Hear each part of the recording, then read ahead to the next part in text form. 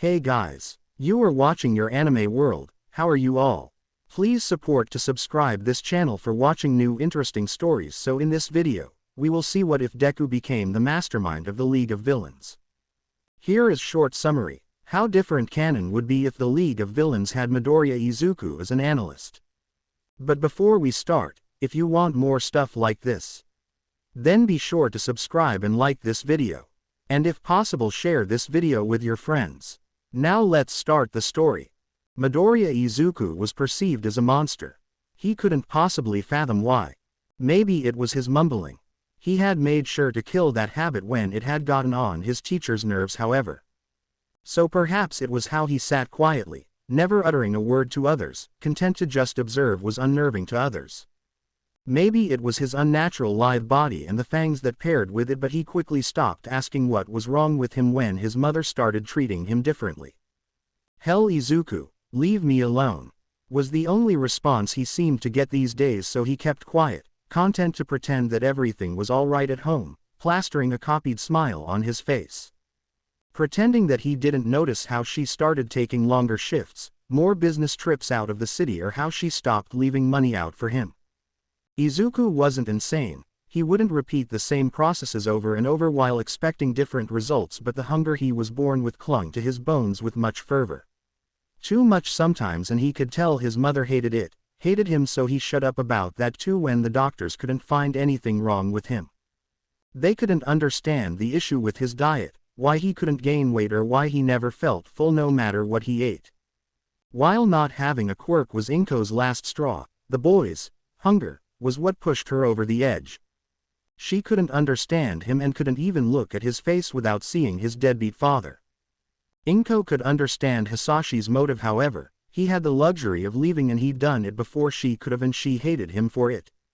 The only thing she was grateful for was the fact that he had taken Izuku's older adopted brother with him, so she didn't have two brats to feed. Tamura never liked her anyway. Midoriya Izuku was tired. He desperately wanted this day to end. To go home and possibly sleep, never waking up again in the morning to come. Smoke clung to his tattered uniform from when Bakugo had cornered him after school, surprised and annoyed that Midoriya had the audacity to even apply to Ua. What good would a quirk-less Deku like him be as a hero? Who would he ever save? In Katsuki's mind, he was saving him from certain death, and with the extras and teachers condoning his methods, he grew more brazen. "Take a swan dive off the roof and pray you get a quirk in the next life," still rung in his ears, like a broken vinyl on repeat, and Izuku was desperate to escape his own mind. To claw his way out of his brain's confines. He remembered how Bakugo's lackeys cackled, tears streaming down their cheeks as if they hoped that he would keel over this very moment. The teacher that hid a laugh behind his palm wasn't forgotten either, and Izuku wished someone with authority would do something. He dreamed for someone to ease this burden, to make his life easier, to give him sweet relief, but such a thing never came. It would be easier if tomorrow was different, but such a tomorrow only existed in the minds of dreamers and losers. As a cruel twist of fate, on his way home a villain showed up, filling his mouth with sludge, and feeling the viscosity of it so intensely made his skin itch unbearably. His only saving grace was All Might, who showed up with a "Watashi ga kita" and stuffed the villain in a bottle, preparing to take off while Izuku was still hacking the sludge out of his lungs. Wasn't the hero supposed to get him medical attention? Alert the authorities. That was the correct protocol, he would know. He'd wanted to be a pro-hero after all, but he pushed such a thought to the back of his mind.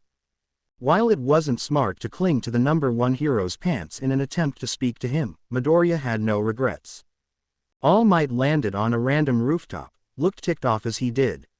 Even so, he took the time out of his day to speak to Izuku, and he took All Might's deflation in stride. Izuku wasn't someone who got surprised, not anymore, and even though the symbol of peace was running on dregs, he still patrolled and in return had saved his life, even if he seemed wholly annoyed by the outcome. He was naive and underestimated the saying, "Never meet your heroes," because he had his heart broken for the second time today when All Might told him to give up on his dream and instead pushed him to be more realistic before leaving him on the locked roof. Be realistic? Did he even know what he was talking about? Quirk-less individuals were the scum of today's world. They barely ever made it to age 30 and an insane majority of that population were unemployed.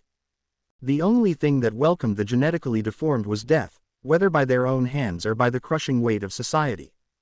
All Might did know that. He knew of the prejudice the horror children went through on the daily, but he still dissuaded Izuku from pursuing his dream. The #1 hero hated himself.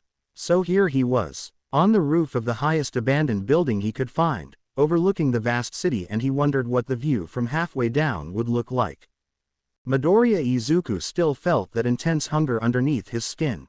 The type of hunger that wouldn't go away no matter how much he managed to eat, and it pushed him to step over the railing, so he did, pausing to admire the beginning of the sunset that was painted on the sky. He took off his Carmen sneakers, placing his phone beside it. That same phone had a dozen missed calls, all from the only contact Izuku had, his mother. She had sent multiple messages demanding to know where her degenerate son was and why he hadn't made dinner as yet. Inko typically was content to ignore him, unless she wanted something. In this case she was too lazy to cook for herself, even though she had been home for the past few days, enjoying her off time.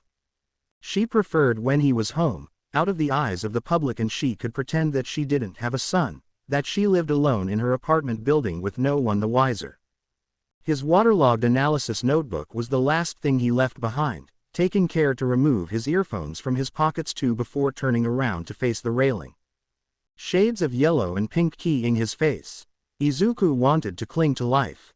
He wanted to live, to have a dream without being seen as a burden, as defective, as someone worthless. Closing his eyes, he reassured himself that living was not an option. No one would miss him, and they wouldn't even realize that he was gone. Night would fall and the sun will surely rise in the morning, days continuing as the earth doesn't cease spinning on its axis for one man. And then he tipped himself back. Free falling gave Izuku such a rush he wished he could do it again. To experience the wind rushing out of his lungs and for his mind to be empty like before. Now he'd be nothing more than a heap of broken bones on the concrete. Just another quirk-less teenager who'd had enough and finally did the universe a favor by committing suicide. Just another case to add to the growing statistics. He doubted that he would even appear on the news, but Izuku made his peace with that, still falling and basking in the warmth of the sun behind him. Such utter bliss. A shadow held a black notebook in their hand, eyes widening as they read the cover and then the contents. A warp opened up. Shigaraki Tamura was tired. He'd rather chew on his own shoe than ever admit it to anyone, but he missed Sensei. The man in question was busy at the labs, overseeing whatever new abominations Garaki had cooked up, and as such, didn't have time for Tamura. Truth be told, he could have made time if he was a better man, but all for one felt no such urge, so Tamura wallowed in his loneliness. He wished for company, the type that came with unconditional, unwavering love, a family. He had long since realized that Sensei was nothing more than a teacher, genuinely having no interest in replacing his father no matter how hard Tamura had begged in the past. He had accidentally called him dad once, and the man had corrected him with such fervor that Tamura hadn't the heart to do it again. While his family was trash, the years before his father became strict hadn't been that bad, and he found himself drowned in the nostalgia. He didn't need a mother, not anymore, but the daddy issues just wouldn't go away. Tamura was content to ignore it. Perhaps he should replace Hana. He'd been cooped up at the bar for weeks and now he was just sick of it. Sensei didn't typically let him go outside, spouting some bullshit about heroes and the mechanisms of society that wouldn't accept him. He wasn't even truly a villain yet, how would they even recognize him? But they wanted to put plans in motion in the coming months, so was this just his never-ending paranoia? Either way, that was decidedly none of Tamura's business, so he waited until Kurogiri was having a good day. A good day meant he could override his controls, and those were Shigaraki's favorite days because the Warper seemed more human, or as human as he could possibly get while being a Nomu. They had already been to the mall and had several bags to prove it. Shigaraki's favorite place was GameStop, and he had filled his cart until Kurogiri reminded him that they had a budget. He wasn't able to get everything he wanted, but that didn't even damper his mood. After walking around for a bit, he was now ready to go back to the bar and devoting the night to clearing his games when he saw Izuku's shoes on the ledge. That specific shade of red was what caught his attention. He wore the same shoes and he couldn't wear any others because they simply didn't fit right. Was there another person like him too? A stray like this was the perfect individual to bend to his whims. By the time they had warped to the roof, Izuku was already falling. Kurogiri noticed the notebook, handing it to Tamura so he could read through it. The butler didn't expect the next words that came out of Tamura's mouth. We should bring him back to the base so we have an analyst to crush the heroes. Are you sure, Shigaraki Tamura? The man questioned, not expecting Tamura to have been capable of thinking that far ahead. All for one would be quite pleased. Yes, Kurogiri, Tamura drawled, looking over the railing. Now open up a portal before he's a puddle on the concrete. Opening a portal right before Izuku makes contact with the pavement makes the boy pass out and Kurogiri sighs. Tamura is visibly vibrating with excitement however and he stays that way until their impromptu guest wakes up, video games long forgotten. A drawn-out groan catches their attention as Izuku blinks, trying to clear his vision. A teenager with chapped lips is the first thing he sees when he opens his eyes and Izuku looks over to see Mist right beside him, staring as he notices that Kurogiri does indeed have a face. Ah, I thought you'd never wake up, Tamura starts. Waving the notebook in his hand, this yours? He asks. Izuku counters, who are you? Any sane person would have stated their name first, not mindlessly asking some stranger questions with no preamble. I'm Shigaraki Tamura and this is Kurogiri. Is this your notebook? He waves the notebook around, more frantically this time with water slowly dripping out of it onto the floor so Izuku nods. Would you want to do analysis for me? Tamura asks, confused when Izuku frowns. It's just a hobby, not something I do seriously, he replies and Tamura wonders if he's an idiot. Your analysis is very good, Kurogiri butts in, always good at telling when Shigaraki's about to blow his fuse. Would you be interested in working out a pay rate with us? Are you villains? Tamura and Kurogiri look at each other. They're both shit liars apparently, with god-awful poker faces too. What had given them away? It's okay if you are. Not like I'd rat you out anyway, and Izuku yawns. What's your objective? At this Tamura brightens, always happy to repeat the propaganda sensei drilled into his brain at a young age and Izuku eyes him wearily. Do you have a plan for all that? Not, as yet, Shigaraki decided on and if Izuku had cared more he would have sighed. Kurogiri watches as the boy just hums, thankful he's smart enough to get a handle on Tamura's moods but Tamura's questions do not relent. Can you stay here? Considering the whole jumping off a building thing, is home not safe for you? The butler's charge lacked tact but his twisted way of caring still came as a surprise and Kurogiri wondered if it was because of the shoes. Would you want me to stay here? Izuku questions, figuring that he'd simply be trading one hell for another. Maybe they wouldn't be as bad as his mother. Shigaraki cocks his head, why wouldn't I? I don't have a quirk. Izuku trails off and he patiently waits for the other shoe to drop and a long string of curses to come his way but that doesn't happen. So you're just naturally that smart then. Cool, you're staying. Truth be told he just wants the company and he figures that this young boy can also replace his old pet corgi. He still misses Mon-chan. Alright Shigaraki-san, I'll stay. Kurogiri-san, I'll be in your care. And with that Izuku takes the hood off his head, turning his head to the side to let out another yawn and Shigaraki gasps.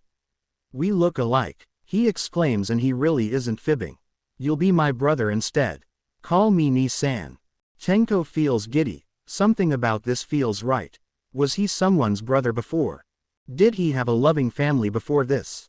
He barely remembers living with Izuku. He doesn't remember Inko either but something about those watercolor eyes draw him in and he decides that this suicidal teen is now family.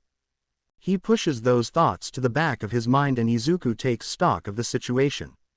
They most certainly can pass for brothers, with the white hair, red eyes and Carmen shoes to match. They're practically identical and their slim faces make them look like twins. Izuku doesn't remember living with Tamura either. He can't remember anything before the age of 7, too many blows to the head damaging his temporal lobe but he can't recall why exactly he doesn't remember anything either.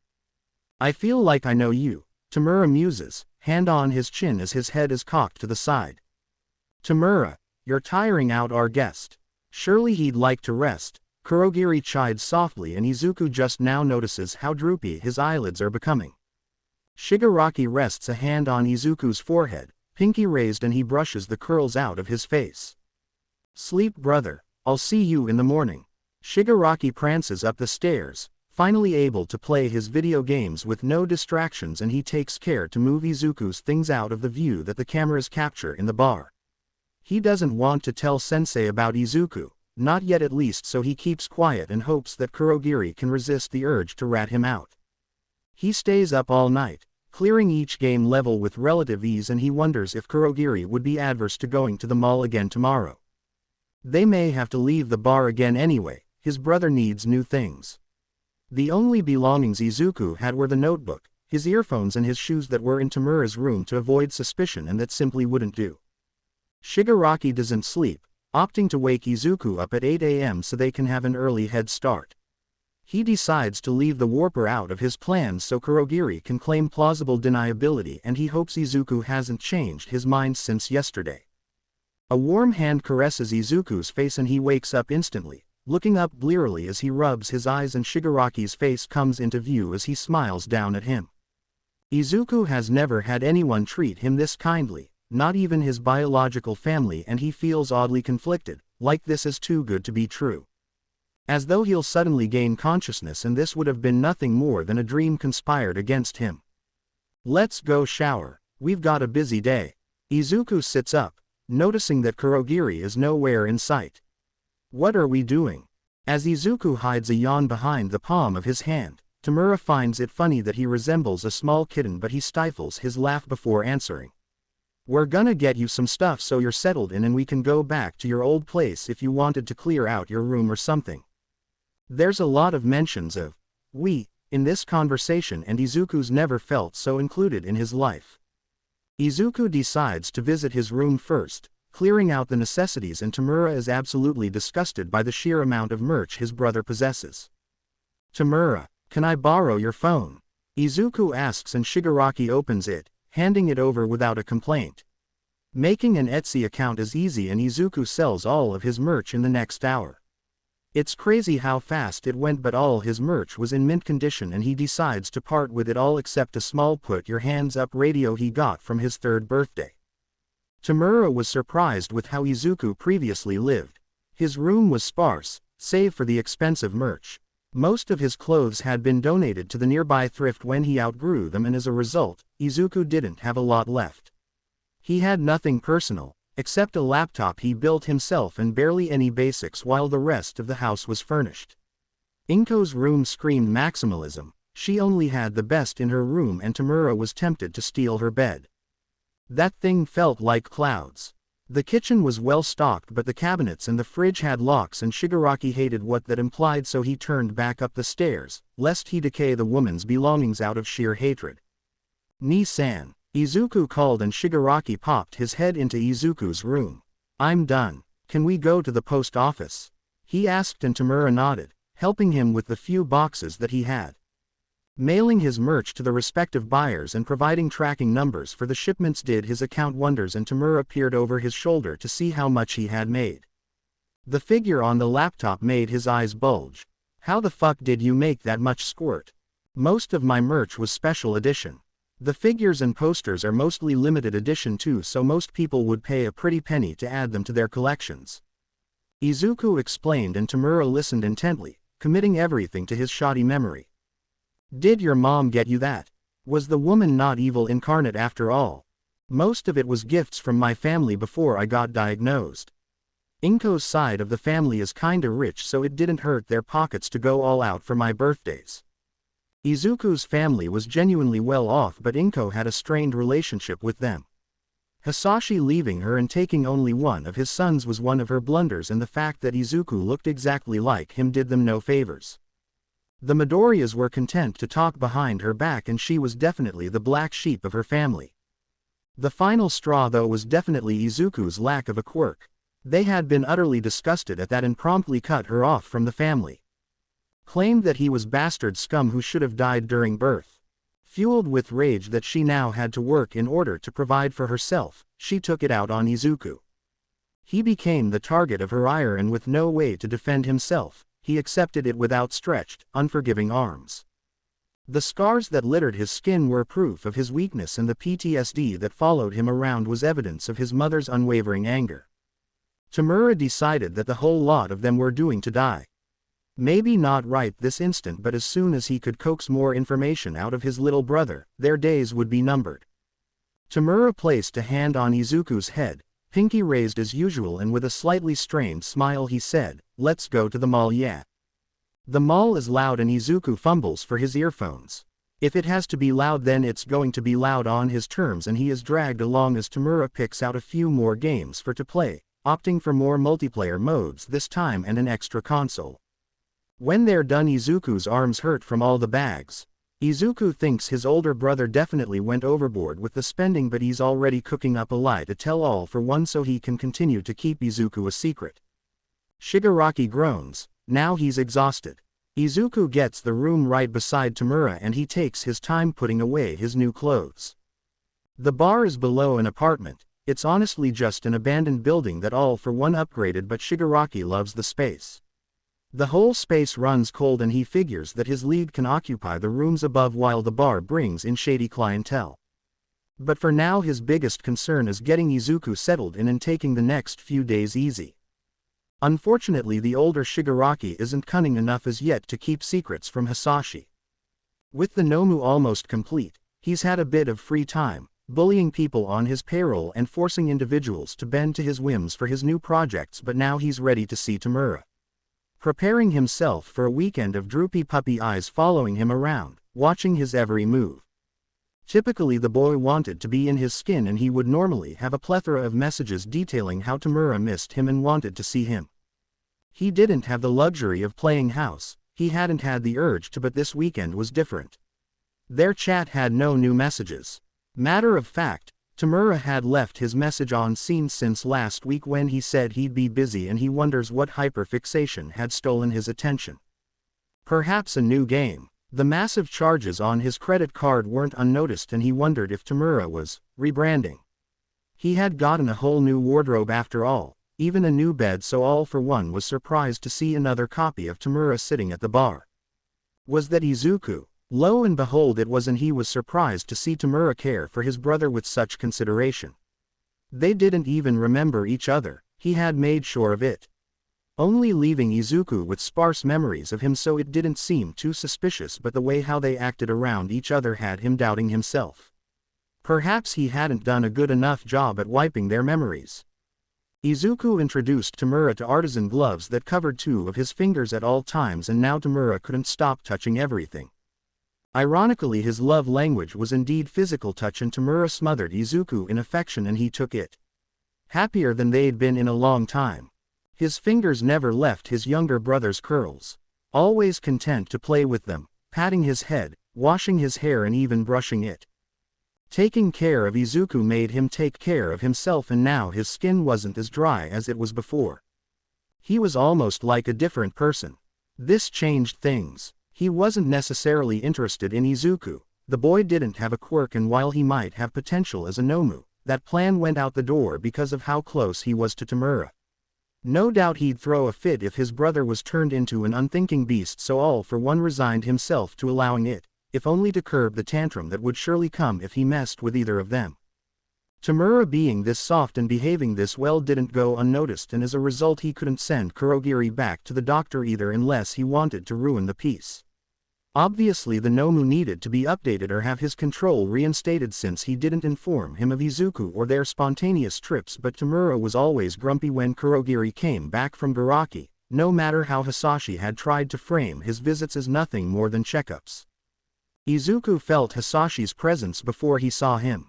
Tamura was too busy playing Grand Theft Auto to actually notice the man, and Kurogiri placed some distance between them, under the guise of cleaning his spotless glasses. "Tamura, Kurogiri, who's the visitor?" All for one asked, voice as smooth as honey, and the unnoticed quirk under Izuku's skin throbbed, eager to make contact. Seeing Sensei in the bar at this time was odd, and Tamura thought that it was even weirder that all 3 of them looked alike. He had thought him and Sensei resembling each other was a lucky fluke, but adding Izuku to the mix raised his suspicions. He was even more shocked when the first word that came out of Izuku's mouth was a questioning, "Father." And he whipped around so fast to see how Hisashi reacted. Outwardly his face remained the same, red eyes unwavering, and he internally groaned. It seemed his laziness had finally come back to bite him in the end. He wondered if certain things could trigger Tamura's memories as well. He wasn't sure what had done it for his youngest son, but he put on a smile anyway and reached out his arm to pull him into a hug under the guise that he had missed him. Hisashi was always good at manipulation, but that action was another mistake. As soon as their palms made contact, his quirk rebelled in an ungodly manner, giving him a righteous headache so violent he had to drop Izuku's hand and step back, sitting on a bar stool, literally clutching his pearls. Izuku wasn't faring much better.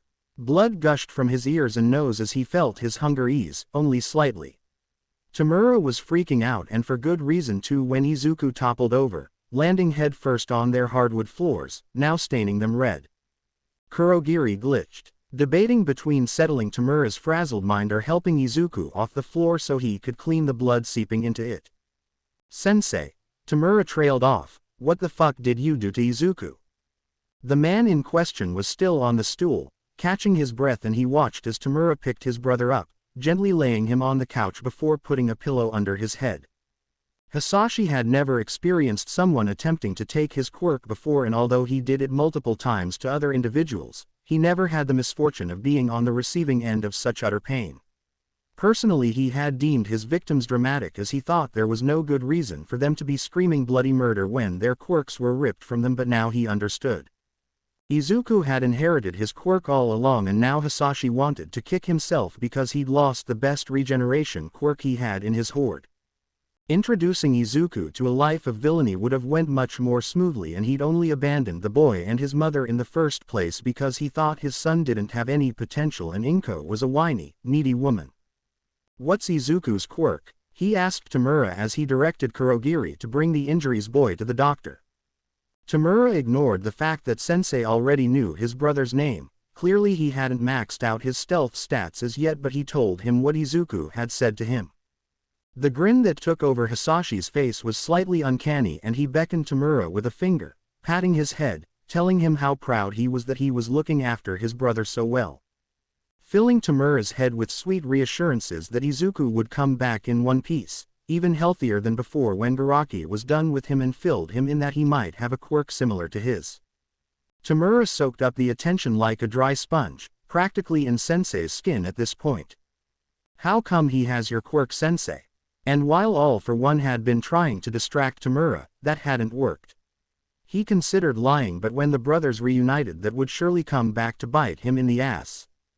Tamura's eyes resemble stars, elated that him and Izuku are absolutely brothers now. Content that he fits into their perfect, fucked up villain family. Izuku's stuck with him now, for the rest of their lives. If he ever wanted to leave, then he'd just have to break his kneecaps or stick him in the vault where he spent his childhood.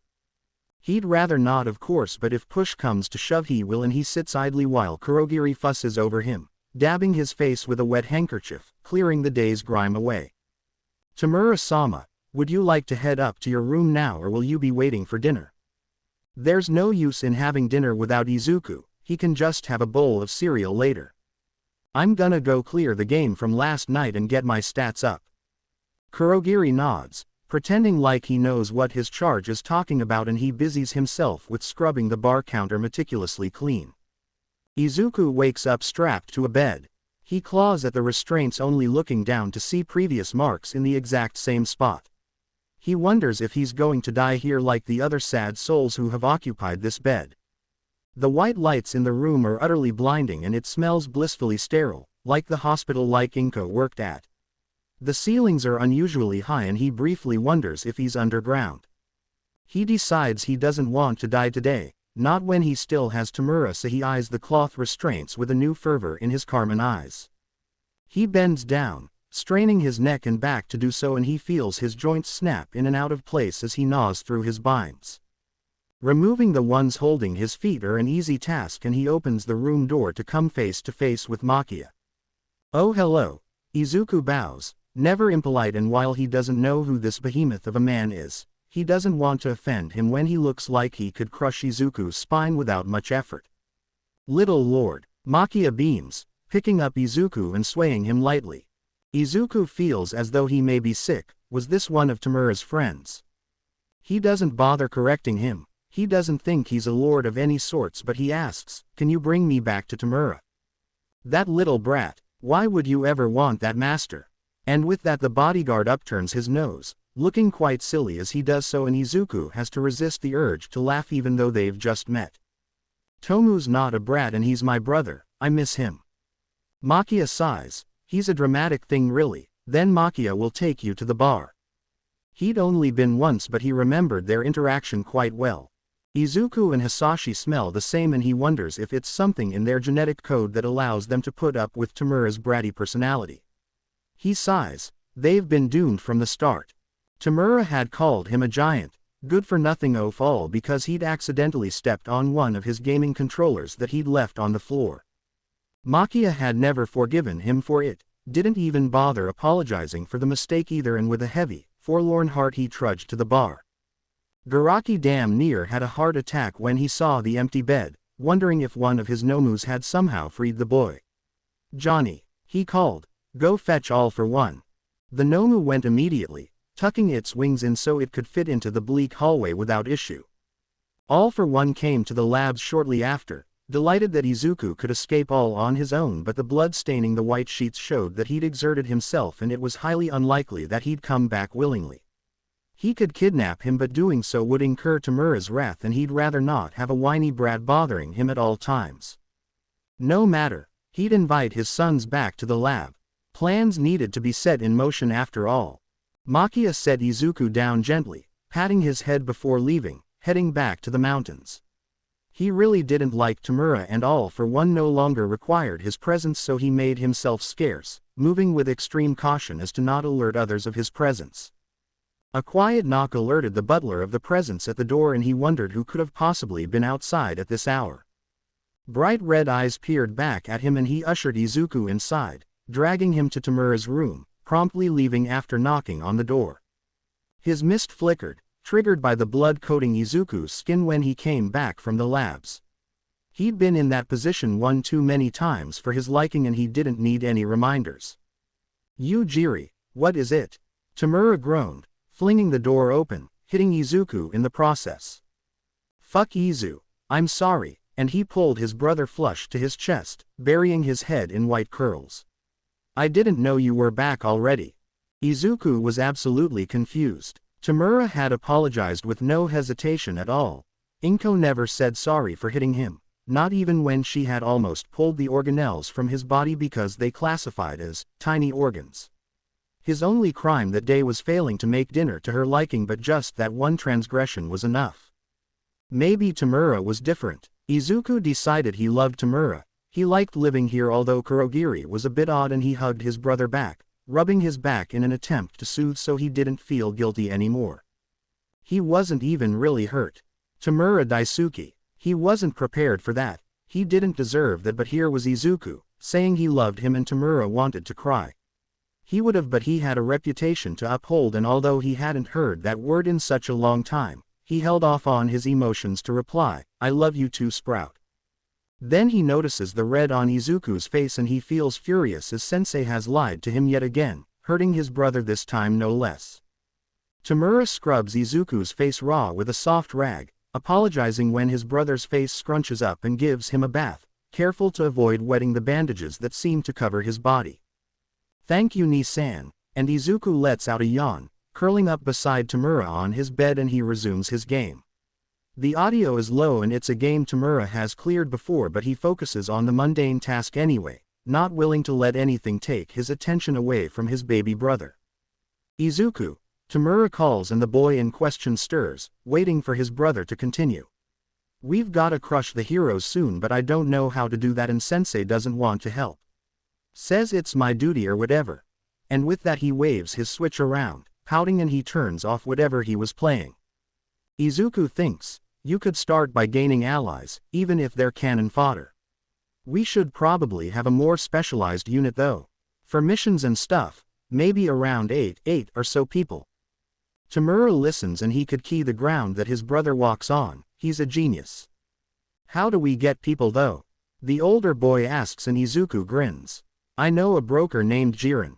He normally sells my analysis for me but he trades in other stuff. I'm sure he knows people looking to align with your mission and I can get more people to come to the bar if you're willing to pretend like it's a business. Tamura eyes his brother. You sell analysis. He supposed Izuku really wasn't a goody two-shoes after all. Kurogiri is surprised to see the bar empty when he wakes up. Neither boys have had breakfast but there are new additions to the building.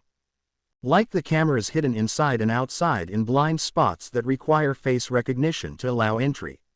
How Izuku figured out the software to do that or how to change the front door entirely, the warper has no idea but he pushes such a thought to the back of his mind. A new neon sign catches his attention and he realizes that he can finally be an actual bartender if people start coming in.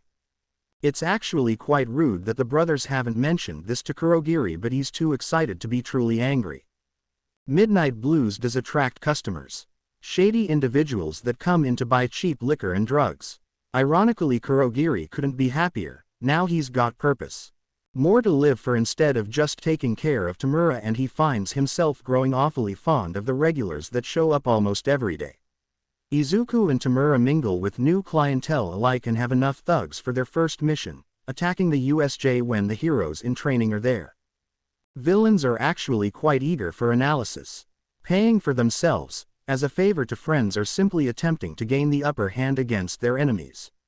Women that are scantily clad find Izuku quite cute, trying to pay him in ways that don't include money, cooing when they see him and for the ones who can, try to buy him drinks even though he's quite underage and he literally lives at the bar. Tamura's forbidden him from getting too close to them, they all have ulterior motives and he won't let his poor naive baby brother be taken advantage of.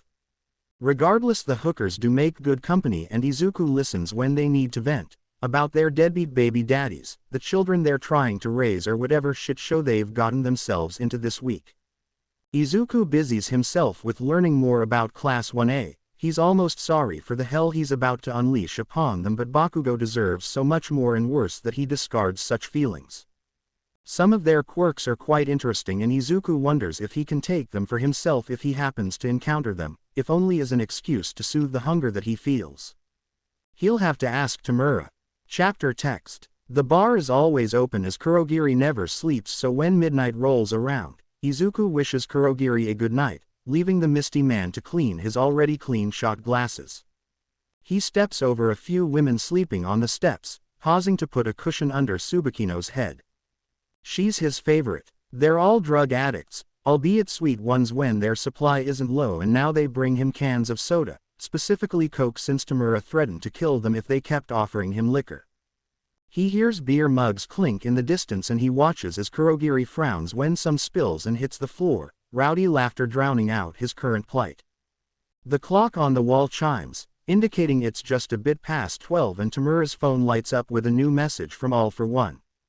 The man had been trying more of late, buying them gifts and speaking in soft tones, ruffling their hair when they did something right but Izuku saw the manipulation for what it was. He wasn't loving them, even if his brother loved the attention. All Hisashi was doing was stifling them, albeit in a rather pleasantly controlled environment but Kurogiri was rather pleased that the man had taken interest in someone other than himself and as a result his visits to the doctor were paused for the time being when Izuku pointed out that the bartender seemed awfully out of it whenever he came back. He could recognize a trauma response when he saw it and it was hard to forget how Kurogiri had reacted when he showed up on the bar doorstep all bloody but Izuku's father wasn't the only person good at manipulation and Izuku wasn't stupid enough to fall for the same tricks he pulled. Tamura hadn't realized that Sensei was a weak man as yet and figured that the new games Izuku kept asking for were nothing more than gifts because All for One had extra money to spare. Of course Izuku didn't actually want the games. He did it for Tamura and the way how his eyes widened whenever he received a new one gave Izuku such a high that he never wanted his brother to stop smiling. His grins were unnerving but they were his favorite and now he was even in Kurogiri's good graces. For now he'd let his father caress his face and brush his hair, pretending not to mind when he gives him a nickname that clearly belongs to someone else. his precious unforgettable Ichi, or when he calls Izuku to sit in his lap so he could brag about his day. Pushing the door open, he's pleased to see his brother is still awake, and Tamura beckons him closer with a finger, patting the space in front of him. Izuku sits, feeling Tamura place his chin on his head, and he decompresses as his older brother holds him, not breaking concentration on his game. Tamura, Izuku calls, asking for his brother's attention, and he gives it, answering with a low hum. When we're attacking the unforeseen simulation joint, can I take people's quirks? I still have the one from Dad, he said I could keep it, but can I take more? You wouldn't mind, right? And Izuku's correct, Tamura definitely doesn't mind. He still finds it odd that his baby brother asks for permission for every single thing he does, but at the same time, he preens. He feels more mature and a bit more secure now that Izuku asks him about everything, and he's more inclined to take better care of himself.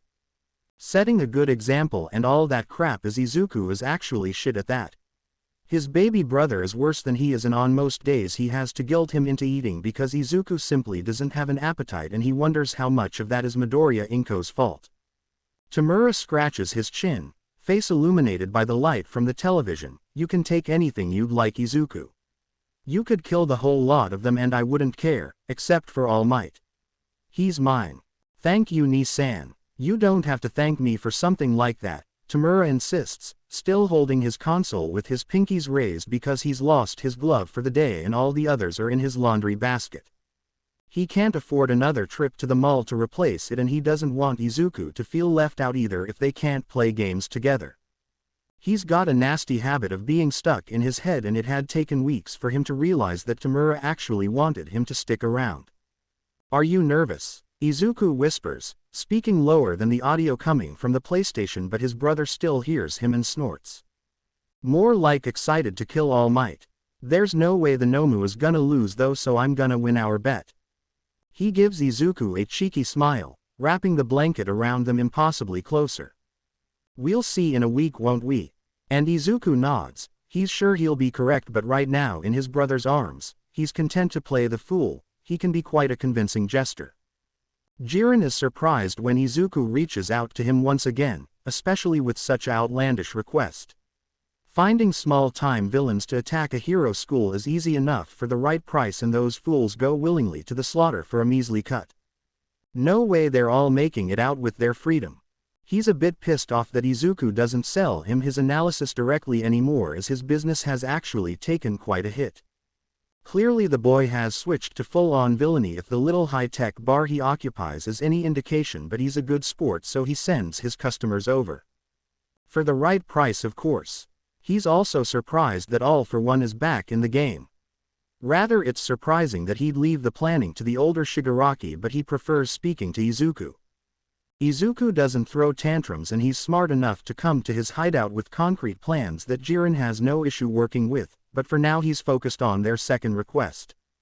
Finding villains specialized enough to form a unit, and he's already got a few people in mind. It seems Shigaraki is dead serious about killing All Might, or at least removing him from Hero Society altogether, and while Jiren doesn't think they'll succeed, he doesn't want them to end up in jail. He needs his precious customers after all. All for One and the Doctor are back in business the following week, planning to interpret the data from the Nomu they're sending solely for fighting All Might, but there are more upgrades to be made. As such, he doesn't have the time to check on his precious ducky and his quirker Tamura.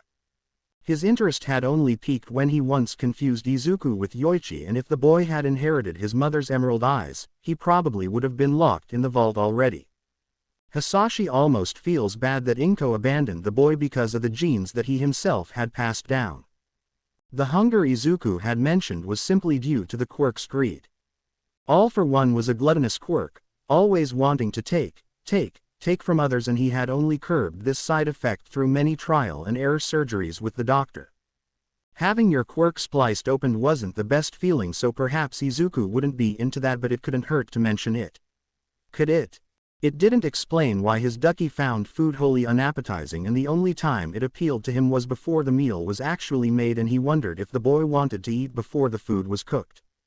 That's a theory he'll have to test out later. If the Garaki was unsuccessful with his research, he could take over Izuku's body instead of Tamura's. Possessing a body so similar to his brother is a bit unsettling. He'd rather keep him in plain view, however it would be a much better fit, but Tamura's hatred runs deep than the human mind could ever hope to comprehend, and Hisashi doesn't think he'll be completely safe if he ever decides to cross the boy like that. Albeit he's a brat, but he's a brat who's got a short fuse, so for now Izuku's safe and he's content to rush the doctor along lest his body gives out before killing Yagi Toshinori. Tamura though, he just might be next. Monday has Izuku feeling giddy as he helps Tamura into his costume. Are you going to keep the hand on your face at all times? It doesn't hinder your vision, right? He asks as Tamura bends down to allow Izuku to place adhesive tape on the fingers, ensuring they don't move to cover his eyes and actually stick to his face. Everything's all right, I can see fine, quit worrying about me. My setup's cool, of course they're gonna stay on me. Cool isn't the word Izuku would use to describe it. More like a tad bit creepy. Creepy enough to give grown adults nightmares, but his costume is a bit on the boring side, so who is he to judge? Just a black scheme with cargo pants, high tops and a skin-tight tee that compresses him to the point where his sleeper build is non-existent. Jiri, Izuku calls, bouncing back and forth on the balls of his heels. Can I have a shot? Henny, on the rocks please. The bartender ignores the fact that Izuku is painfully underage and Tamura gives him the stink eye, slapping Izuku on the back of his head, making him choke on the liquor. What are you doing? Bright red eyes stare into his soul, a teasing smile crossing his baby brother's lips. A sight he's only been privy to recently. Liquid courage, and Tamura scoffs. He doesn't need it. Tamura is visibly excited as he rounds up what Izuku calls his cannon fodder. Realistically speaking, they could have pushed the attack back a weeks, just to ensure they had more persons with expertise, but Shigaraki has always been impatient, and while these NPCs may be captured, as long as the Nomu gets its chance to shine, all will be right in his world. Kurogiri opens up his warp and all hell breaks loose. The butler in question feels nervous. He's got an important job after all. One that Izuku's drilled in his head over the past week, separating the students into the zones where they'd be least useful. He's almost done his task, just Sue Asui left, and he deposits her where the temperature feels the coldest with fake snow falling at an alarming rate, and he wonders if Izuku has somehow hacked into the control room. He wouldn't be surprised. Iida Tenya runs past him, but he's content to let him escape. No doubt on the way back to Ua. Izuku's orders. Apparently that'll get the number one hero here faster, considering that the boy had ensured that he'd use up all the hours he was capable of transforming. Restraining the students is the objective, but Izuku can't find it in himself to care if they die or not. They don't have much experience, but he doesn't underestimate them, and he finds it funny how Mineta is stuck to cliff, unable to climb down with the balls that he pops off from his head. Perhaps he'll fall to his death, leaving a pool of blood on the concrete below, this traumatizing his fellow classmates even more, and the younger Shigaraki grins at the thought, spreading his arms, allowing himself to bask in the feeling. Meanwhile, Tamura is having the time of his life fighting Eraserhead as Kurogiri warps away to deal with Pro Hero 13. Ah, you're so cool, Eraser. Tamura grins with glee, and Izuku holds back a snort of laughter from the shadows. He hopes his brother doesn't kill him. Eraserhead is his one and only favorite hero, but he tunes back in, keeping an eye out for when All Might inevitably shows up. The students though seem unbreakable, especially that one redhead who is rounding up his classmates, trying to get them to stick together to defend against the villains. They're covered in blood and lined with cuts that are no doubt swimming with infections due to the sheer amount of dirt in them. Toga would have loved them, especially that brunette with the abnormally round cheeks. She's quite cute. He wonders if they haven't covered basic first aid as yet. It's definitely one of the more important things to teach students early on, but that isn't his concern. Izuku prays they get sepsis and die horrible deaths. He should text Himiko back. Kurogiri, Izuku calls, when the man is back by his side, warp those students into the flood zone. Make them hit the water and make sure they're far from the shore. The misty man raises an eyebrow. Are we killing them? Izuku merely shrugs, waving him off. If they die, and if not. I guess character development. The young boy often threw him for a loop when he said things like that. Tamura and Izuku felt like conjoined puzzle pieces, but it was hard to remember that Izuku had the same tastes Tamura did. The same tastes that sensei had drilled into him when he was younger. A fucked up family indeed, but the man did as he was told, and not 7 minutes later, a student actually did drown, a boy with a tail as an extra appendage. Ojiro was his name apparently if his classmates' screams were anything to go by. However, Kurogiri didn't feel guilt. He was following orders after all, and he'd go to the bar forgetting that this had ever happened a few hours later. No matter how traumatizing it was. The currents in the water could be controlled.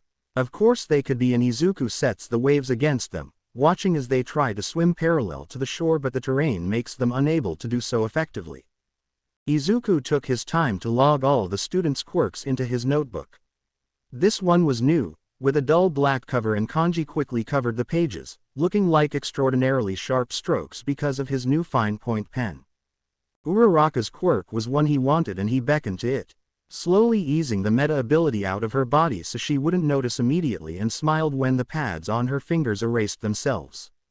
He observed his hands. Now he was reminded of a cat's toe beans, and Tamura surely would have a grand time teasing him about that. No other quirks caught his interest, only Dark Shadow and Todoroki's quirk, but stealing those would bring attention to himself. Attention he was currently trying to avoid, but he feared that would be futile as Eraserhead had his brother wrapped up in his capture scarf, and he could hear All Might's booming steps echoing through the plaza. Watashi ga kita, Tamura groaned, moving to disintegrate Eraser's scarf because the man didn't bind him in such a way that had his hands by his side. Izuku, deal with this pest. He didn't even look back to see if his brother had moved, too elated to send the Nomu after All Might, and he sat on the sidelines as they exchanged blows, generating enough wind pressure that Eraserhead was blown back. His back hits the wall with a sickening crunch, but Izuku's just glad that now he doesn't really have to deal with him. The plaza is in ruins, and finding stray wires is easy enough, so he wraps the man from head to toe with them, paying special attention to his hands and feet. Some of the wires are still connected, and Izuku takes his time to look for exposed wires with different voltages. He slips his thick black gloves on, no use electrocuting himself while electrocuting Eraserhead after all, and the man goes down for a second time, spasming and foaming at the mouth. Only the whites of his eyes are now visible, and it seems he's traumatized the students once more, as a small group of them are at the shore watching unmoving. Their mouths hang open, and from where Tamura is standing, it looks as though one of them has fainted yet again, and he snickers into his palm. He's getting irritated though. All Might doesn't seem to be weakened as he matches the Nomu blow for blow. Shigaraki-sama, Kurogiri starts, and both Tamura and Izuku turn to look at him. Tamura, he reiterates, perhaps it is in our best interests to retreat. The #1 hero doesn't seem to that weak. Our intel may have been wrong. He looks at Izuku when he says that, and the boy in question scoffs. Tell the Nomu to aim for his sides. Tamura nods, preparing the order when a bullet whizzes through the air, scraping his leg. Shit, what was that? He looks around frantically, and Snipe looks rather proud, loading his gun with another round, preparing to take the shot. It's highly unlikely that he'll miss, and he has support anyway as more heroes stream through the entrance. Iida Tenya had some use after all, but now this was more trouble than it's worth, and Izuku wonders if he should have just ripped the engines from his body instead. The next bullet does hit Tamura, right in the femur, and Izuku cannot erase the sound of the guttural scream that pried its way out of his brother's throat. Kurogiri's portal opens. He's a bit slow on the uptake, but he can scold it later. Villains flood in. They're a rather effective meat shield as some of them get hit trying to make their way in, but the heroes are behind too. Smentos is already there, posed to trap Tamura in concrete, but Izuku can't have that. He wouldn't survive if his brother was gone. His heart simply couldn't take it, and he knew that grief he currently felt was just love's souvenir. It's indisputable proof that we once loved, and he takes a moment to beat his heart into submission, his fists feeling quite heavy as they beat against his chest. Reaching out to grab his brother's arm, pulling him up and wincing when Tamura groans, but he swings him backwards. Right into Kurogiri's portal, and the black void spasms as it flickers before warping the air back to normal. He'll have to apologize later. Izuku sat on the slightly uncomfortable chair in the interrogation room. The room was cold, Something he could appreciate, and he figured this wasn't a room typically used for small-time criminals. His eyes darted around. No windows. One exit point. 52 tiles on the ceiling. The room was spacious and the entirety of the space was white, and Izuku figured that a lesser man would have gone insane from sitting in the same position, handcuffed to the table for 2 hours like he had. Truth be told, he knew he was being watched. Maybe observed behind the mirror that probably went 2 ways, or by the tiny unassuming cameras in each corner of the room. The door had 3 locks, presumably to contain individuals, and they popped open with a distinct click. 2 men walked in. Were they going for a good cop, bad cop type vibe? Tsukauchi cleared his throat. Sorry about the wait, Zero. There was some paperwork to be filed before we had the clearance to question you. Zero. Was that what they were calling him? He hasn't been an informant for that long since meeting Tamura, and he wonders if Jiren sold his information. No way they'd actually be smart enough to connect the 2 personas otherwise. Naomasa didn't mean that. He'd just been waiting for Eraserhead to arrive and cause things went haywire as they usually did when Zero was involved. The only thing that had put him on their shit list was his hacking. He hacked into whatever he pleased with zero regards for the consequences. Izuku chuckled, raising an eyebrow. Oh, and here I thought law-abiding citizens such as yourself wouldn't lie to the people you question. The detective shifted uncomfortably. And why would you assume I'm lying? Aizawa found the smile that graced Izuku's face to be quite unnerving. Just a hunch. Shota grunted. Enough with the mind games, let's get to questioning. I've got places to be. Really, I apologize for taking up your time then. You could let me go and we'd each be on our merry way then. Izuku loved teasing, loved getting under people's skin, and it was the only entertainment he'd have until he completed his mission. Aizawa scoffed. Unfortunately, the commission took vigilantes turned villains seriously, and it was only a matter of time before someone had to bring him in, even if he had stayed with his previous life, working as an informant to bring food to the table. He didn't expect it to have been Eraser though. The detective snapped him out of his thoughts. Please state your name and age for the record. Izuku eyed him suspiciously. Why would I do that? If you don't, you're gonna end up in jail, Aizawa cut in, trying to at least scare him into cooperating.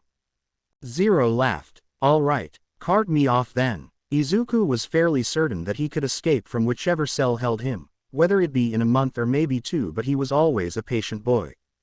Mundane things like that didn't bother him too much, and he had beeped up to his father enough, pretending to be Ichi, who he missed to the point where he'd even called Izuku by the wrong name and Izuku didn't correct him.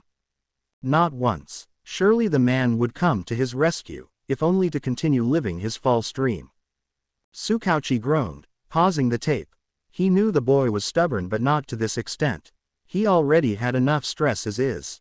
You'd really rather jail time than just cooperating.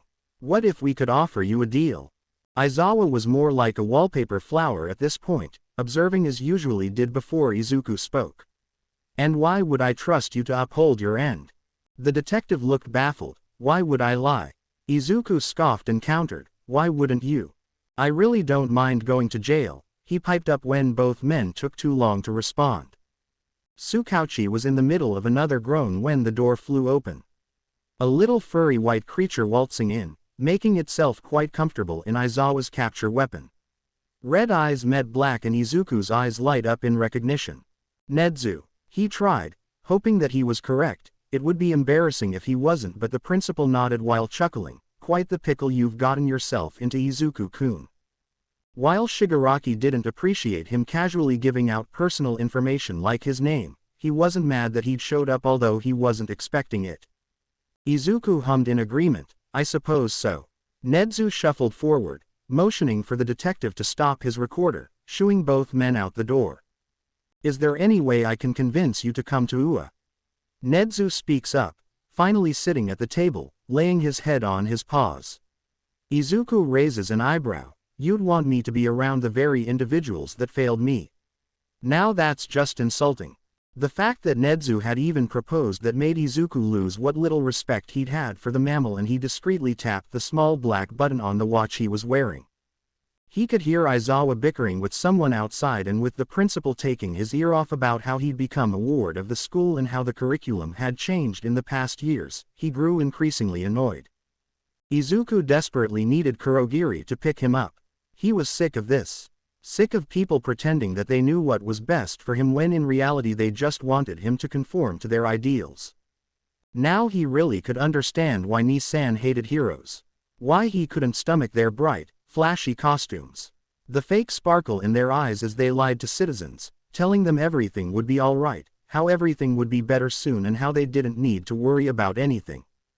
He was utterly disgusted, fed up with their beliefs, and now Izuku wanted nothing more than to be home, cuddled up under a blanket with Tamura by his side as they played on their new Wii. While he enjoyed their games of chess together on the dark web together, he'd come to resent meeting the principal. Nedzu was a shitty little rodent and an even worse hero, and that detective got on his bloody nerves. He still could hear a representative from the Hero Commission outside the door, and he could tell her perfectly manicured hand was moments away from turning the handle on the door. Izuku smiled as the air rippled and the telltale signs of Kurogir's portals opened up under Izuku's feet, swallowing the chair in its entirety. Death was imminent for them all. Chapter text. Tamura isn't limping for long. While Hisashi would have preferred to let the boy heal the long way, just as punishment for his shortcomings because he could have definitely dodged bullets in his sleep, Izuku's miserable face is enough to curb that thought. Even though Tamura's fine, actually in better health than before USJ, Izuku still sulks and his paranoia has heightened to an unprecedented degree. While a decline in mental health is always good for converting souls to villainism, it's what he did with Tamura, but somehow seeing Izuku like this does no favors for his heart. Kurogiri is fine. He's actually content with just sitting at bar doing nothing but serve paying customers for days on end. The only major thing he had to do since was rescuing Izuku, and he really only opened a portal where All for One told him to. Cheer up, Zuzu, Tsubakino says, holding his head between her palms and taking care as she nuzzles him face, dutifully ignoring the murderous look Tamura sends her way as he looks down from the stairs. Izuku grunts, lighting the cigarette between her chapped, dark lips, and that shuts her up for a moment as she exhales the smoke. He pats her head, sending an awfully wistful expression her way and sliding a bottle of strawberry soju across the granite countertop. Thanks. Izuku, come. And he goes up the stairs to Tamura, letting his brother pull him to the basement even though the grip on his wrist is just a bit too tight. Izuku can see fingernail indents when he lets go, and he hides his hand behind him before Tamura can see the damage caused. No use having him feel guilt. Feeling guilty does not purify the soul. He deserved it anyway. I don't like that woman around you, comes the claim, and Izuku sighs. They go over this every single day and now he's tired, so his reply is rather lackluster. Just a simple, okay, as they continue on their walk. I don't think we'll be dealing with Jiren for much longer, Izuku starts. It's probably better if we start sourcing our needs through our contacts.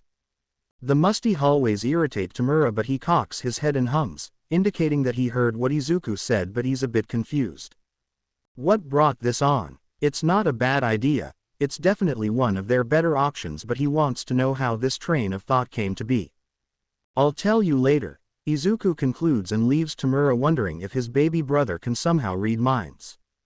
Typically trips to the basement mean meeting Jiren because there are enough subtle exits to outside that the man prefers. Izuku can't blame him, he doesn't like being trapped either. Hello, Shigarakis. Jiren greets them, sprawled off on their couch, blowing smoke in their direction. Izuku's sure the man does it just to piss them off, specifically Tamura, and now that he's certain that the broker sold him out, he's got little use for him. However, they had plans in place before that, deals that were made regarding forming the League of Villains, so Izuku is capable of hearing him out before requesting that his brother turn the man to dust. Shit, Jiren, smoke outside, damn it. Tamura grumbles, leaning forward to decay the cigarette still on the man's lips. His lips are ashy, even more ashy really, and Tamura sits patiently as he introduces possible new recruits while Izuku stays in the corner, solemn and observing. Normally he'd be the one doing the talking, so something's off, and Tamura really doesn't like being left out of the loop. He needs to rectify whatever is wrong with his baby brother as soon as possible. If only this meeting would end. In the end, Tamura ends up gaining 3 new party members. Some bastard called Dabi, but Spinner and Compress seem like a package deal, so he sends them upstairs so they can pick their rooms. Izuku, what's up with Jiren? He asks when the newcomers are out of earshot, and he watches how his brother's face is pulled tight. Izuku is completely pissed off, and it's not a face that he sees often. His brother barely shows any emotion. The only time his face depicted any feelings was when they had passed a stray tabby on the streets and the mangy thing had nuzzled Izuku's palm. He felt a bit guilty that they couldn't bring it back to the bar, as Sensei probably wouldn't have allowed them to keep it, and the tabby's mama came back a few minutes later. "How much did you get paid when you sold me out?" he asks, directing the question to Jiren, who's now sporting an impish grin. "What, you mad about it? You figured it out faster than I thought you would've." Tamura's eye ticked. This fool was responsible for his brother's arrest. He was awfully haughty about it. Didn't brokers have some code of conduct, or at least some desire to protect their credibility with their non-disclosure agreements? 722,000 yen, he continued, and Izuku scoffed. "Just that, huh? And the police had no problem dealing with scum like you." Izuku could see the man's yellow teeth from where he stood. "Isn't that obvious? You're clearly in high demand, Zero." Tamura heard his brother sigh, a long drawn-out one, like there was a heavy weight on his shoulders. "Ni-san, dust this fool." Izuku's eyes were unwavering, and Jiren felt as though those red irises were looking through his very soul. Wait, the broker flailed his arms. "I only did it because they paid well, and don't we go way back?" He didn't have to hear the rest of Jiren's pleas before the man's mouth was filled with sludge. The thick black viscosity sludge was a sign of Hisashi's teleportation quirk being used, and Izuku felt his anger ease just a bit. No one fucked with all for one's things and got away with it. No doubt he'd make an example out of the man, but Izuku had no idea that Hisashi was capable of hearing their conversation this well in the basement. A low whistle pierced the silence. "Didn't think Sensei would do that," Tamura said, and Izuku shrugged before replying. "Me either, but at least we're not on corpse cleanup, so small victories." And he flashed Tamura a smile, pointy canines on show, and he relished in the head pat that came his way. "Yeah brat, small victories." Izuku left the bar, warping away to go see his father. He wondered if he should love Hisashi like he saw families do on television. The man treated him better than his mama ever did, and he didn't hit or yell at him when he fucked up, so he definitely liked him. However, he was a villain. Perhaps even the greatest criminal of all time, and while Izuku's morals were concerning, he wasn't going to reach all for one levels of cruelty just yet. Who knows what secrets time holds? Jiren's crumpled form being whisked away by 2 Nomus is the first thing he sees when he enters the hallway. He knocks on the door, waiting patiently before his father tells him to enter. Good manners and respect are absolute in Hisashi's world, and he smiles at him when he comes in. Hisashi feels his son's presence before he even hears the knock. A plethora of quirks ensure that his 5 senses haven't dulled. They've actually improved quite nicely, and he calls Izuku in, putting his paperwork away for another day. "Come sit, Ichi. What's wrong?" And like the obedient boy that he is, Izuku sits on his lap, curling up on his chest with a fistful of Hisashi's shirt, as though he's trying to become one with the man's heartbeat. If only Yoichi had been so willing. Izuku shakes his head into Hisashi's chest as his dad cards his fingers through his messy white curls. He doesn't know how or what to feel. Guilt is not an option. He's just so emotionally constipated that he lacks the knowledge necessary to properly identify this feeling in his veins. He'd planned on dealing with Jiren by himself, really. He's never had anyone be angry enough in his behalf to kill a man simply because they had fucked him over. While he isn't sad about the death, his chest blossoms with the sensation of being loved, of being cared of being cherished, and he wonders if he is of importance to Hisashi. He doesn't ask. His heart can't take it if the answer is no, but all for one is borderline psychic. Knowing exactly how his son feels even if he doesn't say the words. "Izuku," his baritone voice rumbles, demanding attention, and his son gives it. Peeking up at him with a carbon copy of his once Carmen eyes. "I love you. I killed the broker because he messed with you. That's all there is to it. Now Izuku's eyes really water. There were no ulterior motives. Just him being swindled was cause enough. He wondered why that was never the case with his mama. Why did she not care enough about him? Izuku sniffles, nodding and lays his head back down. His father is more than content to sit in the silence, pretending that it's actually Yoichi that he's holding, and poor foolish Izuku is none the wiser. The man's love comes solely from a place of desperate delusion, but isn't unrealistic love better than no love at all? Hours go by and Hisashi wakes him with a gentle poke to the forehead. Haven't you got things to do, Izuku? And the boy actually does, almost forgetting the checkmarks on his to-do list. Sorry dad, got drool on, suit. The white mark on his suit does nothing to interfere with his mood. Don't worry about it, Ducky, and don't fret about USJ either, but do not disappoint me again, alright? Maybe if Izuku was more awake, more coherent, he would have seen the look in his father's eyes, but he didn't. Only nodding and hopping off the man's lap, slightly swaying as he made it to the door. He was really born to be a self-conscious jester. When Izuku said, "See you later," Tamura thought he meant a few hours later. Even the next day was stretching it, but now it had been whole 3 days with absolutely no sign of his brother. Sensei had been trying and failing to act like he was unaffected, but Tamura knew the man liked keeping tabs on his possessions, and he was the kind of sick individual who thought actual human beings belonged to him. Tamura typically had to call or send a text to the man whenever he was leaving the bar, only to soothe his sensei's mind when he left. Izuku didn't have a phone. He didn't even know that he should have let them know where he was going, but that could be fixed. Hisashi would make sure of it. The red light district was always buzzing and full of flashing lights. Izuku had forgotten how much fun this part of town was, where nothing but bars and taverns stretched for miles that the eye could see. A man with stitches on his forehead was currently getting his beat to the point where Izuku almost felt sorry for him. He was a regular in these parts, and Izuku figured he may just have an apartment here.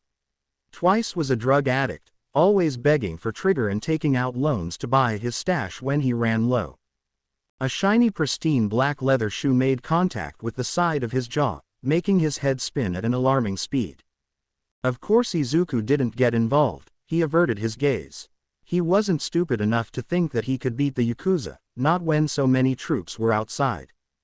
Still, he couldn't help but stare at the man observing in the corner. He wore a suit similar to what his daddy wore every day, and he could see tiny hints of colorful tattoos peeking out from his collar.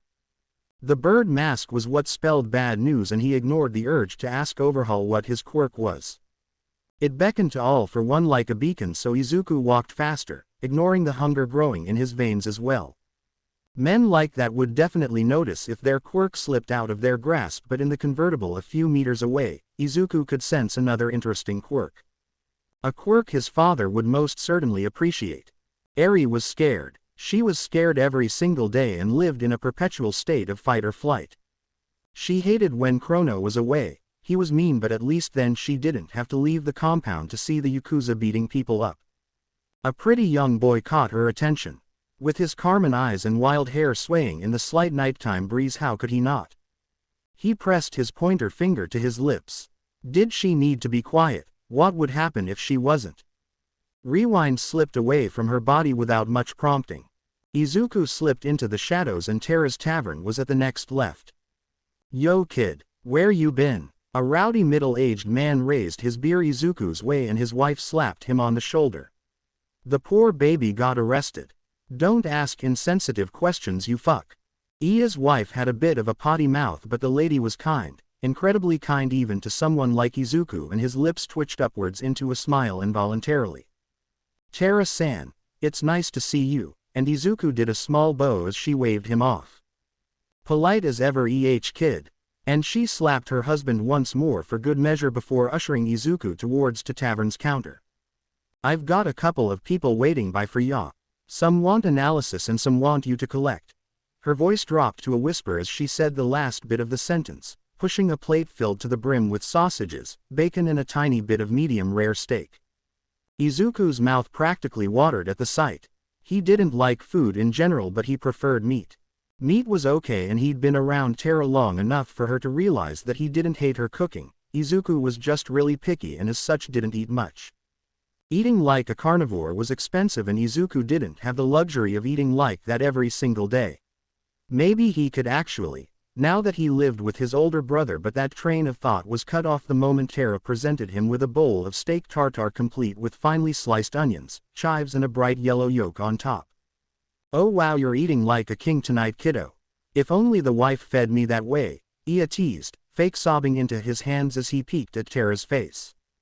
"You're a grown man. You don't need babying." Izuku laughed, as did another boy sitting beside him who was nursing a small cup of what smelled to be whiskey in his hand.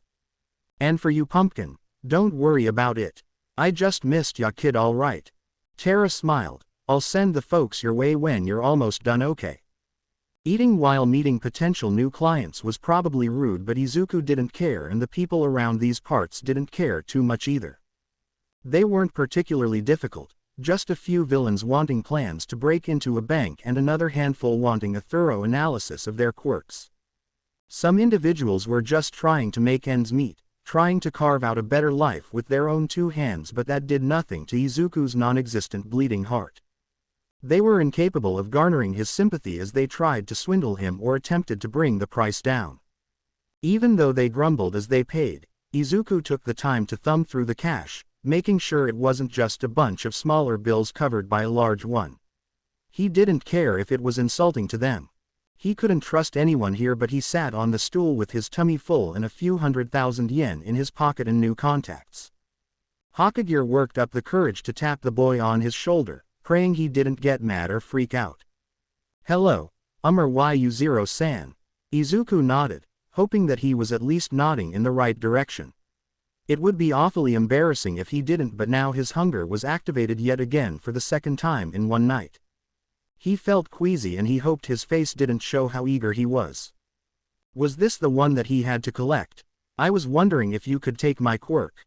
Izuku raised an eyebrow. Why would she ever want to give up something so useful? As if sensing his distrust, she continued, "It's just that I'm invisible all the time and no one ever sees me.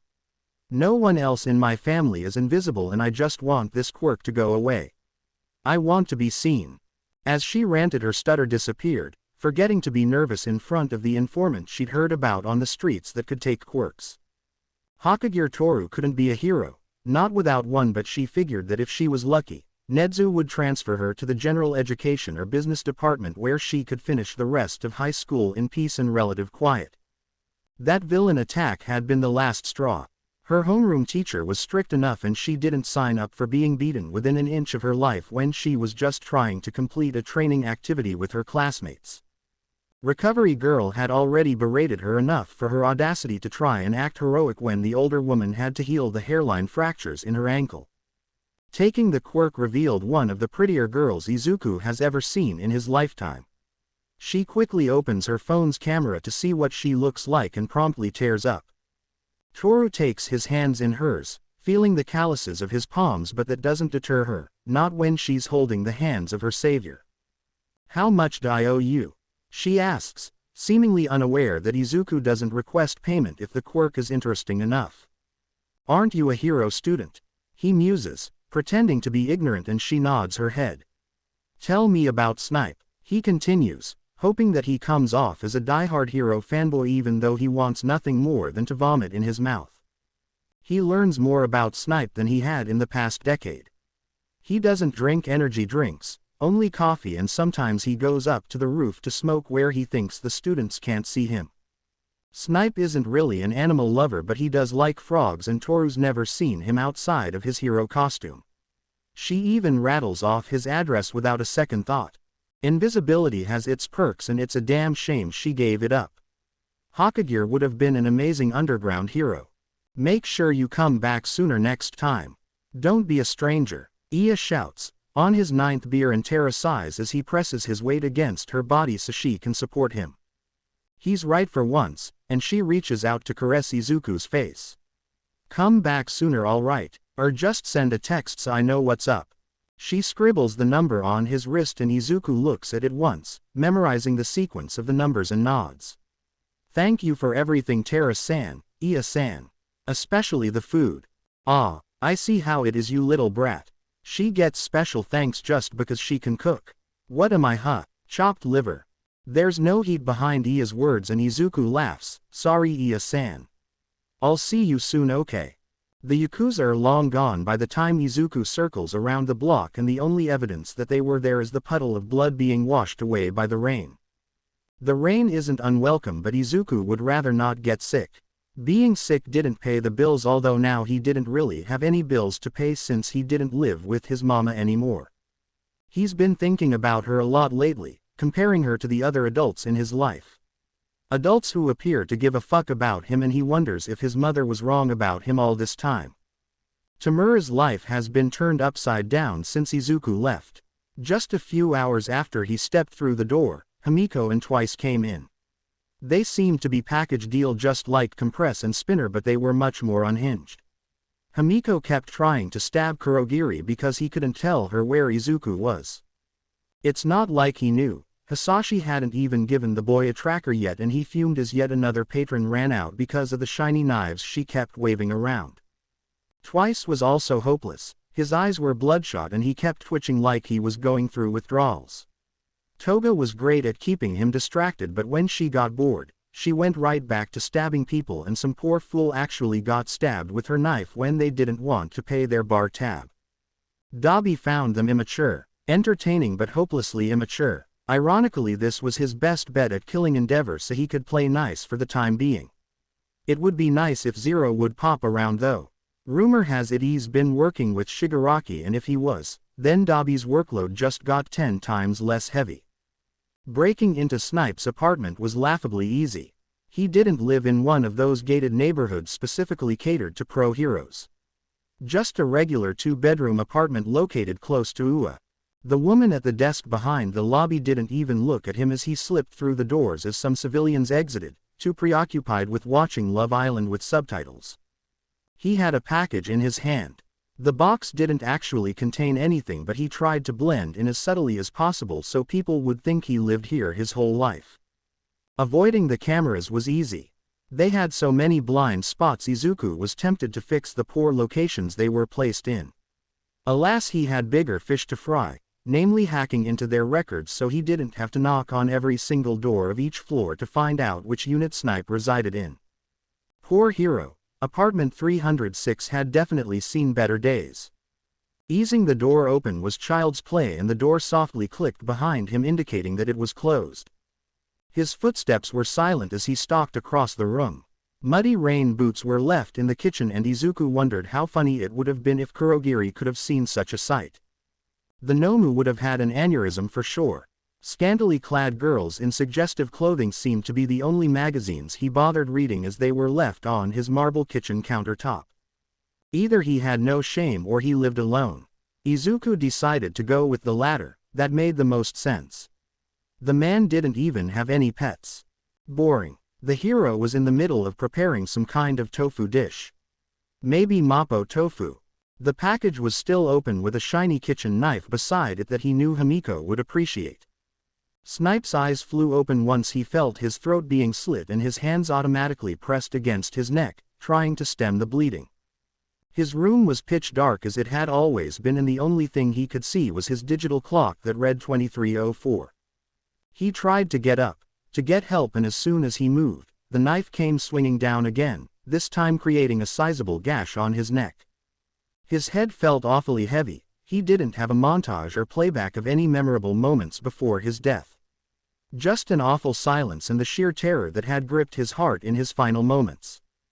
Izuku decides to pocket the knife, for Toga. Free real estate, am I right? Chapter text. Breaking news. This just in. Local pro hero Snipe found dead in his apartment this morning. The time of death is estimated to be around midnight, and some citizens may know him from the USJ incident where he bravely fought off villains terrorizing UA students.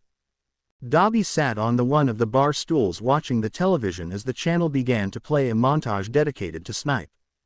Even Toga and Spinner were paying attention. He didn't think their childlike minds could focus on something for so long, but Atsuhiro wasn't interested, however, and was on the couch, lazing unmoving. He found the tiles to be much more interesting, an odd combination of hardwood flooring and white porcelain tiles with small blue accents only noticeable if you looked closely enough. Tamura's jaw was on the ground, currently collecting flies. This was sudden. "What the fuck, Izuku? Ooh, that's gnarly," Toga exclaimed, when they showed the state of the man's apartment. Blood stains coated his bedsheets and even the floor. Pillows were thrown askew, the nightlight lamp broken, and bloody fingerprints were on his bedside table. "Seems yum," she sighs, daydreaming of the blood wasted. She wishes she was there. The murder weapon is unknown at this time, but losing such a prominent person in the hero society has left a wound in our hearts that only time can hope to fill. Tamura tuned the news out as his party members continued to watch. He was absolutely stunned by these events. He didn't expect his brother to stay away for a few days just to turn around and kill Snipe with no warning. His gunshot wounds still throbbed on some days, and he smiled, a terrifying grin that stretched his chapped lips slightly unnerved those sitting by him.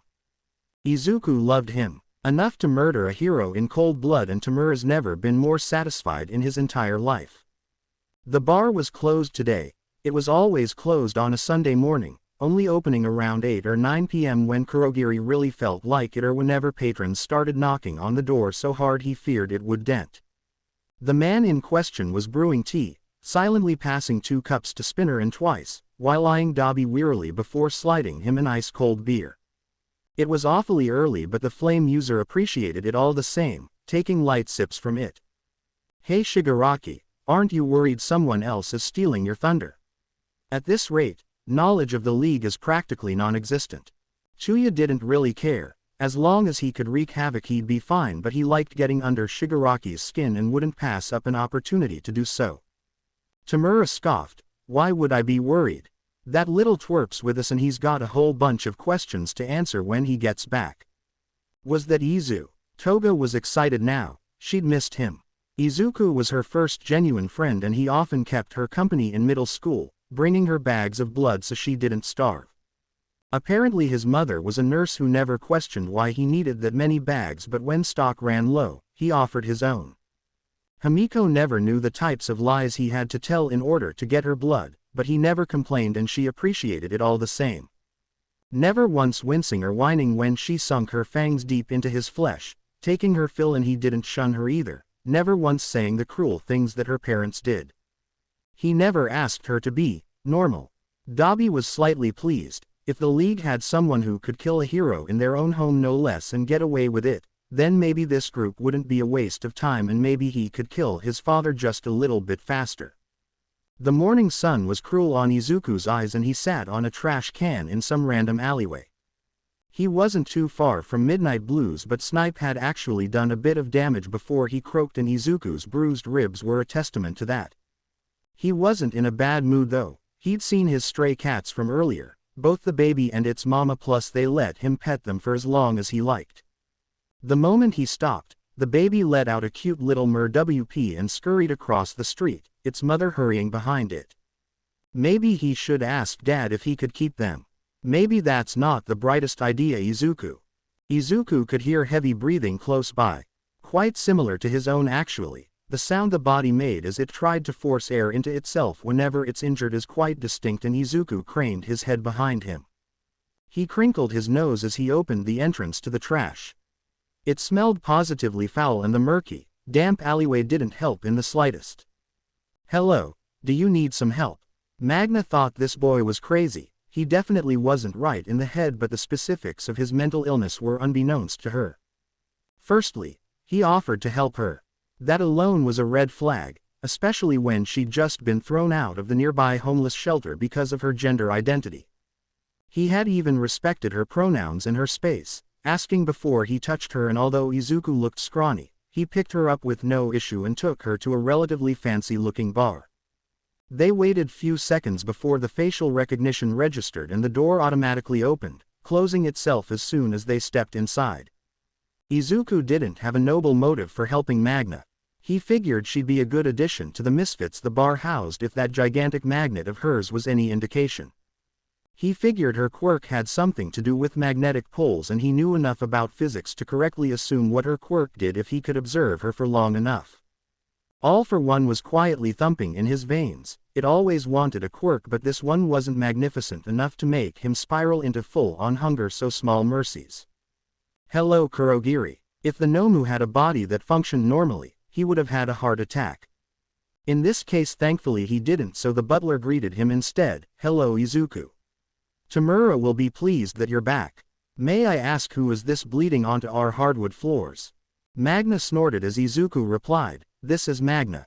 She uses she, her pronouns. Can you get her cleaned up? I'll be back later, okay? You can stay as long as you'd like, we've got rooms upstairs. I'm gonna go see my brother, and with that he patted her head as he addressed her, walking away, skipping up the steps 2 at a time, swinging his arms as he did so, looking like the poster child for innocence. Kurogiri shook his head. He's an odd one, isn't he?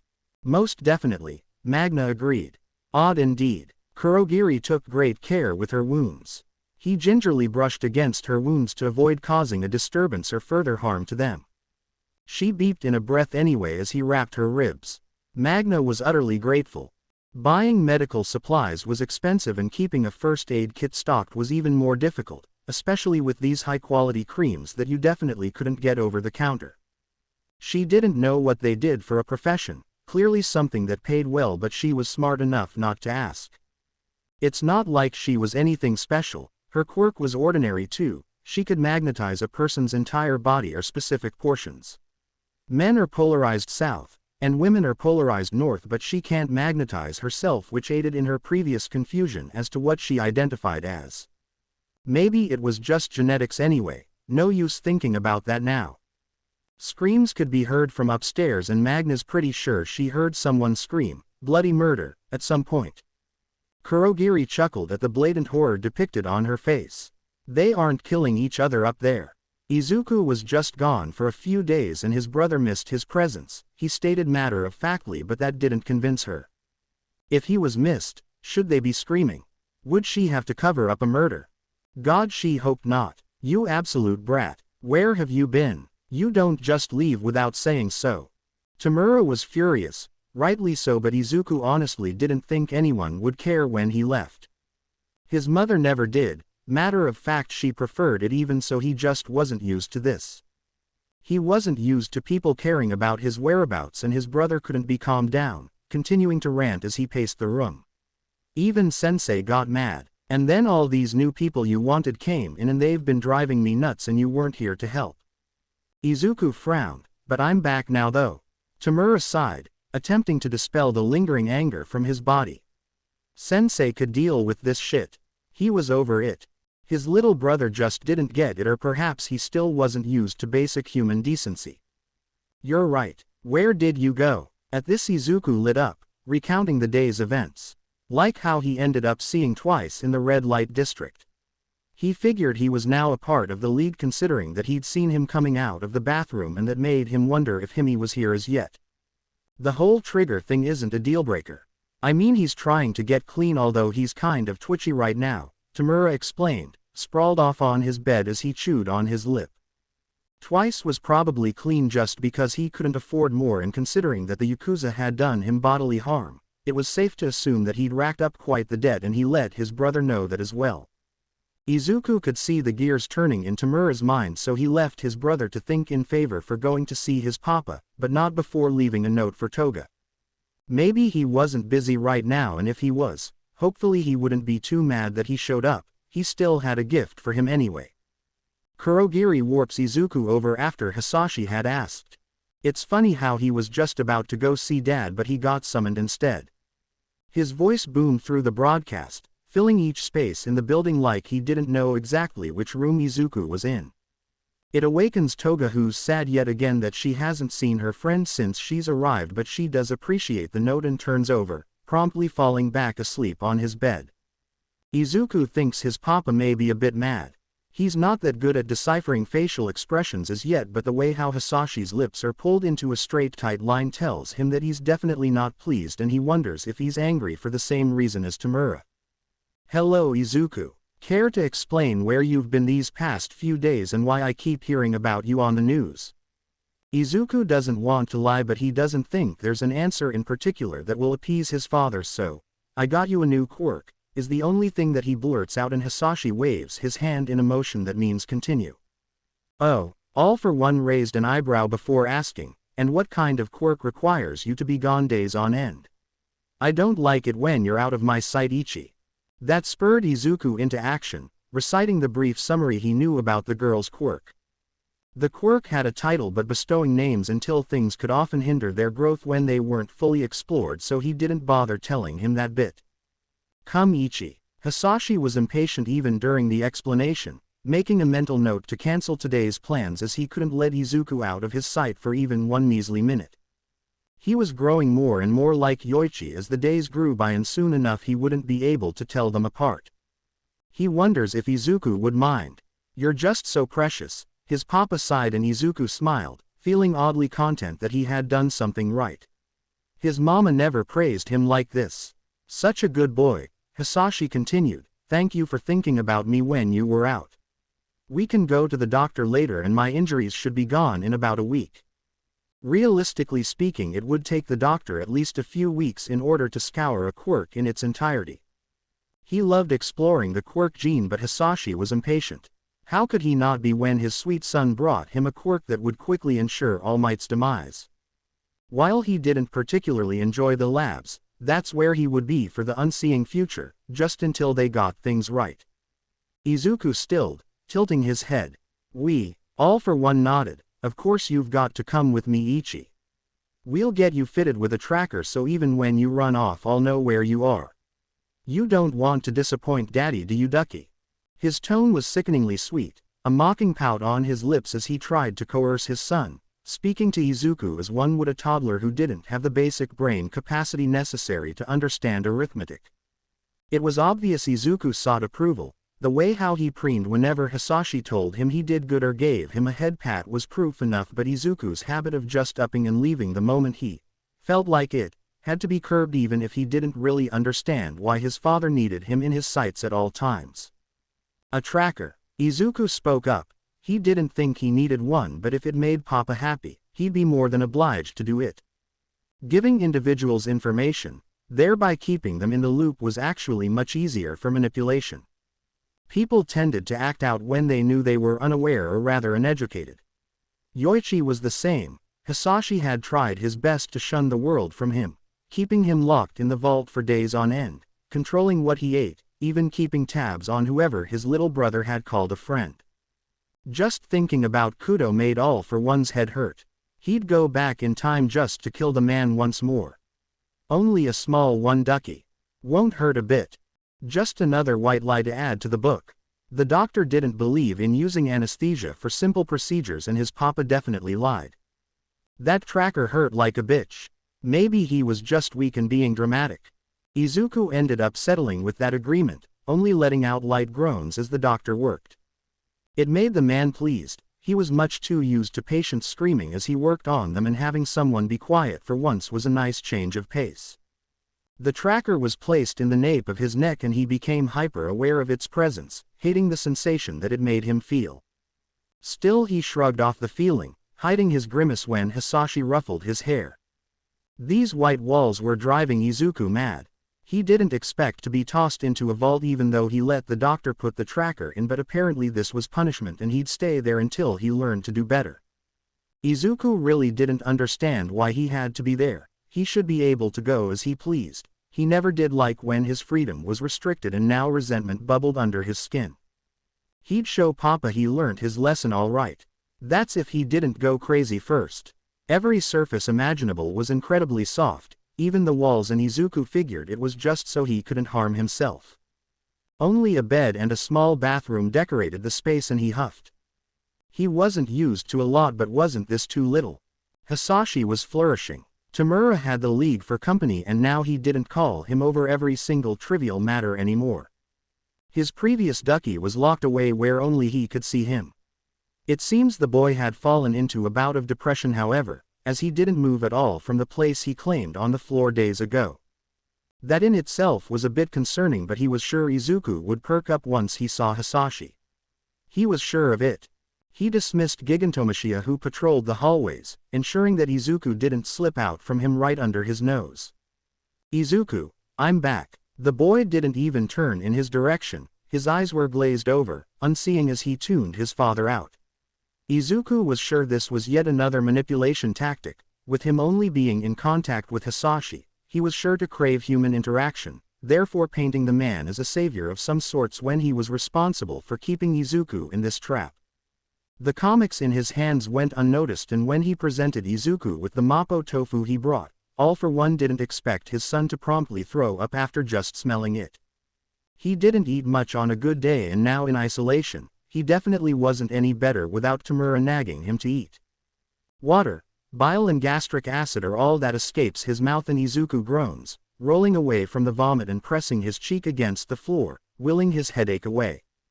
If All for One wasn't concerned before, he was now. Fretting and fawning over Izuku, asking him what he wanted to eat if only to coax him into having at least one meal. In his delirium Izuku answered, he definitely wouldn't have before. In all his days at the bar, he had stuck to his lie that he was just a picky eater, or he didn't have much of an appetite, so Kurogiri didn't feel too offended when he never cleared his plate at dinner time. Meat. The answer was so simple, he had even considered it once before brushing the thought from his mind. Was Izuku a cannibal? Perhaps he wouldn't go that far. Maybe he just enjoyed the taste of raw meat, and while All for One didn't crave the taste himself, it was much easier to craft Izuku's meals. He didn't even have to cook it. He wonders why couldn't Yoichi have been this straightforward in the past. Meanwhile Tamura was at the bar, wholly sulking, missing his brother once more.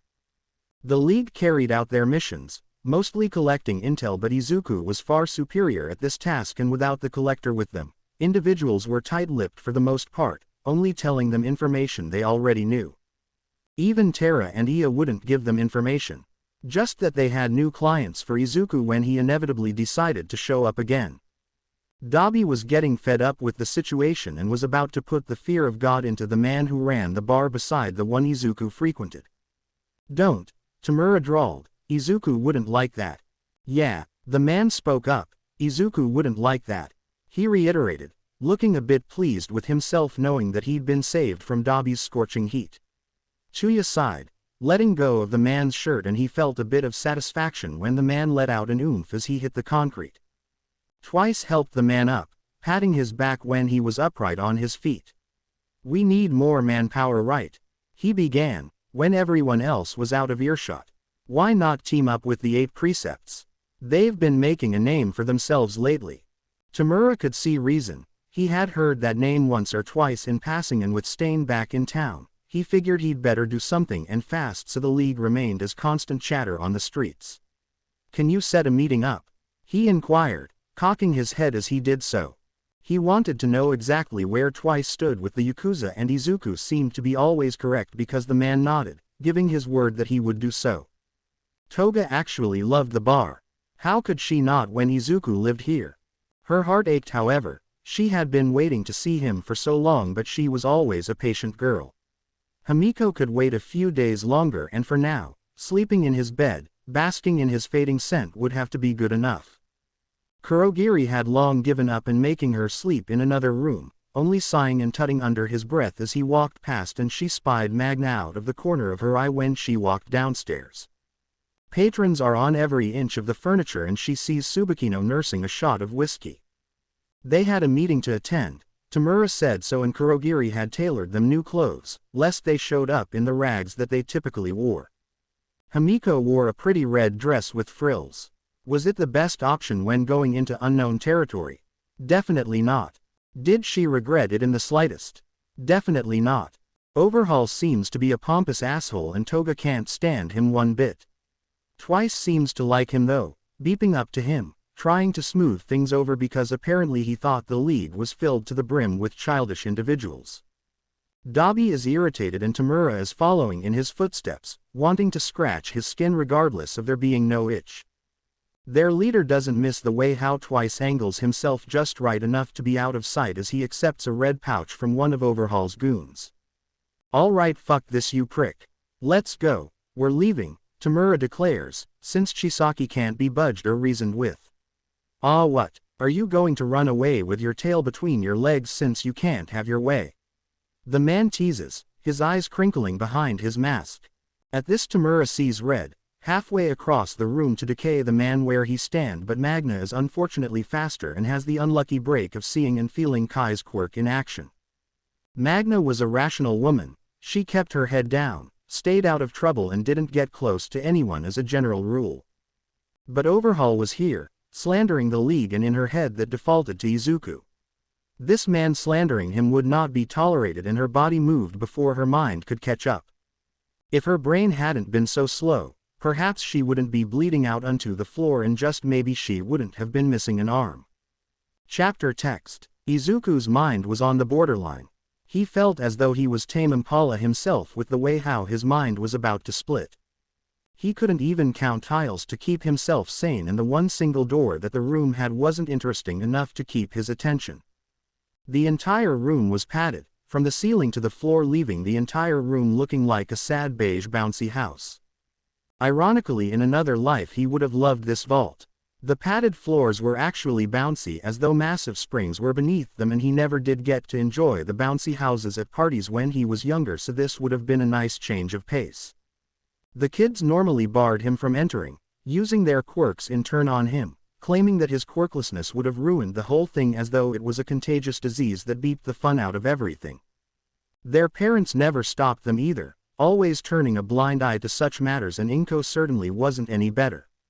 She hung to every word that came out of their mouths as they buttered her up. She wouldn't have pressed charges even if Izuku asked her to.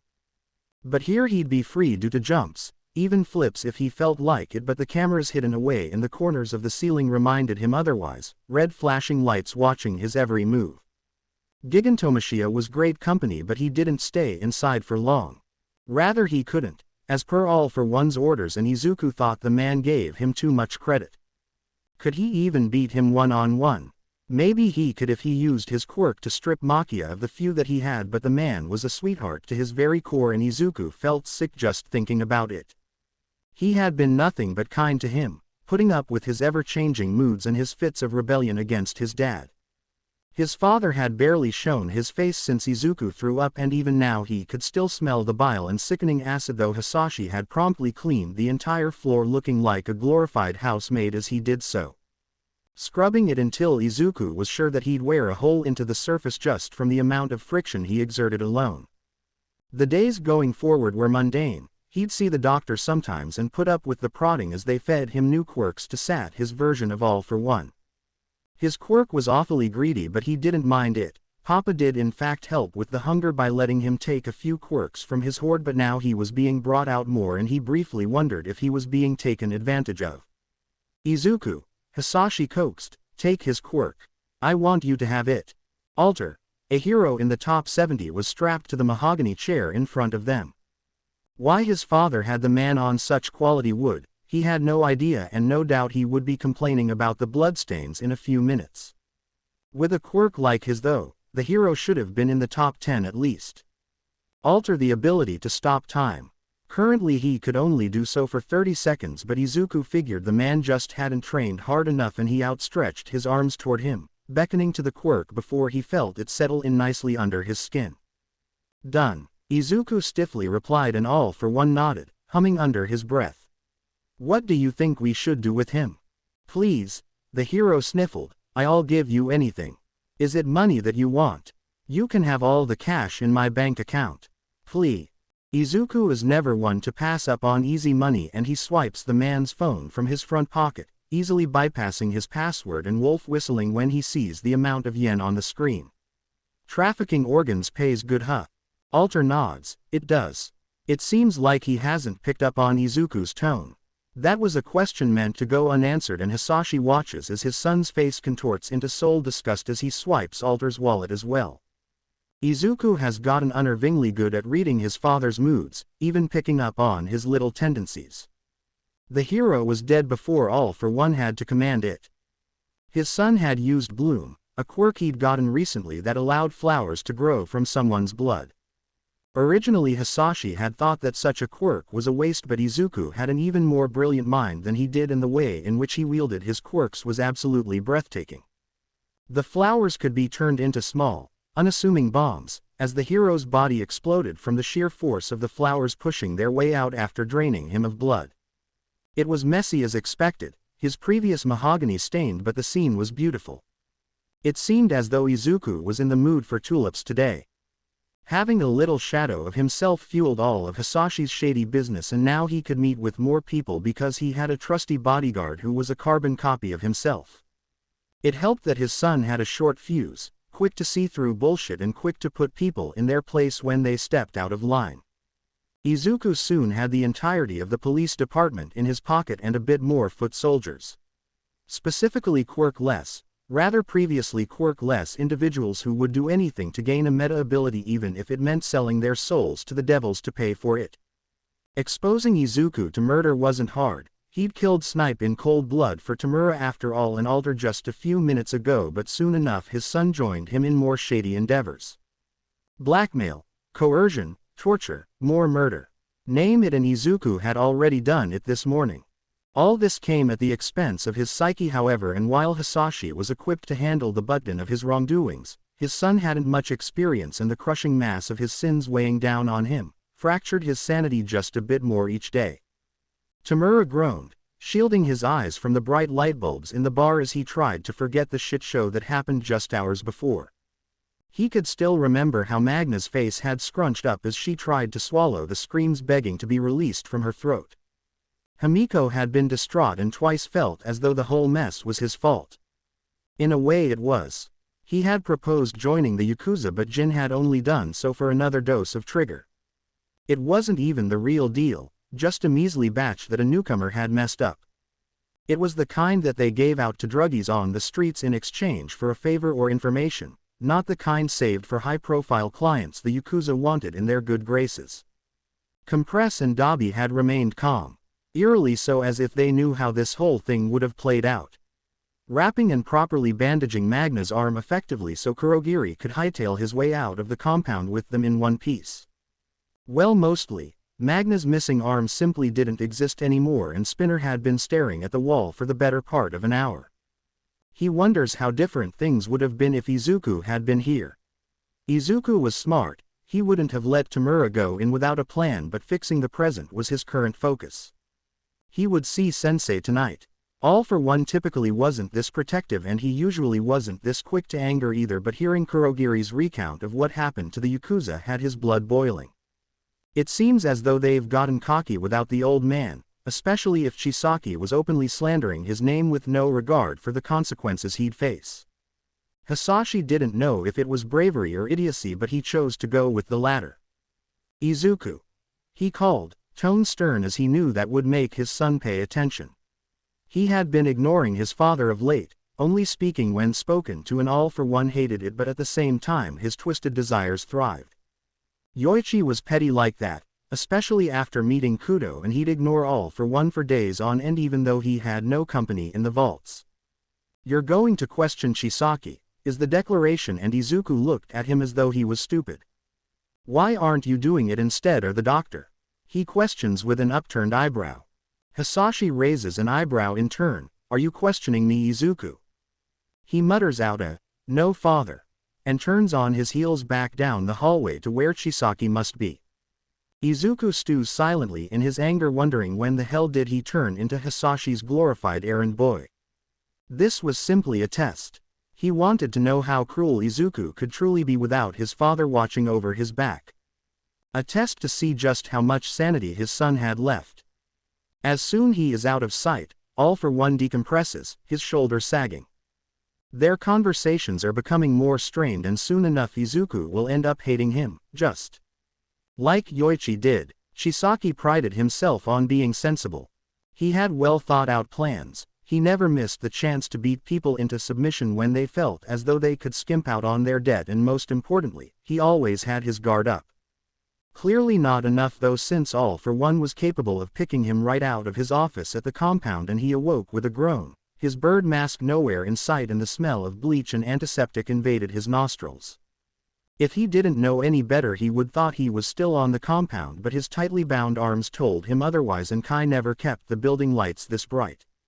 He wasn't left stewing his misery for long though, and he craned his neck to see who just came through the gray, creaking doors.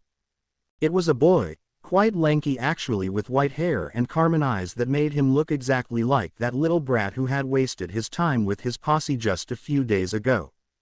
Was this retribution? Izuku didn't give the man the time of day, uncaring of whatever impression he was leaving in Kai's mind. He had a wide array of tools courtesy of the doctor to play with, and he sat on the tool beside the chair Chisaki was strapped to.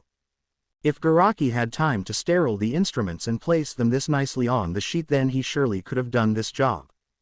Wallowing in self-pity is never a habit Izuku partakes in, so he picks up a scalpel. "Who are you?" Izuku cocked his head. Surely such questions were irrelevant. The man wouldn't even make it out alive, so what use was that? Still, he indulged him, as a favor from one dead man to another. "Shigaraki's Otuto." Chisaki scoffed mockingly. "So what's this? Petty revenge? Where's your parent?" Sending a child like this to question him was weak behavior. The boy looked as he would keel over this very minute, and as soon as he was out of these confines, Kai was going to overhaul every living creature in this dingy freakishly white building. Revenge? Izuku pondered. Maybe it is. I heard you took off Magna's arm too. Why? That was the member he had been disgusted with the most. What did they get out of parading as a woman when they were clearly a man? Disgusting. Why don't you ask him yourself? Chisaki replied, putting special emphasis on the word him, even though Toga had corrected him before. Release me from this chair and maybe I'll spare you and the rest of the league. Izuku nodded to himself, mentally adding to Overhaul's profile in his brain. "Ah, you're one of those types, huh?" A manic grin overtook his face, reaching even his eyebrows. "We've got nothing to talk about then." Chisaki cracked once Shigaraki had started taking off his fingernails one by one, telling him everything he needed to know about the quirk bullets, where to find the rest of them, and the scientist he had employed to finish his unethical research.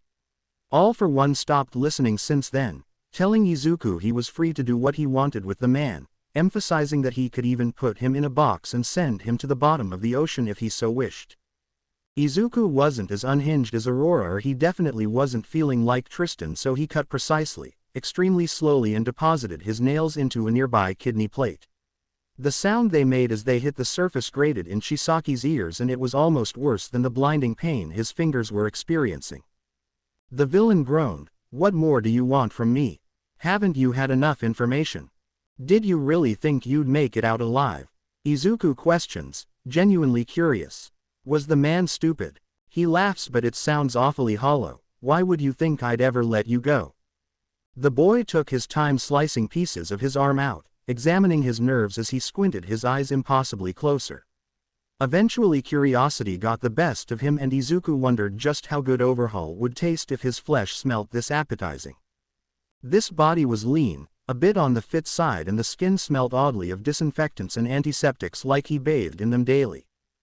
That did nothing to curb his hunger, however, and Izuku ate the piece of flesh he had cut off most recently, and his eyes widened akin to childlike wonder. Like how a babe reacted when eating cotton candy or cake for the first time, and Izuku simply couldn't help himself.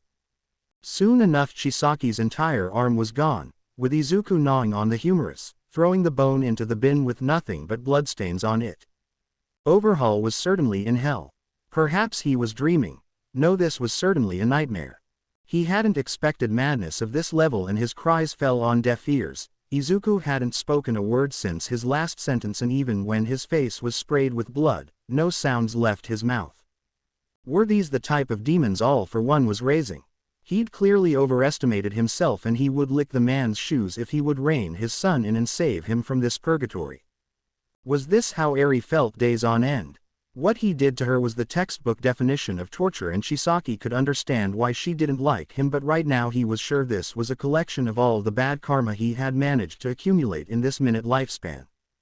It had him wanting to repent, begging for forgiveness from someone, anyone, and when he couldn't shut up, Izuku took his tongue, eyeing it with distaste, eyes entirely unblinking as blood pooled in Overhaul's mouth. Izuku thought that his glazed-over eyes were beautiful and briefly wondered how would they feel, how would they taste. He slips a double pair of black latex gloves on, still with a scalpel in hand, as he moves closer to Chisaki's face.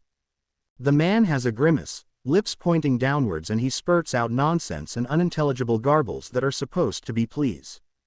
Once again his muffled sounds fall on unforgiving ears, and a total evisceration of the eyeball is specifically what Izuku is aiming for. The cornea has among the highest densities of nerve fibers in the human body, and even the smallest cuts can feel incredibly painful. Shigaraki is patient, however, yet again taking his time through the process, cutting away at nerves slowly and suctioning tears and blood when necessary so the eyeball remains wholly intact. Soon enough Chisaki can't help the spasms that come from the pain, but Izuku has none of it, sticking a spare needle syringe in the man's good arm hoping that it'll keep him still. It does, and soon enough he has the left eyeball in his hand. It's covered with blood and feels blissfully warm. Not too soft nor hard, the consistency feels like uncooked egg whites, and the vitreous humor bursts into his mouth when he takes a bite. The clear gel tastes unfulfilling, but the texture of the eye itself has him wanting to eat the other one, but for now he holds back. His fun has just begun. Kai could feel the phantom pain although he no longer had a leg. Blood poured from his kneecap and he watched in mild fascination as Izuku sliced through the muscle with only a scalpel, poking the femur with glee. Perhaps another arm was next before his hunger would be sated, as further payment for Magna's or maybe his remaining eye that Izuku seemed to be eyeing for the last few minutes. Tourniquets are placed on what remain of his stubby limbs, preventing blood loss so he doesn't die, and he wonders much how longer will his body hold out before it can't handle the rapidly changing homeostasis. Sweat beaded across his forehead. Feeling feverish he asked, "What are you? A witch?" Shigaraki spun his stool around to look him dead in the face, tilting his head as he narrowed his eyes. "Perhaps, shall I burn you at the stake instead, since you're in no state to retaliate? A son of all for one must certainly be a demon." Izuku stood before his father silently wishing that he had cleaned up after leaving the room. The doctor entered after he had left, seeing if he could salvage any bits from the body in an effort to reanimate it and turn Kai Chisaki into a high-end Nomu. "I am finished, father," Izuku said, hoping he'd overlook his shabby appearance and forget entirely about the vault. Hisashi raised an eyebrow. "I can see that. However, I cannot fathom why you'd appear before me in such a state." He never did like messes, and Izuku was no exception. "I got excited," his son admitted, "and that is absolutely enough for the transgression to be forgiven, lest the boy's answers become strained again." "How so?" Izuku thinks before he speaks. "Never one for mindless chatter. I think seeing him made me angry because of Tamurani, and then I wanted his quirk, so it got a bit out of hand." He trails off, waving his hand in a so-so motion, hoping his father will understand. And he does. While he would have preferred to have Overhaul's quirk, he has plenty more in his arsenal to make up for it. "I see," he drawls, hoping that Izuku realizes that he can see right through him, that there's obviously more he isn't telling his dear old father, but the boy makes no move to speak further, lips shut tight as if that will hold his secret. "What else is there, child?" he asks when Izuku clearly needs prompting, and his son shuffles on his feet, gears turning in his head as usual, always thinking. It's a rather dangerous habit. Hisashi fears that one day Izuku may outsmart him, but for now he remains pliant, easy to manipulate and easy to love. He sighs promisingly. "I won't be mad at you, Ichi. Speak your mind." His tone is sweet, awfully coaxing, but the sudden reappearance of the nickname has Izuku halting. Father hadn't called him that in a while, not since locking him in the vault, and this mild affection has him almost smiling. "May I see Tamura?" He cringes. The question is out now, and although he's just a few inches shorter than his father, Izuku feels quite small in his presence. All for one groans silently and asks, "Is that it?" And he watches his son nod, but he remains silent, as if only the sound of him breathing is enough to anger his father. He hates having Izuku out of his sight, but he wouldn't be able to keep him in the vault for so long anyway. Hisashi always had plans, and now he was even more busy, so leaving his son unattended is out of the question. He would have come back to the vault weeks later only to see Izuku's corpse, because the boy would have been too stubborn to eat in another fit of rebellion, or he would have found a way to injure himself in that padded room like Yoichi had been prone to doing. Either way he was uncertain before, but now he can pose this as a reward, even though he'd rather continue his son's punishment. I suppose you can. You've been so good, haven't you, Ducky?" Izuku nods. He's long since stopped acting out, bar not eating, and he think he did quite well with the whole Overhaul situation because his body was capable enough of being sewn back together, minus the bits and pieces that he ate. His father beckons him to come closer with a finger, but he hesitates. Why? It seems their relationship has become quite strained, more than he's realized, and Hisashi needs to rectify that as soon as possible. He can't have his only son resenting him, so he says, "What's the matter, Izuku?" "I don't bite." "However you do," goes unsaid. That's what pulls Izuku out of his stupor, and once he's in front of his father, he can again see how much they really do look alike up close. All for One has made good use out of rewind. He's genuinely never felt better in all his life, and it's all thanks to his little boy right here. "Good job," he tells him, patting his hair and running his fingers through white curls that are beginning to droop down into Izuku's eyes. He doesn't want his son to get a haircut. He looks even more like his little brother this way. "Thank you." The reply is stiff, and it has the same tone an automated message has in Hisashi's size. He seems to be doing that a lot lately whenever Izuku's around. Perhaps he came on too strong. Or maybe the vault had damaged Izuku's mind far more than he had anticipated. A month in there with minimal human contact probably would have had made him uneasy, as well as he shudders at the thought. Maybe Izuku slightly resented him for that. Lord knows he would have, and with how intelligent his son is, manipulating him like Tamura may not be the best option. Hisashi pulls Izuku into a hug, flushed to his chest, ignoring how his son's eyes widen and there's now blood and small bits of brain matter on his suit. "I'll send Tamura to come get you tonight, okay?" And he leaves a key on his forehead before exiting the room and reminding him to take a shower before going to see Makia. Tamura isn't used to getting what he wants without first throwing a tantrum. It's been that way even since his sensei took him in, and Kurogiri is programmed to bend to his whims in an effort to save them both headaches. So when he all but demands his brother back and all for one promises to send him along in a few minutes, he's shocked. Normally his demands weren't met that fast, and true to his word, Makia escorts Izuku to their meet-up location. Izuku looks different, abnormally gaunt with hollow, dead eyes, and he holds back a grimace. "Missed you, Izu," he sighs, pulling him closer, and he can feel his slender fingers clutching his shirt tightly. "Did you miss me too?" he teases when Izuku refuses to let go, and his baby brother nods into his chest. That's enough for the playful air to dissipate, and he wonders what hells his brother has gone through without him. "You won't leave me again," Tamura promises, hoping that will ease his soul, and it does. Izuku relaxes. His brother has never lied to him after all. "Did you hear about Overhaul?"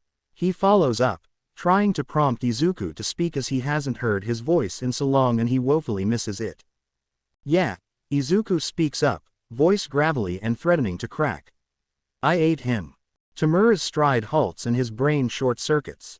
"You ate him?" he questions slowly, wondering if he misheard, but Izuku confirms it. "Yeah. I won't eat you though, if that's what you're worried about." At that he laughs, "As if you could eat me, you pest. I'd eat you first." And Izuku beams. He's missed playful banter like this, and he laughs with Tamura, who's still trying to wrap his head around this as they walk down the street. They look like conjoined twins as they make their way through the red light district, and they stop by Tara and Ia's bar before heading back to their own. "And don't come back, you prick." "Beep it." A man falls onto their feet as he raises his arm angrily to Tara, who stands at the bar's small doorstep. "I wouldn't want to come back, you hag. You've got no bloody customer service. You don't pay for customer service here," she drawls with one of her eyebrows upturned, daring the man to disagree. He doesn't as he scampers off, knocking over Tara's cactus plant, and Izuku hides a laugh behind his palms, sending her a tiny wave hoping to ease her ire. "Hello, Tara-san. Ah, my sweet Izuku, where have you been this time? I've missed you." And she fusses over him as a mother would to her son, checking him for scrapes and bruises that have already healed, and Tara's already forgotten about the brute that she just threw out in the streets. Once she's checked to her heart's content, only then does she address Tamura. Tara eyes him oddly. "Who's this?" "His brother," Tamura replies in an equally rude tone, and she looks to Izuku, who confirms it with a nod. "Very well. Don't stand in the doorway all night," she says, waving a hand around, beckoning them inside as if she wasn't blocking the entrance just a few seconds ago. Izuku sits where he usually does, but he pulls Tamura's stool extra close to his and now they're shoulder to shoulder bickering over what drinks to choose. Are you sure don't want a strawberry aid, Tamura? Iya-san makes it really good and it's always fresh. Do I look like someone who enjoys aid, Izuku? Izuku stops and looks at him closely as he ponders. Maybe if you moisturized a bit more you'd have the look so close enough. I'll kill you, Tamura says, absolutely deadpan as he gets an iced tea in a shiny blue glass with a shot of tequila to with it, and Izuku eyes him with concern. You'd prefer iced tea over aid? I fear I'll have to disown you at this rate, Ni-san. He sighs and Tamura wonders when Izuku got such a bratty mouth. He's got a point, kid, Tara pipes up, laughing at his disgruntled expression. Shut it. Visiting Tara's bar always has Izuku vibrating with excitement. She tends to concern herself with how often he eats and knows that more often than not, Izuku actually doesn't, so she takes her time preparing his food with utmost care. This time his spread is even more impressive, thinly sliced dry-aged ribeye steak dusted with salt and white pepper, complete with a side dish of yuko, drenched in soy sauce and sesame oil. Ran out of sashimi this time, kid. I know you wanted to try it. Tara almost looks sad saying it. He really did, but the food in front of him has him forgetting that. It's all right, Tara-san, thank you. Itadakimasu. Wanna try, Tamura? Izuku asks before digging in, lest he forget to offer his brother some prior to finishing everything. Nah, I'm good, Izu. I'm feeling sushi right now. I could do some tempura rolls, Iya-san says, hopping up from God knows where, and Tamura humbly accepts. He likes these people, how they treat his baby brother, and the ambiance here. It's shady, of course, it's the red light district, but it's comfortable than most places he's been to, and that's already a win in his eyes. Izuku eats at record speed. It's no wonder he disliked Kurogiri's cooking if this is what he preferred his diet to be, and Tamura makes mental notes of what Izuku's eating today so he can prepare these meals later once the butler goes shopping again. Tamura only turns away for 5 minutes before Izuku's licked the plate absolutely clean, munching on the last piece of steak with a wistful look in his eyes. Iya Wolf whistles, that's faster than last time, Sprout. And Izuku looks bashful with a hand rubbing the back of his head. Really, you think so? Don't tease him, Iya. Tara calls from the kitchen, too far away to really defend Izuku's honor, but she comes forward a few minutes later to take Izuku's plate, pressing a key to his cheek as she does, and she sets Tamura's sushi in front of him. The night is rowdy as always, and soon enough more patrons enter and Tara leaves to fetch them drinks. Izuku's quirk flares up underneath his skin and he can feel the sensation of hunger clawing at his throat. He almost feels feverish as his eyes glaze over, and with his sudden slouch, one would think that he's had too much to drink.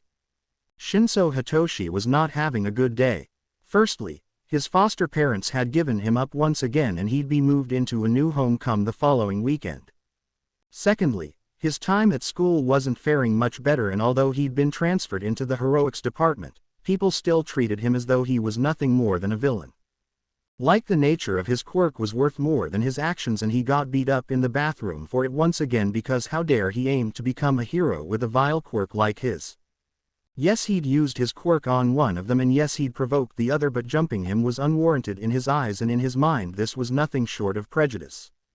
His bruises didn't go unnoticed, and Aizawa-sensei had promptly sent him to Recovery Girl and then the principal's office, but nothing came to fruition.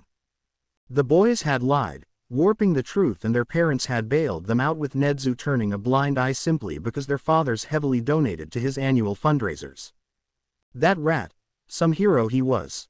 The final straw, however, was the cat cafe closing earlier than expected due to the owner having a family emergency, and the coupon he had sat at the bottom of his bag woefully unused. Still, he had time to kill, and what better way to do so than spend it in the red light district. It's not the best place for an aspiring hero to be, but they serve hard liquor to minors without a care in the world, and right now he feels as though he deserves to drown his sorrows. He picks the first one he sees. It's a good one by the standards here, and it doesn't look like it would fall over if a small gust of wind hit it. The decor is rather upscale, and he briefly wonders if the owners are rich. Why would someone wealthy own a bar here though? In the red light district of all places. There's a burly man behind the counter. He has a few gray streaks in his beard and Hitoshi can see a few piercings glistening in his left ear. What can I get ya kid? Kitchen's still open, Iya says, expecting him to order food because why else would he be here? One shot of liquor, please. Shinso cringes once the sentence leaves his mouth, tacking on a please at the end to at least come across as polite. Iya laughs, a good-natured one with his head thrown back and everything, banging his hand on the countertop. Ha ha ha ha, you see that Izu? Kid's funny and poor Hitoshi watches as the man drags the boy sitting at the bar into their conversation. The boy beside him is rather cute, skinny, but he has a muscular build and fluffy white hair that he'd kill to run his hands through. Iya, don't tease, it's clearly his first time, Izuku berates him before turning to Hitoshi with a smile. Try a gin and tonic, okay? The man comes back shortly after with the drink and slides it over to Izuku with a questioning eyebrow.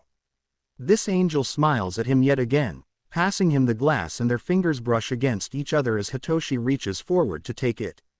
Thank you.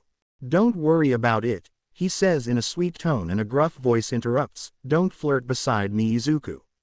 Yuck. I'm not, he whines. You're being silly, Miura. Yeah. Tamura placates, giving Hitoshi a nasty scowl, hoping he'll get the hint to sit somewhere else, but he doesn't and instead tries to engage in conversation with his baby brother.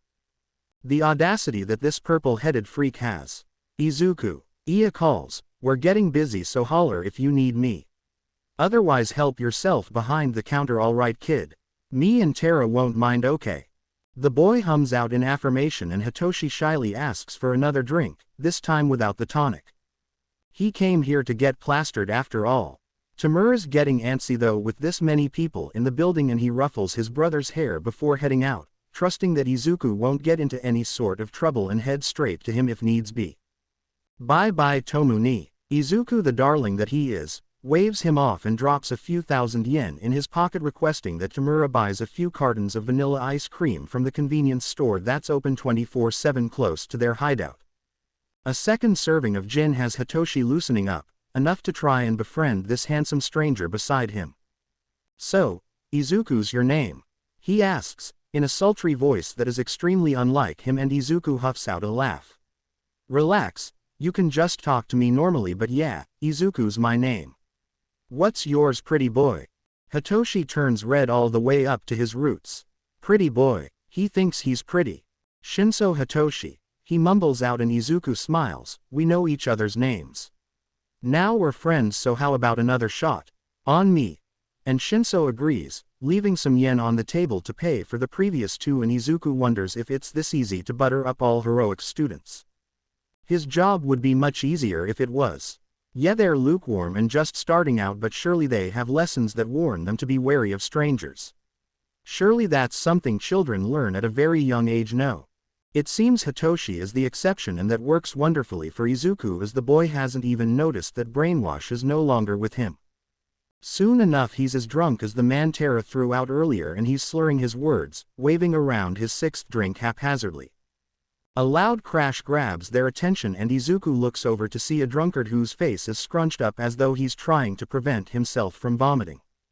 Lord knows Tara would have thrown a fit, especially after the man broke a stool and Izuku sighs. Tara-san, he calls, I'll send someone to fix the stool tomorrow, okay? Don't get mad over it. She was prone to blowing her top for even the most simple things, and the woman actually had heart issues. She was supposed to keep her blood pressure low, or at least somewhat stable, but she rarely ever did, and owning a bar in this district definitely didn't help.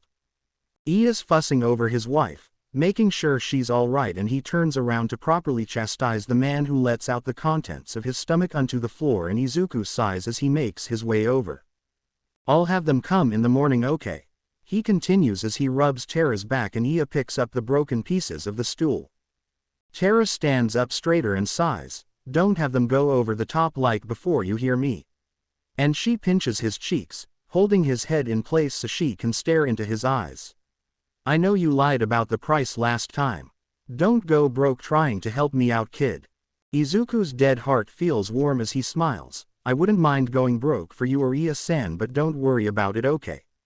It's not breaking the bank. Iya comes back with a bucket of soapy water and a washcloth and has the man clean up his mess even though his head is clearly swimming. Izuku looks around before saying, "I'll have them repaint the walls too so they'll come in extra early so you don't have to close." The paint chipping has escaped his attention before, but now that he's not at the counter, he can see it more clearly, and Terra continues to smush his face together. "Thank you, Izuku."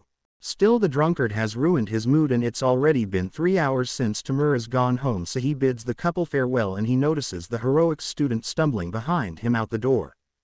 Shigaraki tries his best to hold back a scowl and fails miserably. He's already stolen Hitoshi's quirk. He has no further use for him. No more reasons to pretend that he enjoyed the company. No more reasons to act as though they were friends, and he certainly doesn't have any further motives to be kind. If he dropped dead, he'd be doing Izuku a favor. Just thinking about how he's acted tonight has his skin itches and he shudders, attempting to dispel the feeling from his body, but he can still feel the sensation on his skin. He desperately needs a bath. "Yo, Greenie, wait up," the boy slurs out and Izuku's eye ticks. He was awfully persistent, but it never hurts to be polite, especially as such a crowded area, and he doesn't need any underground heroes on his tail. Plus there's no use making an enemy of him now, so Shigaraki faces him with a strained smile. "I've got to get home now, so I'll see you around maybe." He ends the phrase with a questioning tone, as if to give the impression that he hoped he would, even if the mere thought made him want to hurl in the streets. Shinso's swaying now. "Ah, don't be like that. Come stay with me." And he misses the pure look of disgust that Izuku sends his way. Hitoshi's surprised when brainwash doesn't work. He wanted to spend more time together, even if doing so went against the other boy's wishes. Izuku seemed sweet. Perhaps he wouldn't have minded, but he was drunk out of his mind and 2 steps away from his hangover that was sure to beat come tomorrow morning. Maybe his quirk just didn't work when he was intoxicated.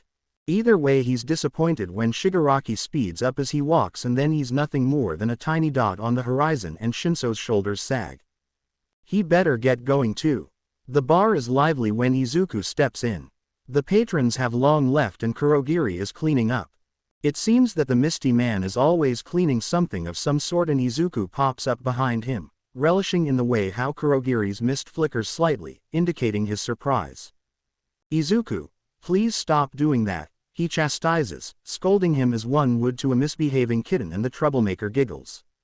"One of these days you'll give me gray hairs." The butler sighs and Izuku looks at him oddly. "You don't have any hair though." "Shoo," Kurogiri all but pushes him away, going back to wipe down the teacups sitting on the ledge. Tamura definitely isn't asleep. He rarely ever is, but he can wait. "Hime," Izuku calls, cupping his hands around his mouth so the sound is amplified. "Himiku," he calls again, dragging out the syllables in her name. He hears her shuffling before he actually sees her, and she falls down the stairs with a shout. "Izuku." He smiles. "Hi Hime. Tamura's been treating you good."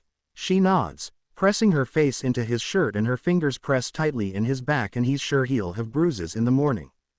Dabi and Magna walk in on them, hugging still. Izuku's legs have long turned to mush, and now they're sitting on the hardwood floors, albeit it's a tad bit uncomfortable.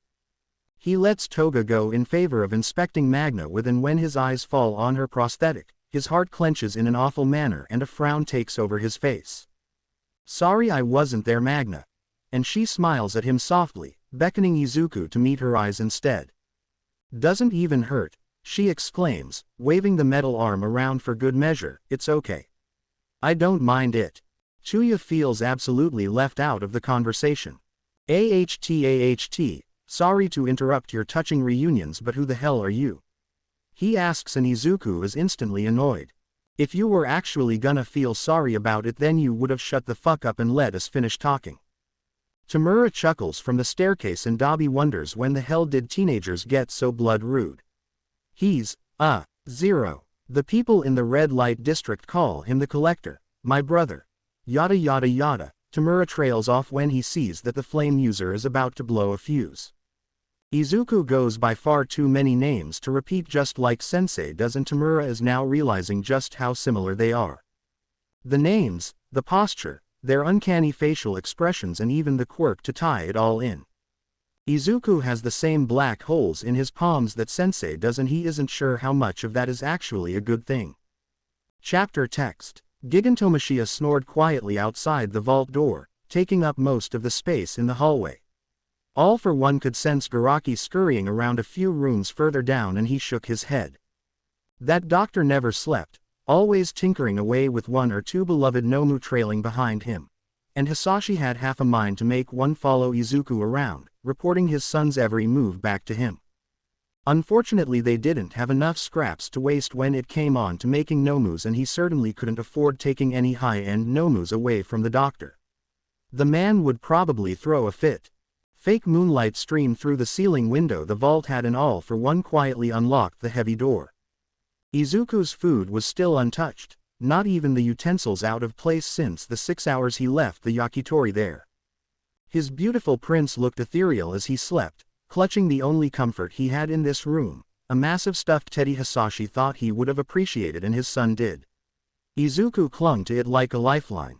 Hisashi often thought his boy was growing up too fast. He should have been in his 2nd year of middle school, but he was always smart. Intelligent to the point where Aldera had no choice but to let him skip grades. Yes, Izuku was growing up far too fast, but that was nothing that Rewind couldn't fix. Shish, little one, go back to sleep. Hisashi held Izuku in his arms, although it was a weird fit as his son was no longer a toddler. Enning, Daddy. All for one whispered, yes my prince. As if speaking louder would burst the bubble of quiet that they had surrounding them. Stay with me until I wake up. Izuku all but pleads, relishing the feeling of his dad's hands combing out the tangles in his hair. His father smiles down at him, anything for you Izuku.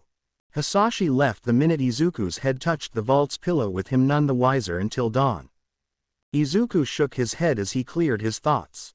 Why was he remembering such trivial details right now? His heart ached just thinking about it. The bar is empty. Kurogiri decided against welcoming patrons today, and Izuku had sent Tsubakino away earlier with a few beers and a warm bowl of cheesy, mild tteokbokki, lest he earned her ire. She had left with her mouth in a fixed pout, mumbling something about miso soup under her breath, and her slight sway as she walked had Izuku escorting her to the train station lest the woman passed out in some trashy alleyway before reaching home. Himiko remains glued to his side as the league introduces themselves, and Kurogiri busies himself with making a batch of raspberry tea. The smell wafts through the air, and Izuku finds himself salivating over the scent, already holding out a ceramic pom-pom mug for the butler to fill to the brim. Ah, here Himi, a gift. Izuku lights up, presenting her with the knife that he used to kill Snipe. It's a rather long blade with a thin handle, and the dried blood doesn't deter Toga in the slightest. In fact, it seems as though she's itching to lick it, and Izuku makes a mental note to rob a blood bank later to sat her urges. Izuku wonders why such a knife would be in the kitchen. It's clearly not a chef knife of any sort, too lightweight to hold any real pressure behind it, but he truly doesn't care.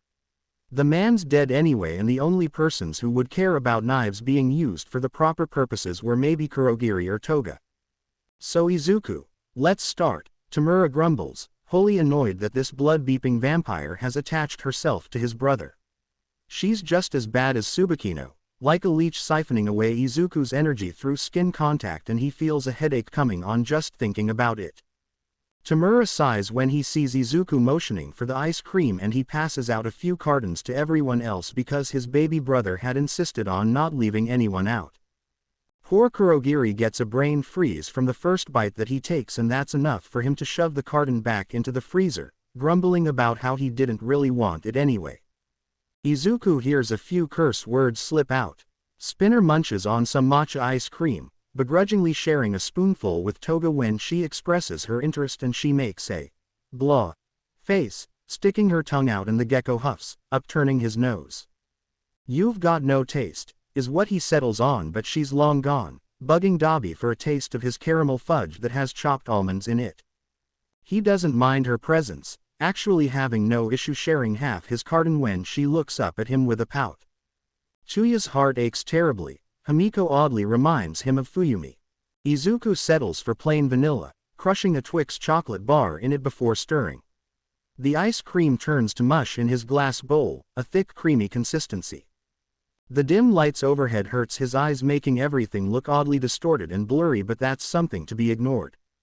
I'm not sure what Tamura's told you as yet, but we're aiming to completely overthrow the government and society as you know it. He starts and suddenly the bar is hushed, everyone ceasing their drama and paying attention. We're working towards a society where heroes aren't necessarily needed anymore. Tamura butts in, waving his hands around. Basically, we're making a society a better place where people aren't discriminated and everyone is free to live how they please, yada yada yada. Toga laughs, Tamura-kun said all that already when you were away. What's our big plans? What's my job? Compress raises his hand, oh so politely, and asks, are we lying low for the time being? Bingo, Izuku replies, our success depends on our ability to evade capture for as long as possible. We're operating in the shadows until further notice. That's where I prefer to be, he blissfully sighs, and Dabi questions, but what are we actually going to be doing? We're targeting the Meta Liberation Army in a few days. They've already threatened Tamura, and if they go through with their plans then that'd be a hassle for me to deal with. Izuku sighs again before continuing. Luckily though, I'll think we'll be alright. We're aiming to overthrow the little society they've got going on. Tamura's gonna rule, Spinner asks, albeit a bit dreamily, but Izuku overlooks it, sighing blissfully once more. Ah yeah, but they've got so many assets, imagine just how much richer I'll be. Izuku's eyes have stars in them as he daydreams, and Magna has to hold back a snort. Clearly money is the way to his heart, and he jolts up with a start. Alter's accounts would be frozen soon. Fuck, Tamura, I've got to hit the ATM. And with that Izuku is gone, dashing past Kurogiri, hoping that the shady ATM he plans to visit has no creepy late-night visitors or any crackheads sitting on the sidewalk waiting for people to come by so they can beg for spare change. Tamura, go over their rolls before I get back, is the last thing he shouts over his shoulder, and the bar's door clicks into place behind him as soon as he's out. Chuya sighs. Tamura's brother seems to be unhinged and a bit of a handful, but the brat's awfully smart. Way smarter than he or Shoto had been at that age, and he wonders just how far his intelligence goes. He's a natural-born genius. Painfully so, he realizes when their leader starts going over the plan Izuku's carefully put together. Himiko is satisfied. She has free rein to go out and feed as she pleases. Toga only has to abide by 2 rules. 1. Never go out alone. 2. Don't leave any hero witnesses behind. In Izuku's words, she's supposed to beat them dry until they look like withered weeds, and she grins, utterly happy that she won't have to fight on an empty stomach. Spinner and Magna are in charge of getting the league out in one piece. Kurogiri's sadly unavailable, and Tamura wonders if he really is, or if father just wants to see how well Izuku's plan works without his help. Redistro is awfully conceited. Skeptic isn't much better. Their ideals aren't entirely outlandish, but even so Izuku simply doesn't like them. Similar to Tamura, they're hoping to overthrow the government, or at least a part of it, in order to be capable to rewrite a few laws. They're a rather large villainous organization that follow Destro's strong belief that using one's meta ability freely is a basic human right, and his followers fight against laws that regulate usage over superpowers, threatening the League of Villains just because they perceive them to be competition. As if overtaking Destro's name is something to be condemned for. For that lukewarm reason alone, Izuku deems their destruction imminent. Absolutely unavoidable if he has anything to say about it. How dare they speak that way about the League, to Tamura no less. A mangy stray cat jumps down into the alleyway when Izuku walks past, only peering out he's a good while away. The streetlights flicker before going out, and it seems to be a bad omen. Surely it would have spooked Kurogiri out. The man would have insisted that they turned around and went straight home, but Izuku steals on, double-checking that the streets are blessedly empty and he isn't being followed. He's in a quiet part of Hosu, where heroes rarely ever patrol despite the occasional villains popping up that leave citizens too afraid to walk the streets at night. This fact leads to his negligence, because as soon as he's done draining all the yen from Alter's bank accounts, a woman approaches him. Ryuko Tatsuma, the dragon hero, Yukyu, currently number 10 in the pro hero chart rankings. She looks as kind as she does when he sees her on the news, but her patrolling this area at night by herself no less seems like shoddy planning from her agency. Her quirk allows her to turn into a large western dragon. The abilities are interesting enough and Izuku briefly wonders if Hisashi would want such a quirk. One of his underground nicknames is Dragon after all, but the transformation itself might be a bit annoying to deal with on a day-to-day basis. Still, he could add it to his horde later, no use passing up such a good meta ability anyway. "Hello little boy, are you lost? Can you tell me your name?" she asks, breaking Izuku out of his thoughts, and he huffs under his breath. "Not lost, lady, I'm going home right now," he lies through his teeth, hoping Ryuko takes the hint and fucks off. She smiles sweetly at him. "I'm sorry I can't let you go home alone." "Not at this hour," she continues. "Won't you let me walk you home?" Izuku rolls his eyes and Tatsuma can feel the annoyance radiating from him in waves. Does this child not recognize her, or perhaps he isn't a fan of heroes? She hasn't met any children who aren't. Even teenagers tend to be enamored with a few, especially those high in the rankings, so she tries again. "I'm a pro-hero kid," she attempts to reason. "You'd be safe with me." Ryuko reaches out to touch his shoulder and blood splatters on the gray wall behind her, staining the graffiti as the light leaves her eyes. A small unassuming blade does the trick, similar to the one he gifted Toga. It slices through her neck easily, almost like butter, and she immediately clutches the wound as she applies pressure to it, trying and failing to stop the heavy blood flow. Izuku isn't a fan of unexpected physical contact, especially if he's not the person who's initiated it, and that's her only mistake. His time in the vault has left him unhinged, and now his brain is conditioned to believe that he's always alone because it simply hasn't caught up to the truth as yet. The only touch he can stand is his father's or Tamura's. Anyone else has his skin itching in a way that makes him want to crawl out from under his dermis, and the sensation is enough to drive any sane individual mad. Shigaraki leaves Alter's credit cards and wallet in her costume, if only to frame her in a negative light. He wonders if the police would determine that she was the one who had actually murdered Alter just because of his items being in her possession. Finding, or rather connecting, a motive to both victims would be incredibly difficult, though Izuku supposes, because believing that an unknown third party had attacked two pro-heroes one after the other makes far more sense, and it makes for a better headline for the news. Civilians and reporters alike eat up such captions as though they were nothing more than starving pigs. His prints are already wiped off the items, there's nothing to worry about there, but framing this woman's death takes a lot of work. Father has always seamlessly done it before, laying bodies in what look like natural positions, leaving the murder weapons behind so the death can be ruled as a suicide depending on the nature of the kill. But now Izuku finds that he hasn't got a talent for this at all, and he finds himself becoming increasingly frustrated as the clock ticks on. The woman's fingerprints are already on the knife, but there are way more pressing matters that Shigaraki just can't seem to fix. Her head lolls forward at an awkward angle and her neck is out of place. Ryuko's arms seem far too straight and her legs lay unnaturally on the street. Her hair is clumped with blood and it sticks to her face, making her eyes invisible. Shigaraki's eye ticks, far too angry to properly think straight, and he leans forward, flicking out his knife, and finishes slicing through her neck. Her head falls into her lap with a wet squelch, staining her costume with even more red, and Izuku just now remembers that she can't actually feel it. She can't feel the punishment he's given to her, and he huffs. She's long since been dead already. Her body already cold and lips slightly turning blue. "I shot an angel with my father's rifle," he mutters, rummaging through his pockets and fishing out his phone. Although his head isn't completely clear, Izuku realizes that he's killed a rather good hero. Not one of the corrupt ones like Alter. She certainly wasn't as good as Eraserhead, but very few people could ever hope to be. Her death wasn't inevitable. In fact, it would have been laughably easy to get away with Hokagear's quirk at least, but the woman made herself the target of his ire, he reasons. The only people heroes can save are the ones who are willing to be saved, and as far as Shigaraki's concerned, she should have just fucked off. It really does pay to mind your own business. The moonlight cascades over him in all her glory, and he leans on the nearby trash can as he calls Hisashi.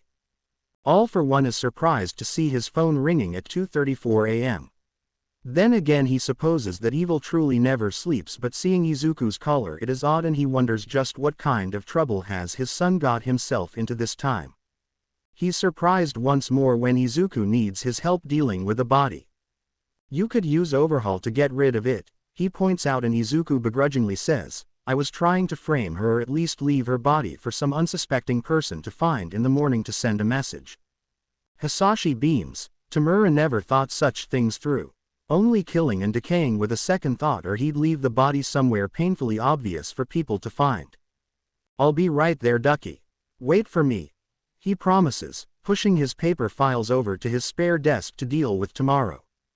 By the time Izuku's back to the bar, his anger has been sated. His father embracing him, telling him how proud he is, and all the physical contact that comes with it does wonders, and Shigaraki's forehead still pleasantly tingles from the key all for one had left there. Baby, you did a good job, his father tries to reason. I'm just better because I've had centuries of practice. Izuku supposes that the man is right, but that doesn't make his failure sting any less. In fact, it hurts even more solely because he needed to depend on Hisashi to take care of his mess.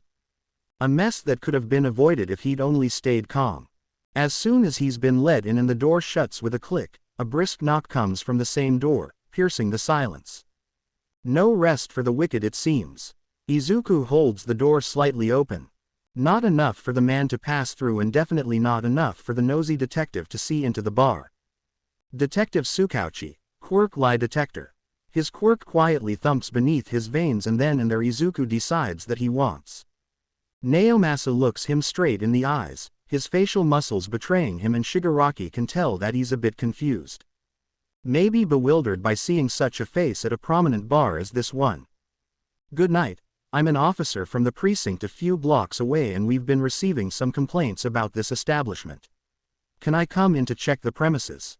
Even with his quirk, he's a shit liar. Or perhaps he's a bad liar because of his quirk. Whatever the reason is, Izuku can see right through him, and he signals Tamura to stay back lest he blow their cover. He strains his ears to confirm that his brother is indeed walking away, but the moment he gives this man in front of him verbal confirmation to enter, it's game over. What complaints? Izuku asks, rather harshly in his opinion, and the man flounders, clearly not expecting that question. Naomasa smiles, and it's painfully strained. I'm currently not at liberty to say specifically. He trails off, and Shigaraki refrains from rolling his eyes. Yet another person attempting to play hero who's pissing him off. His next question is, do you have a warrant? A permit of any kind to search the building? Tsukauchi's face flushes. He obviously doesn't, and when the man doesn't reply, Izuku eases the man's quirk from him. It's imperative that the conversation ends here, so he bids him a good night, hurriedly closing the door in his face, and he waits until the detective is long gone before truly moving away from behind the door. Soon enough he's just a dot on the horizon. Heroes were stupid. What kind of people came to an established villain hideout without a warrant at least? It reminded him of All Might's sidekick. Always rash and rarely ever truly thinking things through. Had any of them encountered Night Eye while they were out? Perhaps they had, and clearly the man hadn't liked the future that he'd seen if this was his first attempt to quell it before the League of Villains got entirely out of hand. Izuku smiled, lips stretching into a bright grin. He's gone, Tamura. The detective would notice his quirk missing soon enough. Tamura groans. They're onto us is what you're saying. Comes Izuku's rather tame response. The boy in question is at the counter finishing the last of Kurogiri's tea and is currently pleading with the butler for another batch. Please see, Jiri, I can't sleep without it. He begs, putting his hands together in a praying motion, and Kurogiri doesn't bat an eye. Izuku-sama, please relax. You can have a fresh pot in the morning. The bartender tries to reason, and Izuku huffs from where he sits on his stool. He asks, and if I'm dead by tomorrow morning? What then? And Tamura stalks over to hit him on the head. Don't say shit like that. Kurogiri backs him up. Master Tamura is right, Izuku. Don't go around saying such morbid things. You can have the tea in the morning. He's said much more awful things, but Izuku keeps his mouth shut before he truly gets mad, because right now the tea is something that he can genuinely do without. His hunger has been taken care of due to Naomasa's quirk, and he shouldn't feel any more unpleasant pressure for a few more days. Was that the police? Toga finally pipes up, looking oddly guilty with twice, and they both avoid meeting the Shigaraki's eyes. Izuku nods. Have anything you or twice would like to say for yourselves? Compress. Eyes widened. How had he figured them out that easily? They didn't look guilty to him, and Himiko was already a blubbering mess, and Jin had already sold her out, saying it was all Toga's fault. Please don't be mad, it was a mistake. Bubegawara joins her, kneeling on the floor, holding their hands as they imitate praying to Izuku as he was some kind of god. Chuya scoffs, kicking twice in the shin. Get up already, Ninny, the kid doesn't care. Magna smiled, he was right. Izuku definitely didn't care, much too content to sit on his stool, hiding a sly grin behind the dessert Kurogiri had given him as an apology. Izuku chuckled, I really don't care, Himi. It's all right, we just gotta lay low for a while, right? Like I said, we're leaving town pretty soon. It'll be fine as there won't be any pesky heroes to bother us. I think taking over Redistro's little city will take a week, he says, around a mouthful of key lime pie sorbet. Shigaraki puts his hand on his brother's head, pinky finger raised as always. I thought you said it would take 4 days. Yeah, but I need more time to integrate Makia into our plans. I've thought of something new. More flashy. Izuku grins and Tamura laughs, teeth on full display. The days go by far too fast in all for one's opinion. Even though he's been alive for centuries, seen kingdoms rise and fall, he's still obsessed with time moving slowly to his leisure. The labs are quiet, the bar even more so with his sons gone, and his only entertainment for the next few days seems to be entirely boring paperwork that's about to put him to sleep. Getting the paperwork for the bar to seem like a legitimate business is tedious. Food safety, hazard training, customer service certifications, bar qualifications, all this is bloody annoying. Still, it has to be done because Izuku's convinced the establishment will be raided any day now, especially since he was entirely unwelcoming to the detective. The bar in Camino Ward being shut down is something they cannot allow to happen. Heroes, vigilantes and villains alike all crowd the building almost every single night, and it's where good information is exchanged. It's amusing how his son had stolen the operative's quirk, slowly coaxing it from his very genes, and it seemed as though Izuku was better than him in that regard. All the individuals who had the misfortune of catching his eye had their abilities ripped from them in the most agonizing of ways. He had never been capable of being stealthy, and now he can see how much that is a blessing in disguise. The bar isn't actually closed, rather it's bustling with life as Kurogiri's still occupying the building. Izuku has patrons stationed, standing in as employees to be there when the police inevitably come knocking at his door, and someone has to be there to let them in. He'll be far too busy to do so manually, and the facial recognition software won't let them in otherwise because Kurogiri's been entirely uninterested in learning how it worked. Tsubakino's the happiest she's been in ages. With this gig comes certifications that she uses as soon as she's done with helping out Izuku. They're fake achievements but certifications nonetheless, and her resume has expanded immensely, no doubt, as if anyone could tell that her documents weren't actually real. She's already cut back on the drugs, only doing hard liquor every once in a while, and a beer or two is enough to buzz her brain slightly. Her boyfriend's long run off, probably off to somewhere in Jaku City with his new mistress. Haru, her sweet baby, sits at home awaiting her return. She's unfortunately used to her mom coming home in the dead of night, often far too sleepy to stay awake to greet her when she gets back. That doesn't ease the guilt that Tsubakino feels. Her daughter's only 7 and far too street smart for her own good. She knows to keep silent when the cops come knocking at their door. She knows how to use the stove and the microwave to make simple enough meals so she doesn't starve when her mother is out, and most importantly, Haru knows to keep quiet about the different men Tsubakino brings over in the dead of night. But with this, things can change. People are capable of changing, evolving into a better version of themselves, and Tsubakino will be one of them. Hisashi's done a damn good job, and he leans back in his armchair sighing, reaching into his beep pocket for the Manitou pack. He flicks out a lighter, a bright pink one, when he'd asked Izuku to fetch him a light from the nearby konbini, and he inhales the first drag of his cigarette greedily, rewind already working on the damage to his aging lungs. Snow falls heavily on the ground, and Tuya didn't think this is how he'd spend this Christmas. Bundled up in thick fleece coats that he hasn't been able to afford in all the years he's lived on the streets and rummaging through the sewer system under Deku City. It's necessary that they move quietly as they can hear the townsfolk noises as they move overhead. Izuku's confirmed Jitans and skeptics' positions already, but they have a ways to go before reaching Redistro. Magna and Compress already have trumpets secured in a marble. Toga's already working with Twice moving to capture Curious and Sanctum, so it's just him, Spinner and the Shigaraki brothers suffering underground. Moving in pairs is necessary for their survival, in this city located in the crack of nowhere where people are free to use their quirks with zero consequences. This city is gross as fuck. Where'd all these rats come from? Dabi asks, absolutely disgusted. Izuku replies, I had to see how well used the system was, so I deposited them here.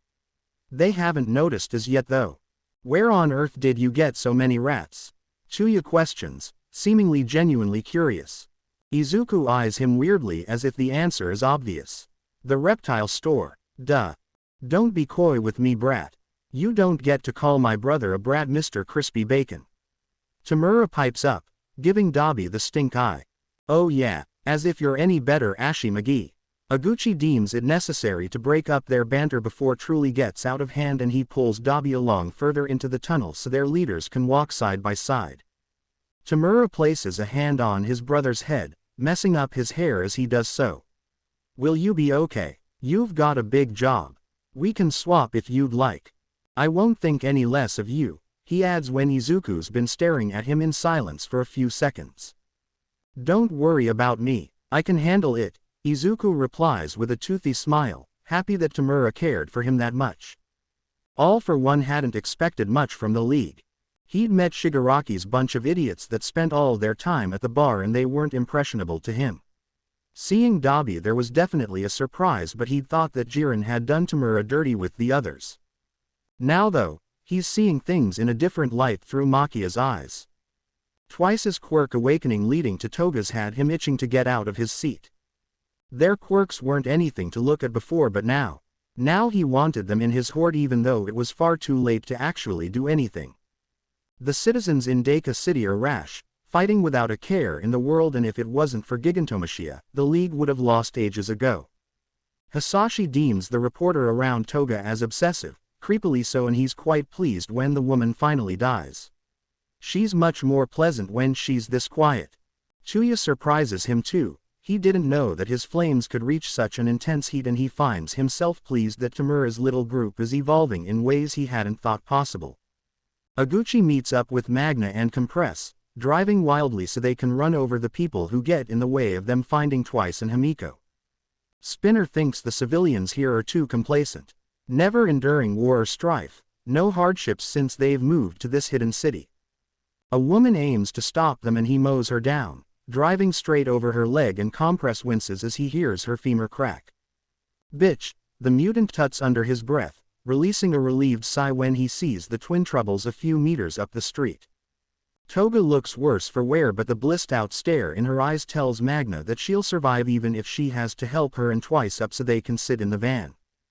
Compress makes light work of bandaging Jin's head while Dabi is relaxed as always in the backseat with half a mind to slap Spinner over the head for driving so recklessly. A loud explosion gathers everyone's attention and the van comes to a sudden halt when Spinner's view is obscured. The world has turned red. Blood, guts, organs, pieces of flesh rain down upon them for a few seconds before it halts, and a second explosion has them driving madly down the street, skidding on the blood covering the pavement. Tamura's heart threatens to jump out of his chest. What the fuck was Izuku doing? Chapter text. It's painfully hot, almost unbearably so, and the ice-cold drinks in her lap are the only saving grace she has. It's a wonder that they haven't passed out because of a heat stroke, and the warm weather is entirely unwelcome. Izu, come on, I'm dying over here, Toga whines, swinging her feet from the white picket fence of the abandoned house she's currently seated on. They're in a rather shoddy part of town close to where most criminals live, just a few blocks away from Terra and Ia's bar, but Izuku doesn't bother stopping by. He sends them a text though, and Terra responds almost immediately, filling him in on what's been happening since he left last. She gives him a few more contacts, just people who need analysis done, and he sets a mental reminder to do it tomorrow. Alter's yen sits prettily in his bank account still unused, and he doesn't have any big expenses coming up that he can't use his father's credit card for, but he isn't one to refuse money even if he currently doesn't need it. Future Izuku would thank him. Give me a minute, Himi, I'm texting Tara-san. The lady from the red light district, right? She questions, pausing to look at a stray tabby crossing the street. Even ridden with fleas, it's still cute, and she coos at it before it scurries away, knocking over a trash can as it does so. Yeah, Izuku replies, she's just filling me in. We can leave soon, all right. Toga hums an affirmative but still fidgets on the rickety fence, and Shigaraki can't hold back his laughter when she finally falls off, dirtying her skirt. Oh fuck, Himiko, you really couldn't wait. He tuts, making sure to brush the mud from her skirt before it dries. She shakes her head and Izuku rolls his eyes before grabbing her hand in his gloved one as he puts his phone away. Fine, come on then. The Cheshire grin on her face is absolutely worth it. The hospital is busy, nurses scurrying around, pushing crash carts with pockets filled with EPI pens. Izuku can hear patients and staff screaming alike. It's Friday the 13th and a full moon no less. Shigaraki isn't awfully superstitious, but he doesn't know why he expected better. Inko's horror stories of nights such as these never stuck with him. It wasn't like she tended to spend time with him after his 4th birthday anyway. A man vomits bile and blood onto the floor, and from where Izuku's standing, he can see thick greenish-colored phlegm mixed into it, and more runs down his nose. He looks sickly and a tad bit yellow with snot clinging to his mustache. One of the nurses pass out after seeing that. It must have been her first day, he decides. Wuss, he thinks in the back of his mind. Dad would have thought that it was funny. Somebody sedate me, a black-haired woman screams, clutching her bedside rails with enough force to kill a man. Her room is devoid of any individuals except for the foreign doctor currently clutching his pearls in the doorway. Himiko snorts quietly. Mood, she replies, and Izuku huffs out a laugh, rolling his eyes fondly. Am I wrong though? She asks. You aren't, but we've got to hurry before Tamura starts worrying. He's blowing up my phone. He's sent him 5 separate messages already, and Tamura's attempted to call twice in the last 3 minutes. The ceilings in this hospital are high, all the hallways look the same, and every single room smells sterile.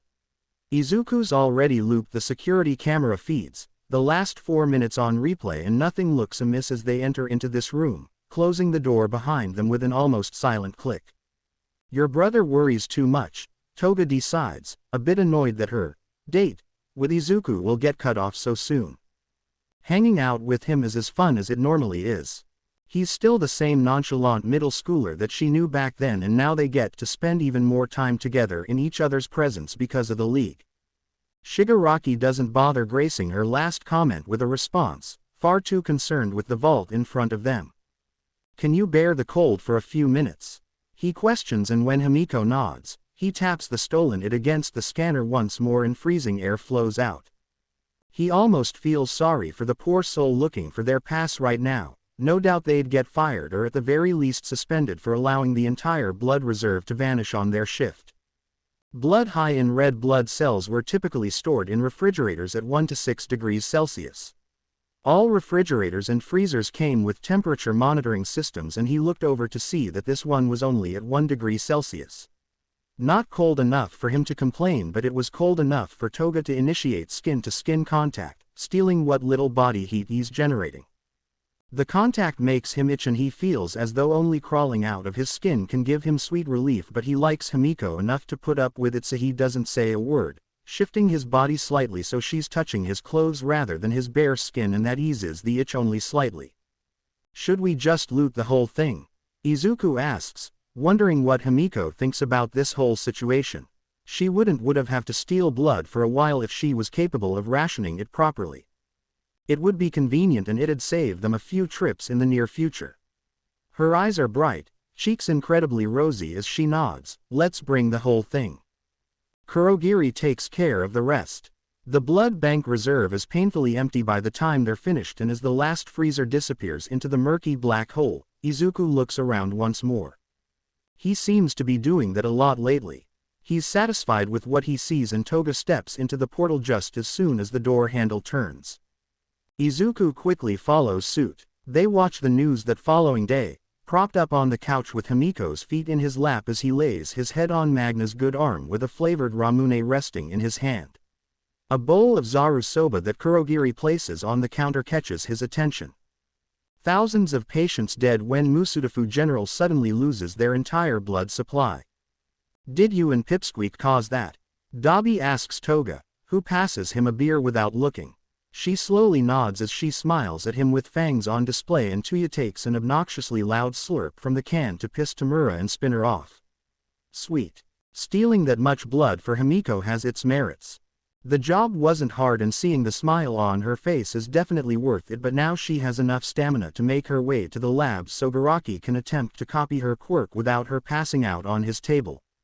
Izuku can't pass up on having a quirk-like transform, but he doesn't intend to strip Toga of the essence of her very being, so he is capable of settling for a copy, no matter how all for one flutters unhappily in his veins.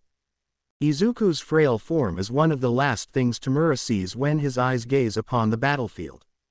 Redistro is long gone, reduced to clumps of flesh that are indistinguishable from the hundreds of corpses Izuku has scattered around him.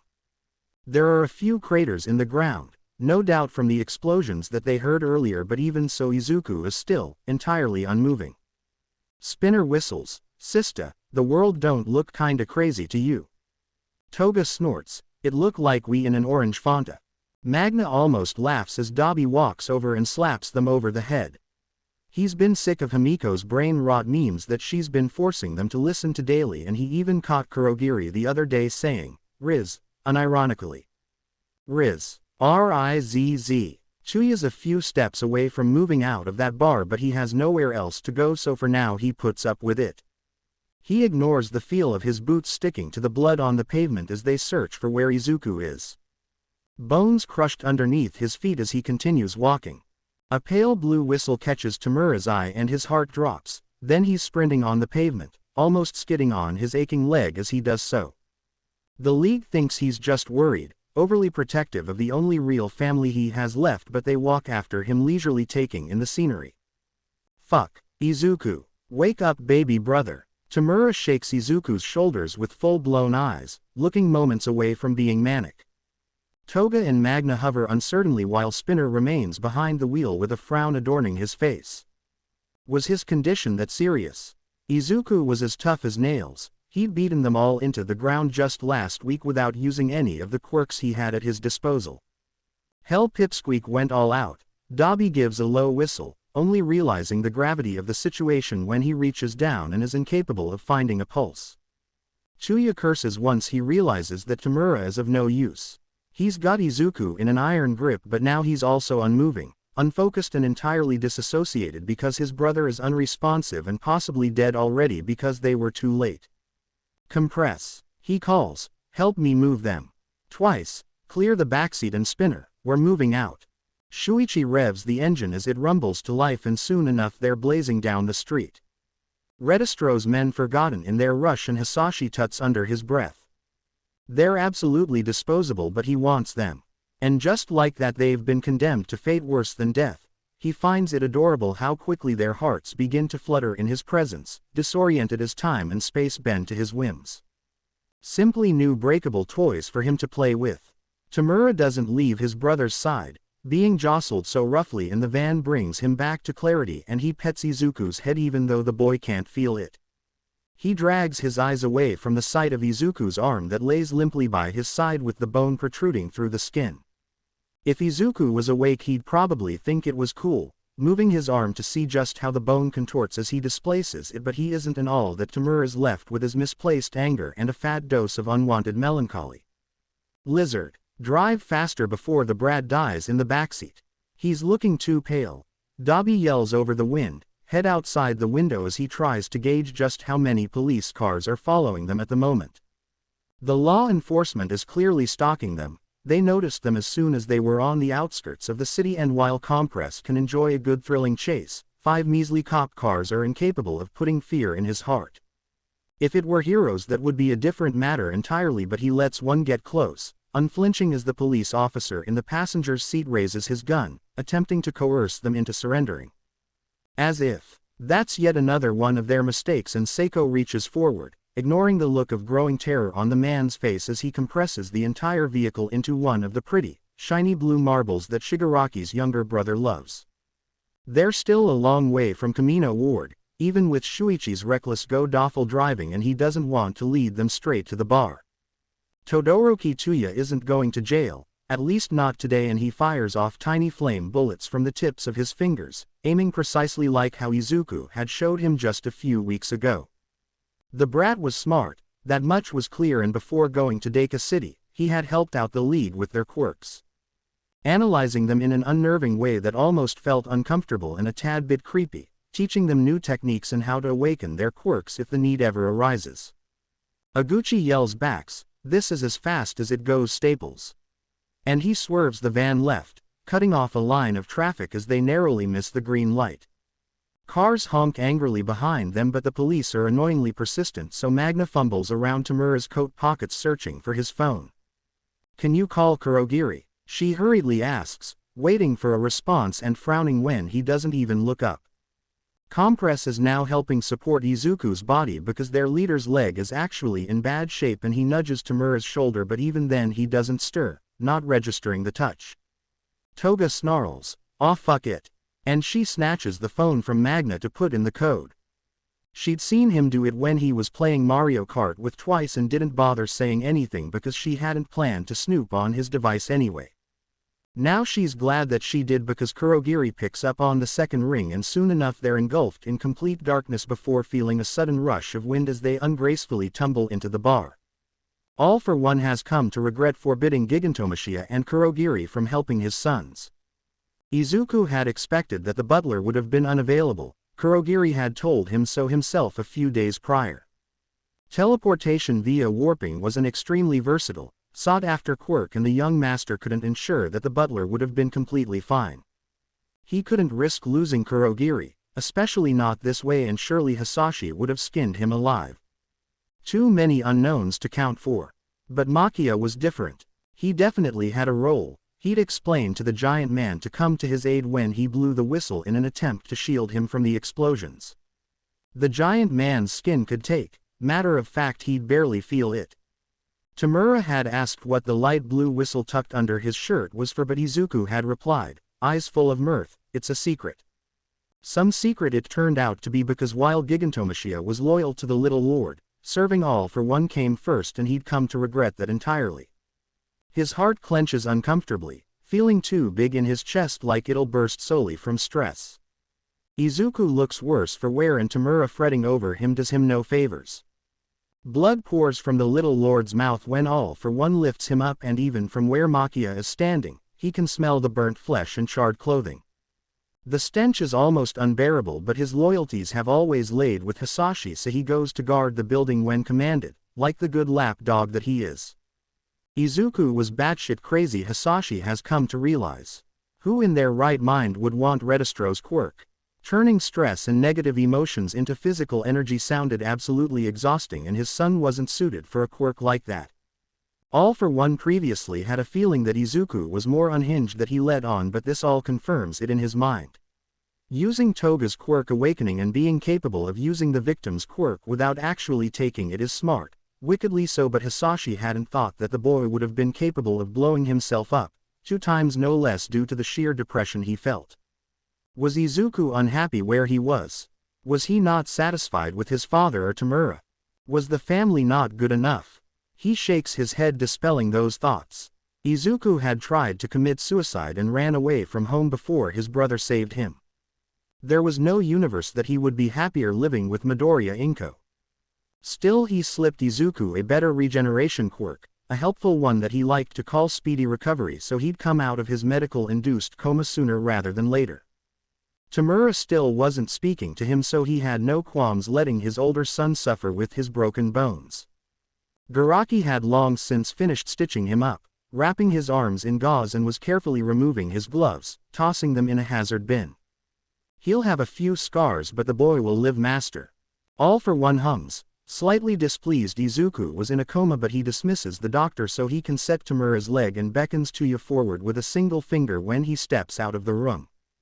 "Yo, handy man, Your sensei says the brat will be fine, Dabi relays to Shigaraki, who's still zoned out on the couch with Kurogiri beside him.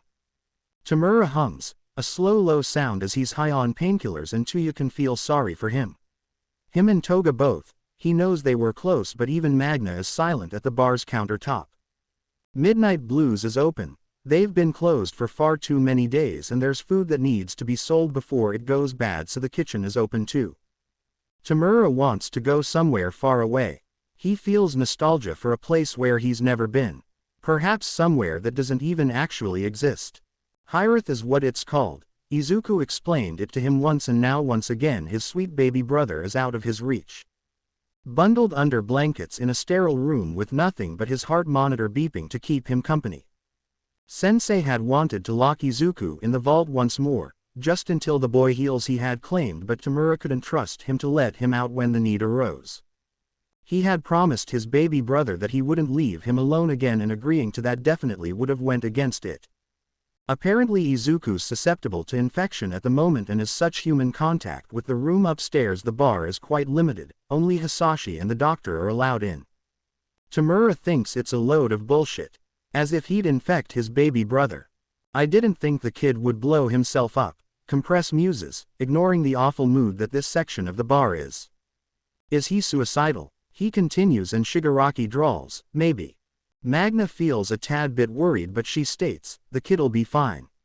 He's as tough as steel. Twice has been roped into another game of beer pong, and he drags Toga over with him to the table with rowdy drunk males who have a keg. Where they got the money for a keg they had no idea, but money was money even if it turned out to be dirty cash. Indeed the young master is. He'll be up and raising hell in a few days, I'm sure, Kurogiri replies as he wipes down a few mugs for new orders. Atsuhiro accepts that as an answer. All right, he says, moving over to take a few orders as they're actually starting to get busy. Thank you, the bartender states as Iguchi and Seiko continue taking orders, although they've been a bit slow because they're not familiar with the menu. What's a rosé tte akboki? Spinner groans, turning around to face Kurogiri, who's busy steaming tea leaves. The queue has dwindled and now it's just Tsubakino in the line having a stare-off with the gecko. Izuku mentioned rice cakes once, so maybe it's that with a rose on top. Compress tries, cringing once the sentence is out of his mouth, and Tsubakino sends him a dirty look. She drawls, where's Izu?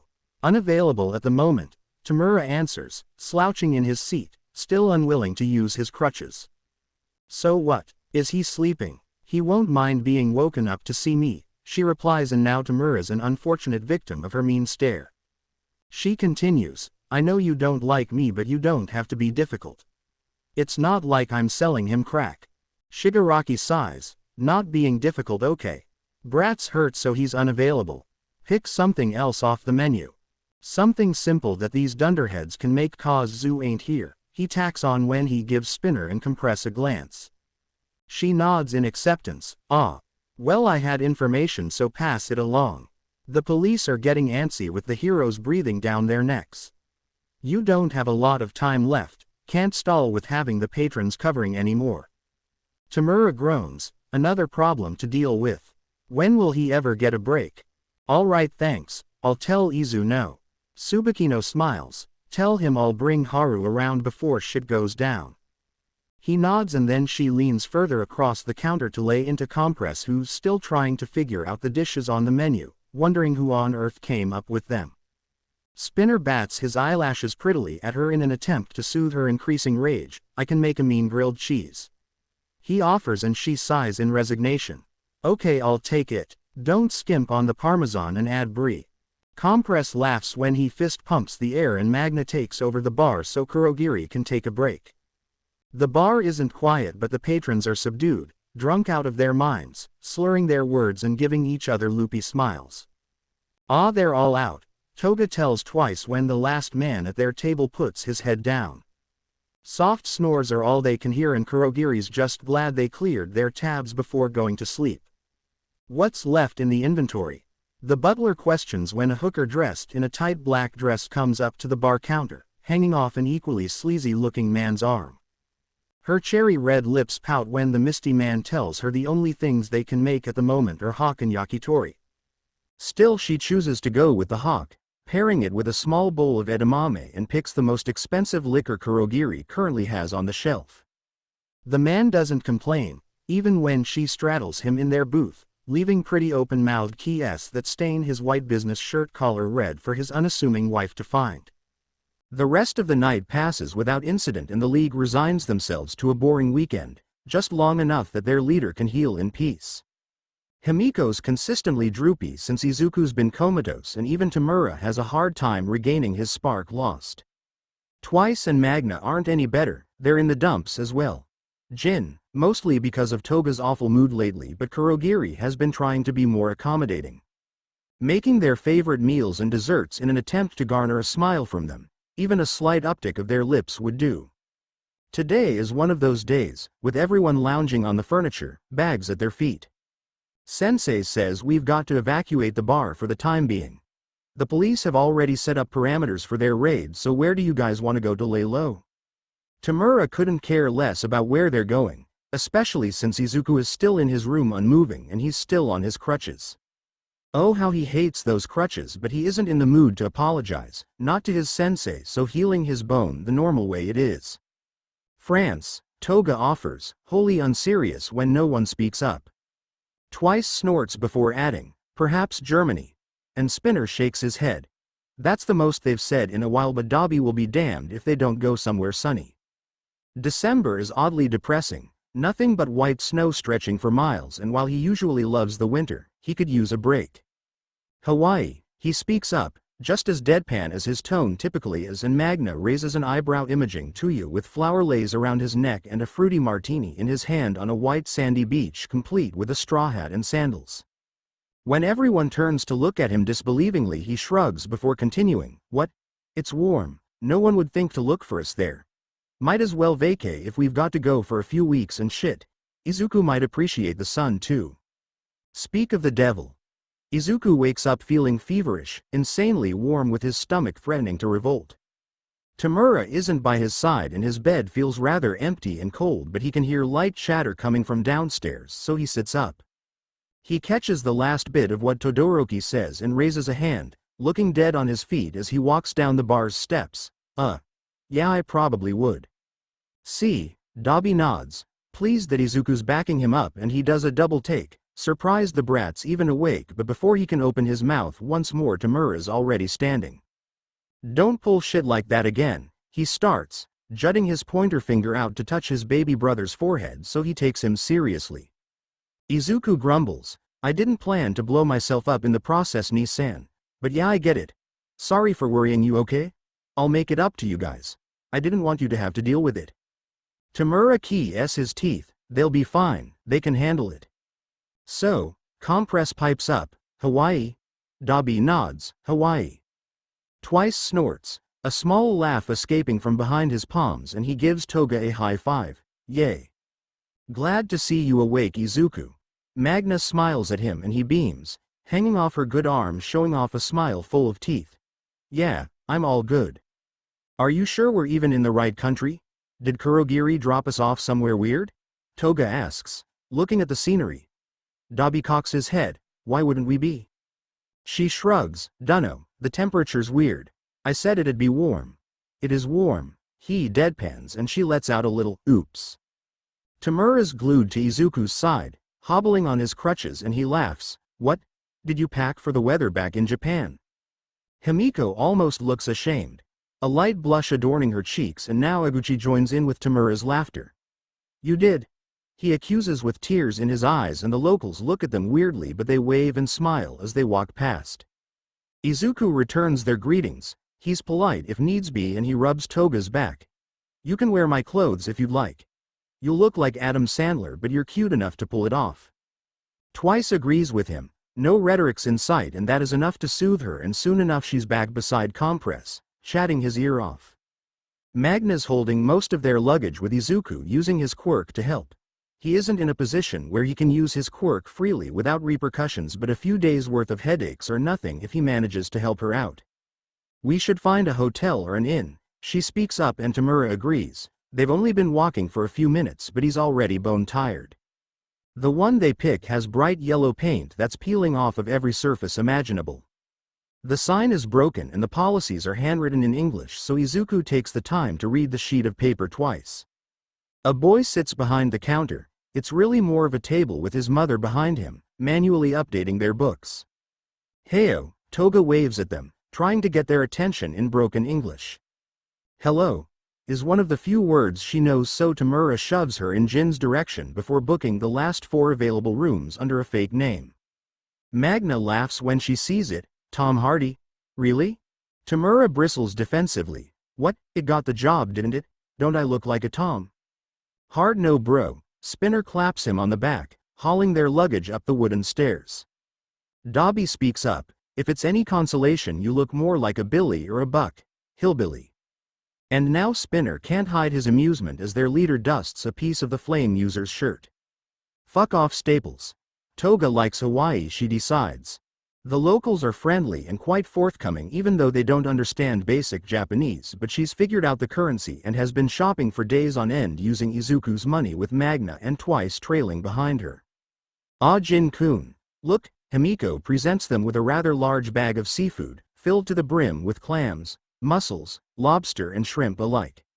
Bubaigawara grins. "Let's roast them on the beach later. I don't like seafood." Magna quickly pays the bill with the dollars in her pocket because in her excitement Toga's already looking at another stall and the middle-aged man behind the counter gives her a sweet smile, waving them off and inviting them to come back again for a discount. Tiny crabs scurry past Izuku's feet. He doesn't mind them. They're cute as long as they don't pinch and the sounds of the waves crashing against the shore almost lull him to sleep. His chest feels tight but he ignores the feeling, pushing on. "Izuku." Hisashi's voice comes from the phone when he's zoned out for far too long. "Yes, father." All for one sighs. "How much longer will you continue being this petty, son?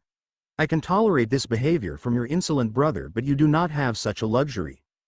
Izuku rolls his eyes, monotone as he lies. "I don't know what you mean, father." Hisashi knows that it's a lie and he sighs once more, loud enough for his son to hear it even though he isn't on speaker. Perhaps if he turned his Ichi into a Nomu he'd be more compliant. He'd simply be Kurogiri 2.0, incapable of doing anything else outside of following orders. Cease this childish tantrum immediately. He's had enough of putting up with Izuku's nonsense. Even Tamura tended to have more grace when he rebelled, but his youngest seems to have forgotten his place. Now it's Izuku's turn to sigh. Disappointed that he couldn't keep this going for longer, but he's smart enough to know when to not push his luck. "Yes, father, as you wish." "Not father," Hisashi's corrects before continuing. "Papa or dad will suffice." Father seems quite impersonal, precisely why Izuku uses it when he's mad at Hisashi, and he smirks as he continues to walk across the sand and into the shade. "Of course, daddy." Daddy, on the other hand, is childish, something that most children grow out of as they get older, and he wonders if Hisashi cringes every time he says it. The man hums. "You don't listen, do you, Izuku? I'll have to train that out of you, as it seems you get more brazen when we spend a few days apart. Perhaps a few more months in the vault would do you well." Izuku's breath hitches. "Maybe I'll keep you locked in there for a year or throw away the key entirely. You'd only have roaches for company," his father continues when there's no reply. Not even Tamura could save him from such a fate. "Sorry," Izuku mutters, kicking up sand before sitting under a coconut tree. All for one raises an eyebrow even though the boy can't see it. "Sorry who?" "I'm sorry, Papa," Izuku corrects, and Hisashi smiles. Now he's pleased. "You're forgiven, Ducky. You'll do well to remember to behave next time. I need you to come home immediately. You've been out of the country for far too long and they've blown up the bar," the man says, entirely nonchalant, and Izuku stops breathing for a second time. "They blew up the bar?" he questions slowly, hoping that he misheard, but his father confirms it with clear disinterest. "Yes," Hisashi's drawls, "the explosion was quite large. You would have loved it, and Kurogiri's been awfully distressed about losing his red wine collection." Shigaraki can't wrap his head around this. They blew up his brother's home? The League's home? Wait. If the heroes are bold enough to blow up the bar, shouldn't we be staying low a while longer? All for one ceases looking over his paperwork, shoulders tense as he grows increasingly more angry. "Izuku. Do not question me. Be back by Wednesday this week or I will be coming to get you and you will not like what will happen to you when you are in my sight.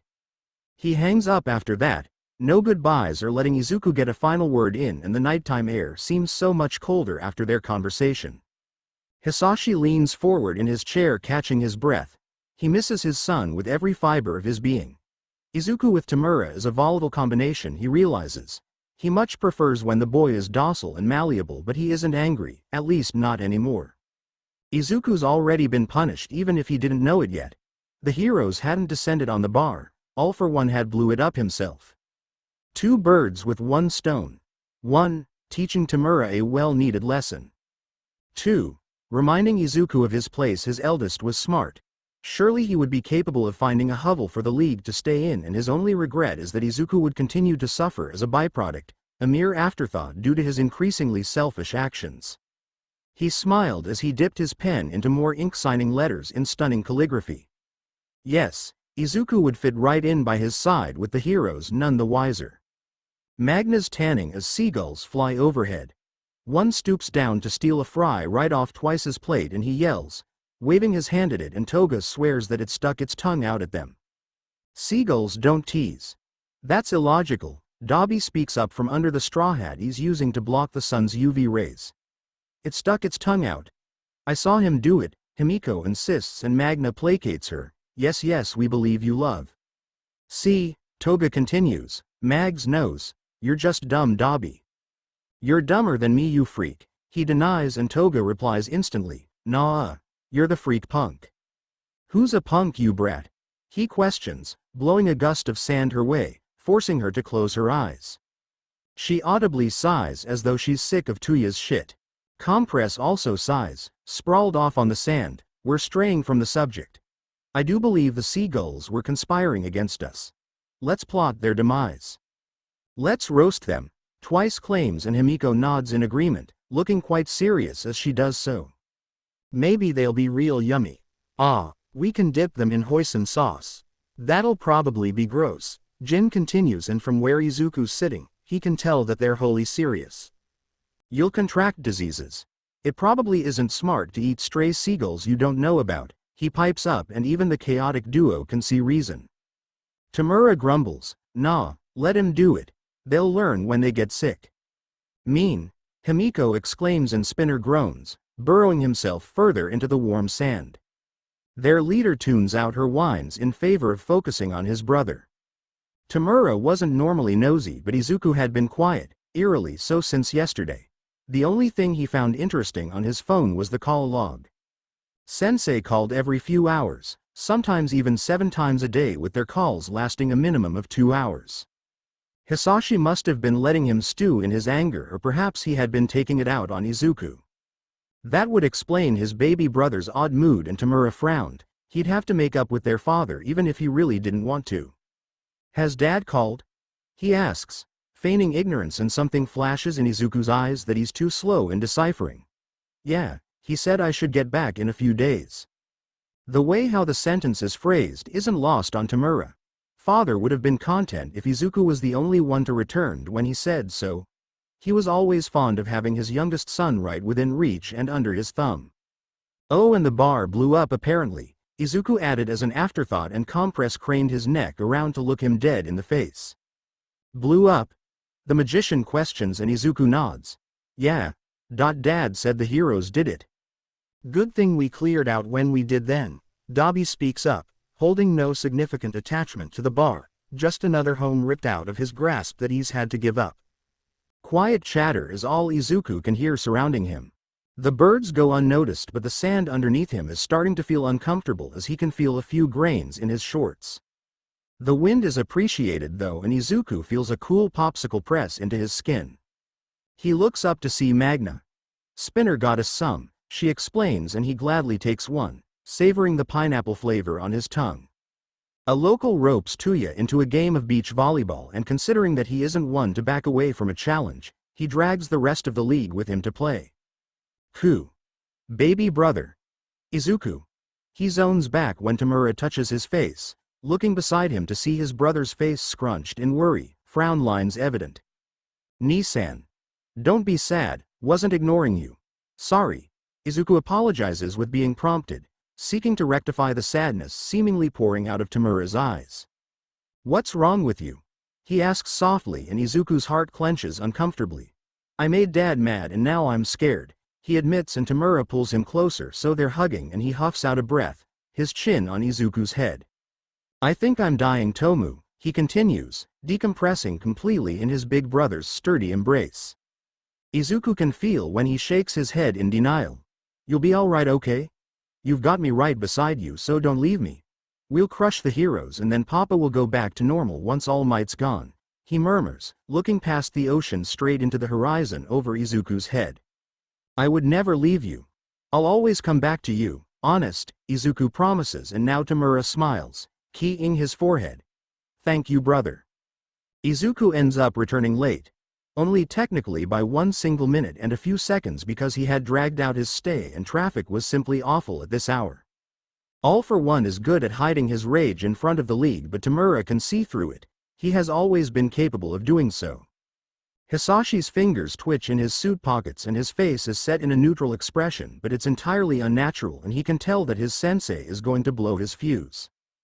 "Good night, father," he greets when Izuku doesn't seem as though he'll say anything, and Hisashi looks up, mild shock visible on his face. Still he returns the gesture. Idle chat is made before he sends them off, with Kurogiri only holding Izuku back. Tamura pulls the boy close to his chest as his hoodie hides his face, so he bends down, nuzzling his head in the crook of his brother's neck. Izuku can feel Tamura's hot breath on his ear as he says, "Come back to me in one piece, alright? Don't be coy and upset Dad any more than he already is." He receives a stiff nod, and before long the League is out of sight, gone with the telltale of one of Kurogiri's warps. A large hand settles heavily on Izuku's curls. He looks up to see his father, no semblance of humor present on his face. "Come, Ichi, we have much to do." Toga hadn't wanted to leave Izuku behind. She was wise enough to realize that Tamura and Dabi didn't want that either, but in the face of a man with such a great presence like All for One, what could they really do? The answer would always be nothing. Absolutely nothing, so she settled down, withdrawn to Big Sis Mag's side, and stepped through the warp into their new hideout. This one was much better. It seemed as Tamura's sensei had handpicked this one himself, and the kitchen was huge, as if to cater to Kurogiri's whims. It was just another bar with a few rooms on top, but nobody minded as the bartender busied himself with tidying up so he could reopen Midnight Blues.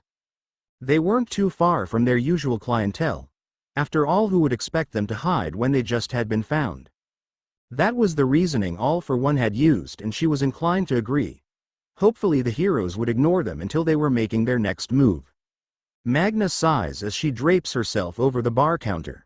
Tsubakino was back and making a racket as usual, waving her clenched fist at Spinner. "You still haven't learned how to make the rice cakes. You're a shitty employee." "I don't get paid to help out. I'm not even an employee, bitch," he fires back, and Twice is far too busy pouring himself a shots of whiskey for him and Dabi to even care. She grunts, seemingly having no response to that. "Where's Zu-chan?" she questions, looking at Tamura with narrowed eyes. "He's with Dad. He probably won't be around for a while, but I'll tell him you showed up." Tsubakino sighs. "He's never around when I'm here, and Haru misses him terribly." Himiko can almost feel sorry for her. She misses Izuku too, unbearably so. Still, she has patrons to tend to, so Kurogiri doesn't get too overwhelmed with the amount of orders rushing in, and she slithers behind tables with Compress sneakily, soaking up information floating around the underground with the intention of relaying everything to Shigaraki later. Overly drunk individuals are the best to listen to, especially the villains and vigilantes that come in. They're loud, incredibly so, and their mouths are entirely loose. That way Compress learns that Endeavor's agency is actually going under reconstruction right now in an attempt to gain more space so they can host interns from UA. Seiko isn't sure what good the information will be, but he relays it anyway and watches their leader immediately text Izuku in real time. Still, the night passes without much fanfare, although the bar oddly seems as though it has far too much open space without Tamura's screams as he rages on a new game, or Izuku coming back from the 24/7 konbini with new ice cream flavors for everyone to try. Magna tucks a small carton of vanilla bean ice cream in the back of the freezer for Izuku to have later. When Kurogiri sees him next, He feels as though he may throw up. Gigantomachia is with Izuku, a single finger on his back prodding him to move as the giant bodyguard shows him their new hideout. The bartender hears Izuku thank the man softly and Machia grins, extremely sharp, jagged teeth on display, and he pats the boy's head before taking off. Only Izuku's legs are uninjured. It's just been a few days, but his face and arms have a plethora of bruises that are in various stages of healing naturally. Blue, yellow and purple splotches decorate his white milky skin, and when he looks up, Kurogiri can see how dead his beautiful red eyes look. A bit of blood is matted into his normally pristine white hair, and his left arm is wrapped tightly in a cast. Izuku looks out of place with a sling, and he's reminded of a few days ago when Tamura had a broken leg. Master did end up healing it though, just moments before they had left, so why wouldn't he heal Izuku? Was this some form of punishment? Izuku-sama, he begins hesitantly, is there anything I can do for you? Can you call Tamura for me please, and can you make a batch of black raspberry tea if you don't mind? I don't mind, the butler confirms, and he whisks way up the stairs, and Izuku can hear him knocking presumably on Tamura's door. Tamura is quick, wasting no moments to get down the stairs, and even in pain, Izuku smiles at being able to see his brother through his black eye. Came back in one piece, he relays, a futile attempt at soothing Tamura's soul. Clearly they had different views on that. He looked as though he was about to keel over, and the bruises on his face especially hurt Tamura's typically unfeeling heart. He wasn't capable of protecting his brother, not from their own father anyway, and he can feel the rage welling up in his chest. Tamura audibly sighs, just what am I going to do with you, Izuku? The bath is blissfully warm. It makes his bruises ache even more, but it soothes his soul, so he doesn't complain. His brother is oddly good at drawing baths, Izuku decides, and he appreciates the bubbles and yellow rubber ducks floating around in it. Tamura washes his brother's hair, taking his time to get the blood out from his curls, and frowns when he sees a gash at the back of Izuku's head that hasn't been stitched up or cared for. Were you snarky with Dad? He questions, and Izuku looks up, squinting his eyes. He shakes his head. I wasn't, I even apologized as soon as we were alone. Said I'd make up for my mistakes too. That was a surprise. Even when Tamura was a brat, he wasn't disciplined that harshly.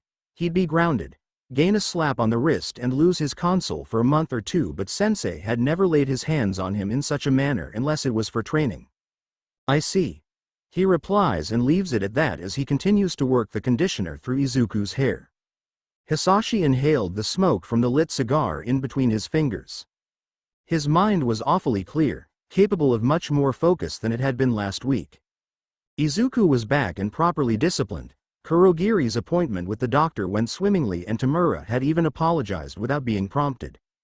Surely he only did so in an attempt to soothe his rage so he wouldn't have been so hard on Izuku, but Tamura should have known better. Seeing his youngest son covered in bruises and cowering from his hands in the vault had filled him with an immense amount of joy that he had been giggling to himself in this cramped office for nearly 2 hours. It reminded him of Yoichi in a way. He never laid his hands on his brother. He considered Yoichi far too precious, but Izuku wasn't him. His son was just a spare. Maybe not even good enough to be deemed a spare actually, because they didn't totally look alike. His sweet Yoichi wasn't simply one of a kind, and Izuku couldn't hope to measure up to that. It wasn't abuse. He had told Izuku that, much less the boy get any more silly ideas into his head. Actions always had consequences, and his son was expected to comply with his every demand, no matter how insignificant or inconvenient it seemed. Maybe he should have healed a few of his injuries, however. The black eye and cuts on his face seemed quite unpleasant. No doubt Tamura would be angry once more, but manipulating that boy was always an easy matter. Izuku's red eyes were now vacant.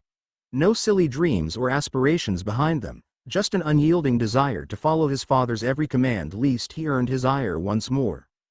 The darkness in the vault had made the days that passed by seem even more oppressing, and Izuku hadn't thought that he'd be capable of making it out alive, and the thought of breaking the only promise he'd made to his brother had tears welling up behind his eyes. Have you learnt your lesson, Izuku? Hisashi had taunted, putting special effort into pronouncing the syllables of his son's name.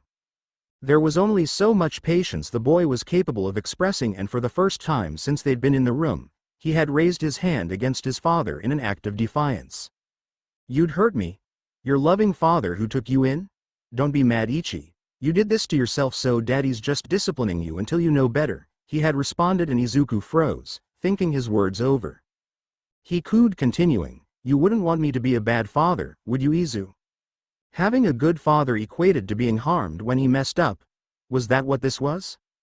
Inko was never this rough. She'd only used her quirk once or twice on him in passing and never hard enough to leave a bruise. Was that why she was such a bad mom? Because she hadn't cared enough to discipline him in such a manner when he'd fucked up? With the last of Izuku's psyche broken, Hisashi grinned, a feral thing really. His lips stretched unnaturally wide, moving to backhand his son when the boy was no longer moving.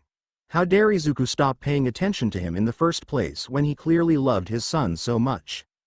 Izuku couldn't even feel the pain registering behind the blow. Just another raging bruise to add to the others he's already collected.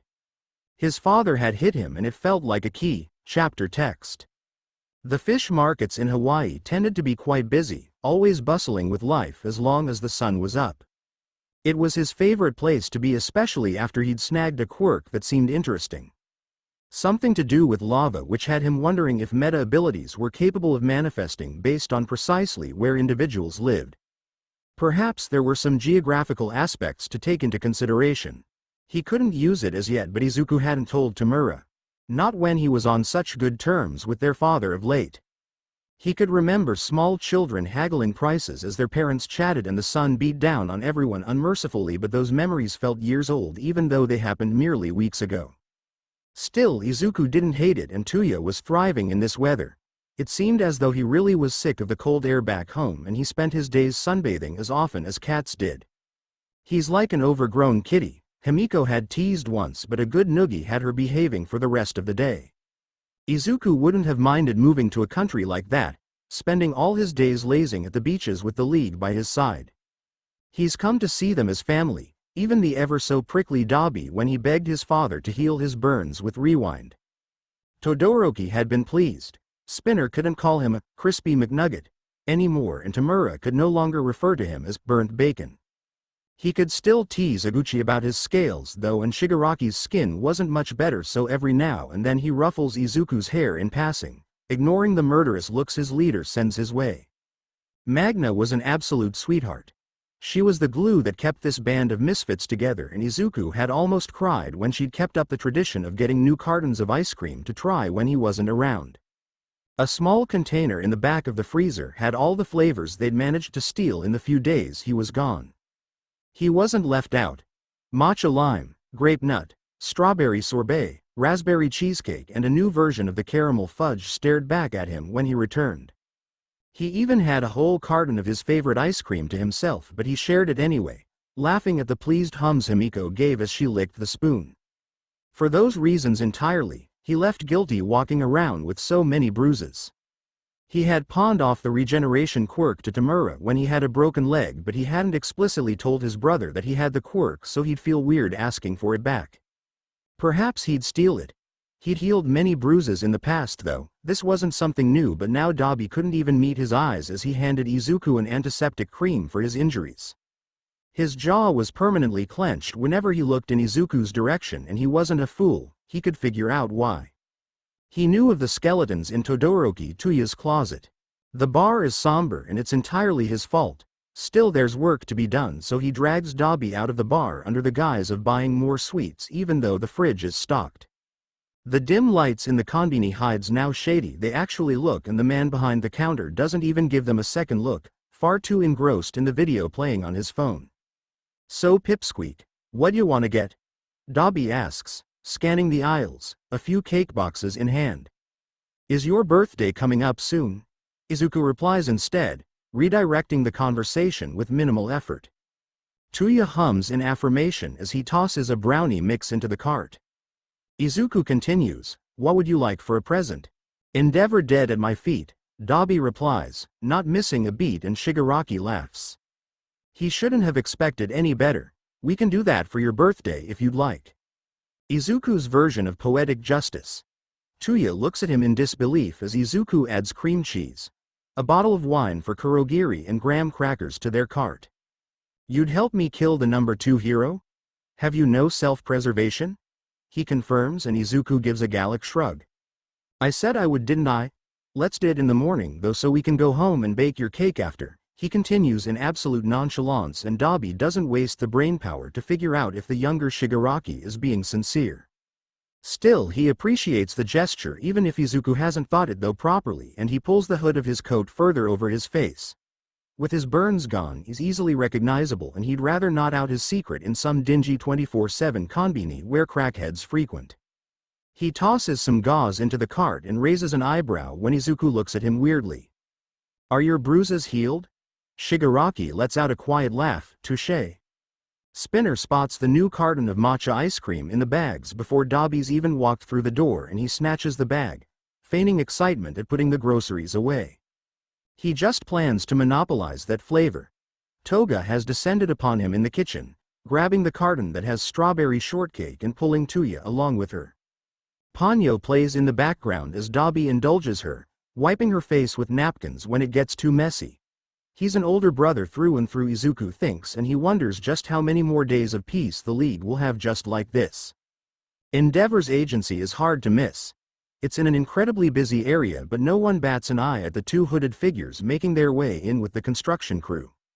Stealing two ids are light work, and Izuku wonders if it really should be this easy. The gas masks filtering out the air they breathe should be suspicious enough, but still no one is concerned or even curious. This is the number 2 pro-heroes agency after all, but Tuya doesn't seem too surprised. Todoroki Enji has always been conceited. Unironically, that seems to be his downfall as the lobby is bustling with life and the receptionists turn a blind eye to any men in uniform. That's too easy, don't ya think? Izuku hums under his breath, turning away from the elevator and choosing the stairs instead. Dabi soaks in the new scenery with a toolbox in hand. I'm not surprised. He watches as Shigaraki's eyebrows shoot up in what seems to be surprise as Endeavor himself comes around the corner. Still, the man doesn't give them the time of day, gruffly barking out orders over the phone. Izuku finally replies, I see what you mean. Are you doing the reveal here? Tuya shakes his head, a small smile gracing his lips. Nah, I'll let his sins chase him until he has no reprieve. Izuku hums, wondering if he should have done the same. Should he hate his father? He's half of the only biological family he has left, but was family really that important? Have his relationships always been so fickle? The League has worn out an immovable hole in his heart where they take up so much space entirely, it feels as though his chest will cave in from the inside out. Tamura means the absolute world to Izuku. If his older brother asked for his heart, he'd give it with no questions, but who was Hisashi? Where did he stand? He recalls the man who'd left him beaten in the vault for days. The man who gave him bruises and broke his bones as discipline with no cares in the world. The man who attempted to break his mind with solitude and minimal human interaction. The man who'd prefer if his son had some version of Stockholm Syndrome so the boy would be much easier to manipulate. The man who blew up their home with no remorse and deemed it simply to be the consequences of their actions. The man who saw his children as mere pawns. But the man who listens to his well-thought-out plans is fresh in his mind too. The father who insisted on tucking him into bed every night while reading one of his favorite comics under the warm glow of the nightlight. The father who pets his hair as Izuku sits on his lap recounting his day. The father who turns a blind eye to all the mindless spending his sons do, never once limiting their credit cards. The father who got them out of trouble if needs be. The father who gave Izuku a home. You should hate your old man too. I would. Tuya casually adds into the conversation once they're far away from everyone else and in the midst of the paused construction. Izuku looks at him, seemingly have made up his mind in the past few minutes that have passed. I don't though. Dabi's eye twitches. Izuku reminds him too much of Fuyumi in this instance, and he'd much preferred if the boy channeled Natsuo, who was far more vocal in his contempt. You couldn't pay Tuya's brother to stay in a room with their father, much less have a conversation with him. However, Izuku was a child. A brilliant child, but a misguided one nonetheless, and Todoroki could still see purple bruises peeking out from the younger Shigaraki's collar. A ring around his neck as if he'd been choked without mercy. Tuya sighs, muscles bulging under his shirt as he moves a propane cylinder beside one containing acetylene. Chemistry was never his strong suit, but he's trusting that Izuku knows enough to actually send Endeavor straight into hell. You are kind and you have become blind because no one has been as caring to you, and your father's voice saying that he loves you is going to lead you off a cliff like it's done to me. He doesn't look back to see the look on Izuku's face when the sentence is finally out of his mouth, only turning to check the valves before getting Kurogiri's warp on standby. Lead him off a cliff? Hasn't father already done so? There's no coming back from terrorizing this many heroes. Father had told him to jump and Izuku had only asked how high. Izuku watches as Tuya fiddles with the valve once more, a thumbs up as confirmation. Kurogiri, get us out. And the butler does so in record speed. They're on a far enough building that has the agency in their direct field of vision.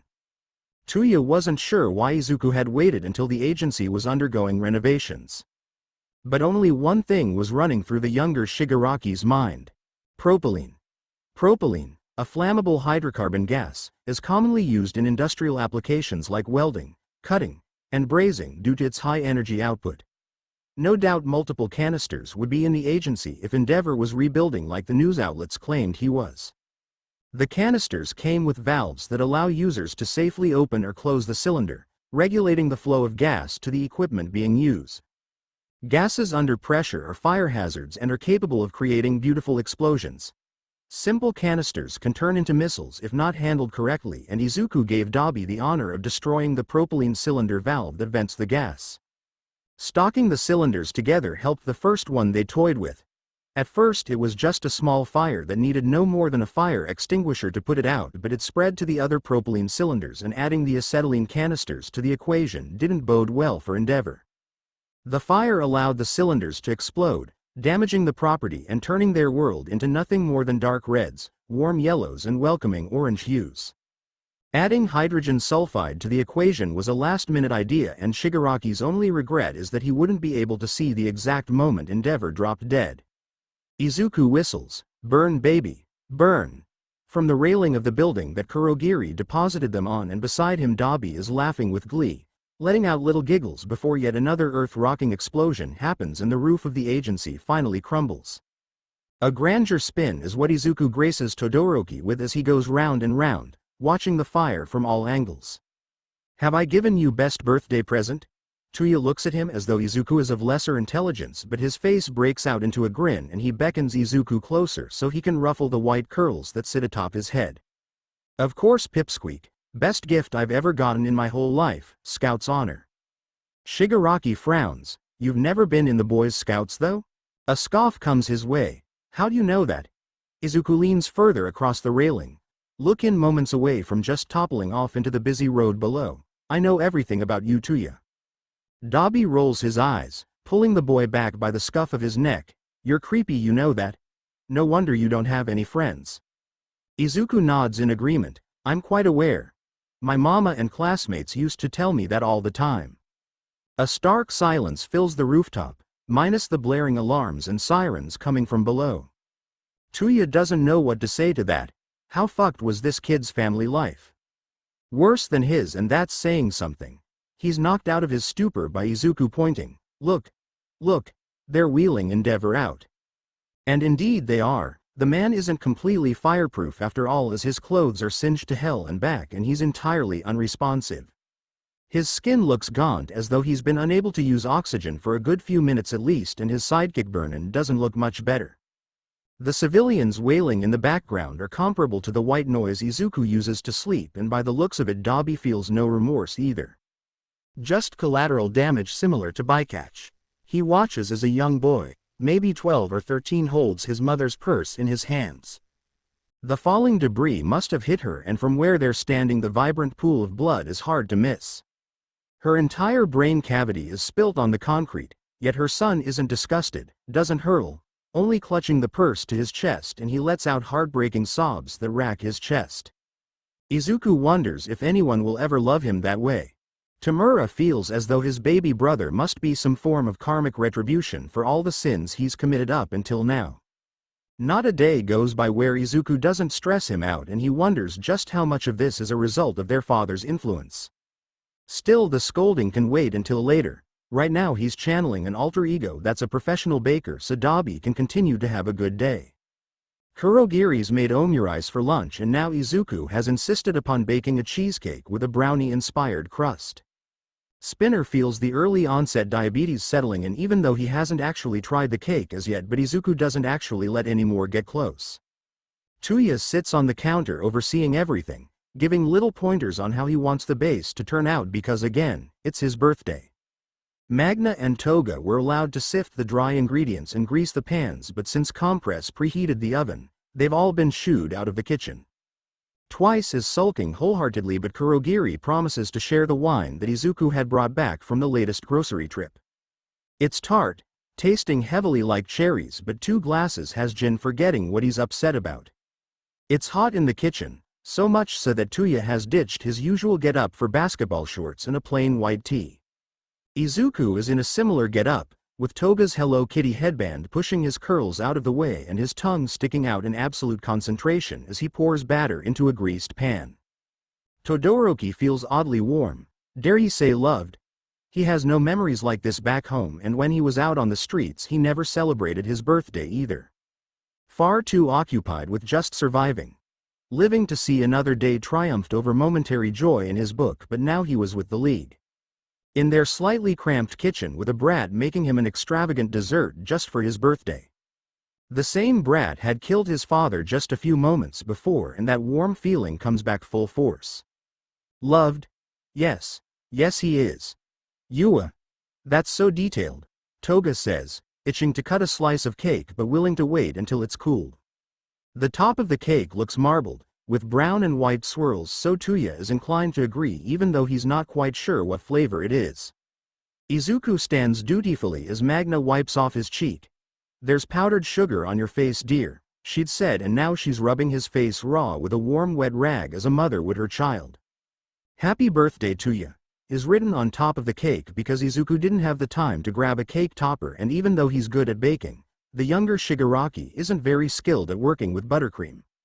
Still, Todoroki insists on lighting his own candles and uses his quirk to do so.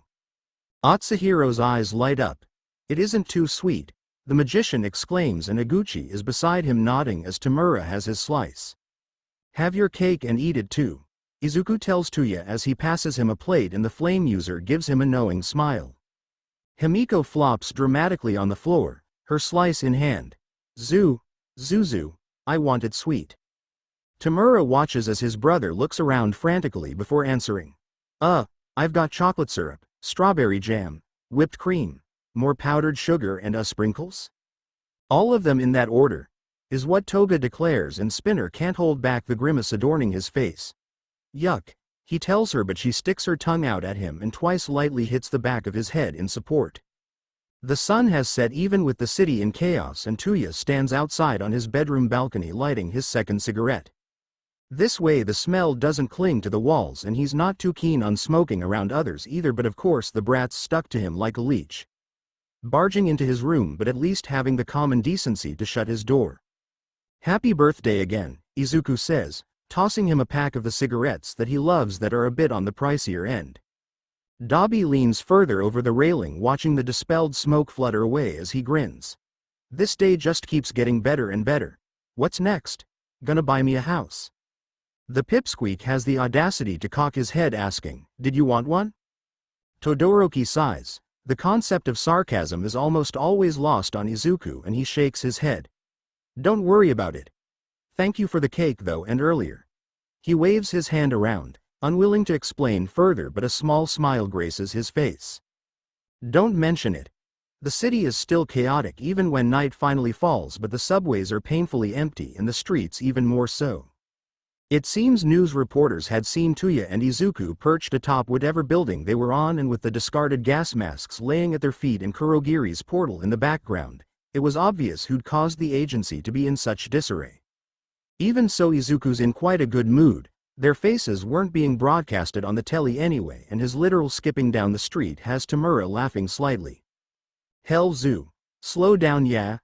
His pleas fall on deaf ears, but Izuku skids to a stop, bouncing off his legs as he waits for his older brother to catch up. Tamura grumbles as he walks up, planting a firm hand on Izuku's head as he pats his curls. "What's got you so excited, huh?"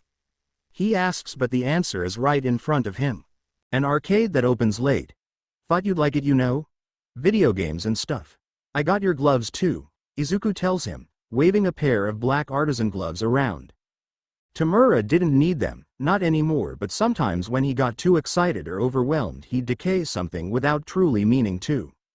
"You're the best, Izuku," Hisashi begins, blowing the smoke from his cigar away from his son's face. "How was your day?" From his position, All for One can feel his shrug and he sighs, prompting Izuku to speak. "Any trouble?" "No, Dad," comes the reply, and he smiles, pristine white teeth on display. "Good. How was the arcade?" At this Izuku perks up, always glad to brag about his brother. "Was really fun." Tamura was so excited, and he stretches his arms out dramatically to show their father just how excited Tamura really was before continuing. "And he was really good, he set new high scores for almost all of them." It's just arcade games, but Izuku's rather proud anyway, and Hisashi thinks it's sweet. If only he and Yoichi were like that. They'd spent a sizable amount of time at the arcade, and as a result they spent a good chunk of their allowance. Well, Izuku's allowance mostly, because Tamura tended to blow his as soon as he got it on games or new consoles for his setup. Hisashi places his cigar on the ashtray beside his desk and pulls Izuku up closer to his chest, pretending to not notice when his son starts listening to his heartbeat. "Ah, I almost forgot. You did so well today, Ducky. With Endeavor, I mean," he clarifies as his voice drops an octave, using his free arm to rub small, soothing circles into Izuku's back. His son flushes at the praise, waving him off. "It was just for Dobby's birthday. Wasn't hard or anything." All for One sincerely doubted it. Tamura probably wouldn't even have been able to set foot into the building unless he used brute force, and by then his element of surprise would have been over. Even so, he wants to nurture Izuku's mind into something more analytical. A mind capable of coming up with flawless ideas to cull the heroes standing in their way. Pushing Izuku past the point of no return. A child stuck in his own ways, incapable of ever being saved. "Still, I suppose you deserve a reward. What would you like, Ichi?" he asks, in an attempt to butter his son up and gain forgiveness for the bruises on Izuku's milky white skin that just won't seem to go away. It seems that his guilt will eat him whole one of these days, because his sweet son doesn't even shy away from his touch. Doesn't flinch from his hands, not even once, and instead shuffles closer, making himself more comfortable on his father's lap. As long as he's good, father won't hit him. He wraps Hisashi's arm around him and lets out a tiny pleased sigh. "I want an arcade." All for One raises an eyebrow. "An entire arcade? We don't have the space for that, Ducky." "I want a room at the bar filled with games then. Have Tamura pick them." Izuku's pleased when his dad nods, even though his request is a bit bratty. "All right, it'll be done by the morning, love." And with that, Hisashi pushes his curls back to plant a key on his forehead, ignoring how his son used his reward for Tamura's benefit instead. Such a selfless little ducky he had. Much better than Yoichi ever was. Izuku was normally better than this. He was typically more sensible when dealing with his urges. Shigaraki Izuku was never this unhinged or careless in an uncontrollable environment. "Come back here, you punk. And drop midnight right this instant," some no-name hero behind him shouted, scaling the roofs with incredible parkour. The streets were bright, far too bright than they typically would be at this hour, and Izuku wonders which hero behind him has an illuminating quirk behind him, because the city definitely hasn't fixed any of the street lights in this area.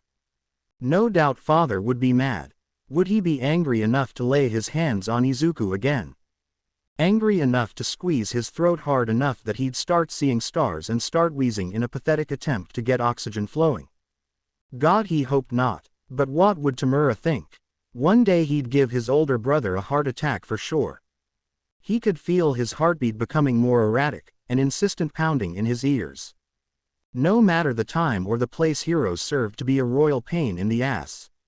He could feel them breathing down his neck, their shouts ringing in his ears as people scrambled to shut their doors and windows. All he wanted was a quiet evening to soothe the migraine threatening to drive him crazy. Being with the League made it easy to forget his actual needs. He's been eating the regular food that Kurogiri makes for dinner because they all ate their meals together.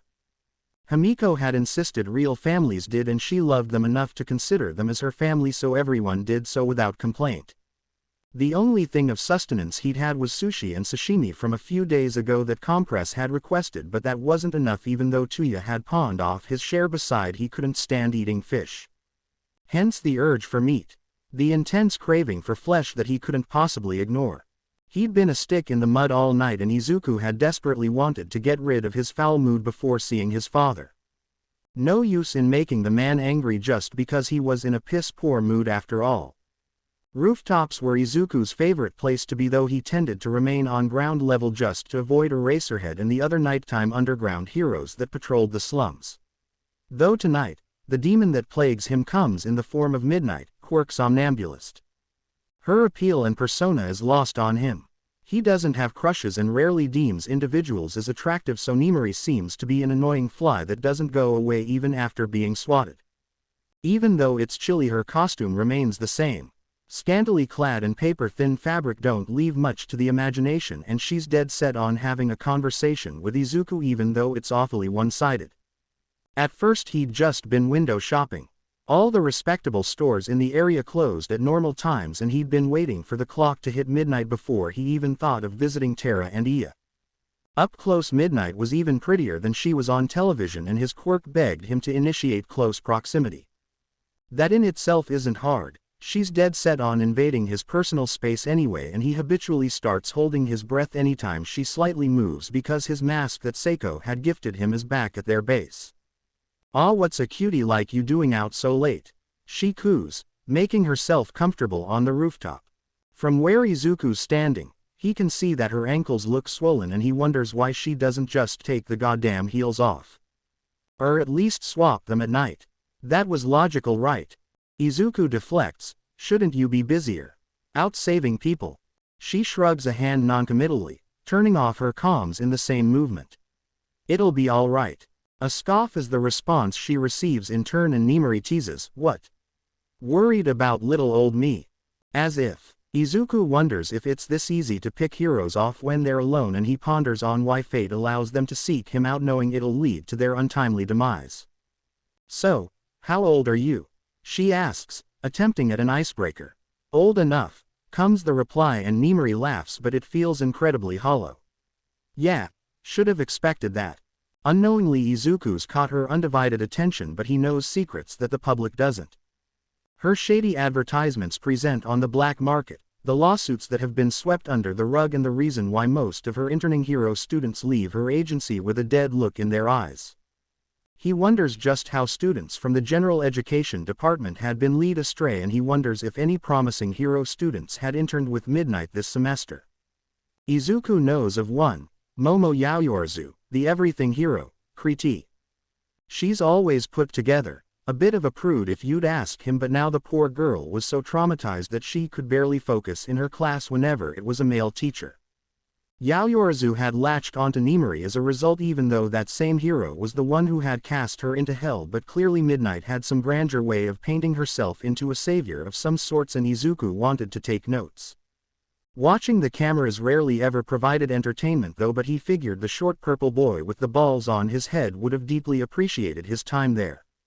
A shame it was Momo instead, but Mineta wasn't considered to be conventionally attractive, and his application was rejected under the guise of him not being capable of reaching his full potential at Midnight's agency. So, she starts up again, not deterred by the stiff replies that Izuku gives. "Would you like to intern at my agency?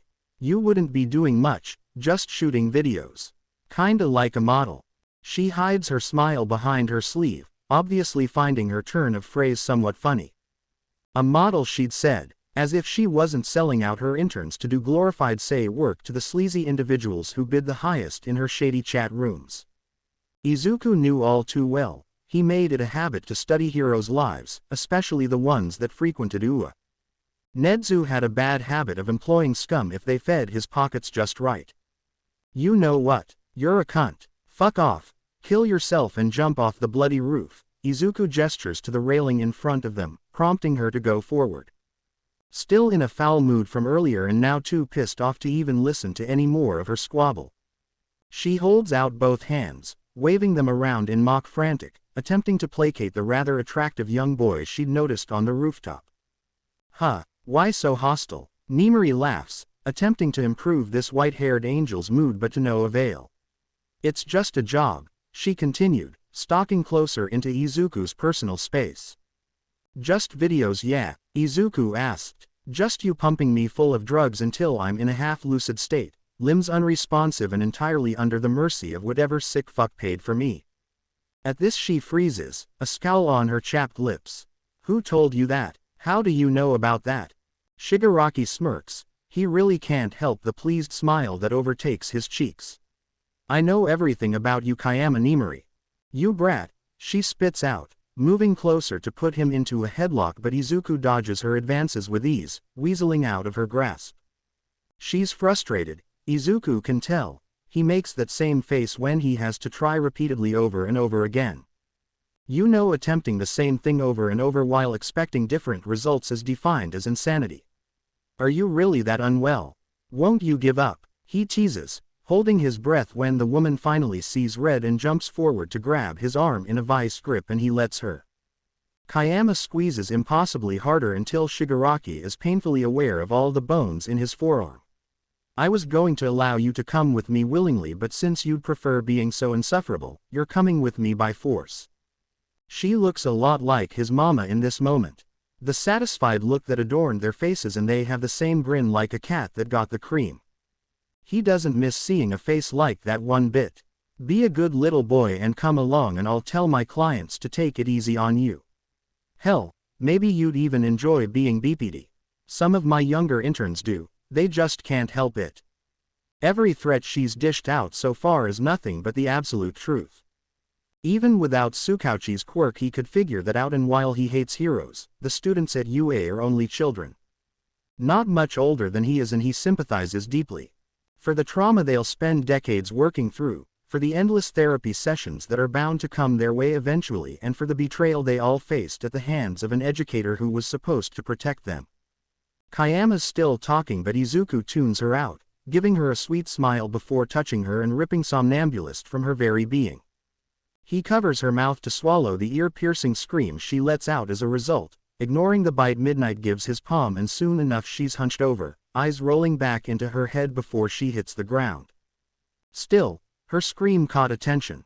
Apparently she doesn't patrol alone, and now her sidekicks and a few other underground heroes are giving chase. She's not heavy at all, not to Izuku, but he can feel the adrenaline coursing through his veins and the blood pumping to his head. It's not a feeling he hates, it's a far cry farther how he felt earlier, but he is going to be caught at this rate. He can see more heroes up ahead, and that certainly spells his demise. Shigaraki's eyes bulge when he watches another hero that's more noticeable than the rest. With a rifle he can tell is well aimed at his heart, and he's only a few hundred meters away. He can feel his heart stop for only a moment, and now Izuku's incredibly aware of just how fast his heart is beating. Can people young as he is have heart attacks at such an age? It sure feels like it, and Shigaraki sees the moment the man releases the trigger and the bullet flies towards him. He almost wants to laugh when he sees the telltale signs of Kurogiri's warp opening up. Silly hero, didn't he know? The one in front of the gun lives forever. All for One isn't easily surprised, but watching Izuku's heartbeat rise each passing minute was definitely puzzling. His younger son wasn't necessarily quick to act if he was angry, he was unnaturally rational and thought things through. He wasn't the type to become frantic or panicked either, so if his body was reacting in such a way to whatever situation Izuku had found himself stuck in, he must have been fretting to some extent. This modification is one of his favorites. It's like an electrocardiogram (EKG) that allows him to assess an individual's heart rate or rhythm. This is a quirk he never turns off, as he uses it to tell when exactly people decide to lie to him or when they aren't being entirely truthful. Their racing hearts give them away every single time, but for some reason he can never tell what his youngest is feeling. Izuku is capable of lying and withholding rather important information from him with a straight face. A byproduct of needing to lie at every turn in his earlier life. This doesn't bode well for Hisashi, but he's made his peace with it, especially since it works wonderfully on Tamura. Still, Izuku isn't a stone-cold monster. His heart picks up whenever Tamura's in trouble, when he gets to pet the stray cats that pass the building, or whenever he internally preens when his dad praises him. Izuku, Hisashi's baritone voice rings out, "What kind of trouble have you gotten yourself into, my prince? Do I need to have you on a leash?" All for One chuckles as his son shakes his head in quite a comical manner, waving his hands, "No," to further prove his point. A thud catches his attention, and only then does he notice the woman who's fallen face forward beside Izuku. He recognizes her immediately and grins once he remembers what her quirk is. "Is this a present for me, Ducky?" He knows that it isn't, but Izuku's not inclined to tell him no whenever he asks for something. A small pout graces his son's lips and he smiles, pulling Izuku closer as he shoves his paperwork aside to put his son to sit atop his desk. "It's for me, Daddy," he mutters out, grasping his father's hands when Hisashi prompts him to do and traces over the slight wrinkles that he has. The response is unexpected but not entirely unwelcome. All for One had missed their earlier dynamic, back when his son had a backbone and wasn't entirely afraid of him. It seemed he had been far too harsh in the vault, and he wasn't about to make that mistake again. Those bluish-yellow bruises haunted him in his sleep as he imagined it was Yoichi instead. However, he liked when people would talk back to him despite him being capable of killing them in a single blow. Also, Papa gets nothing even after he sends Kurogiri to bail his baby out. "Weren't you nervous without my help?" the man teases, cooing when a faint blush dusts Izuku's cheeks.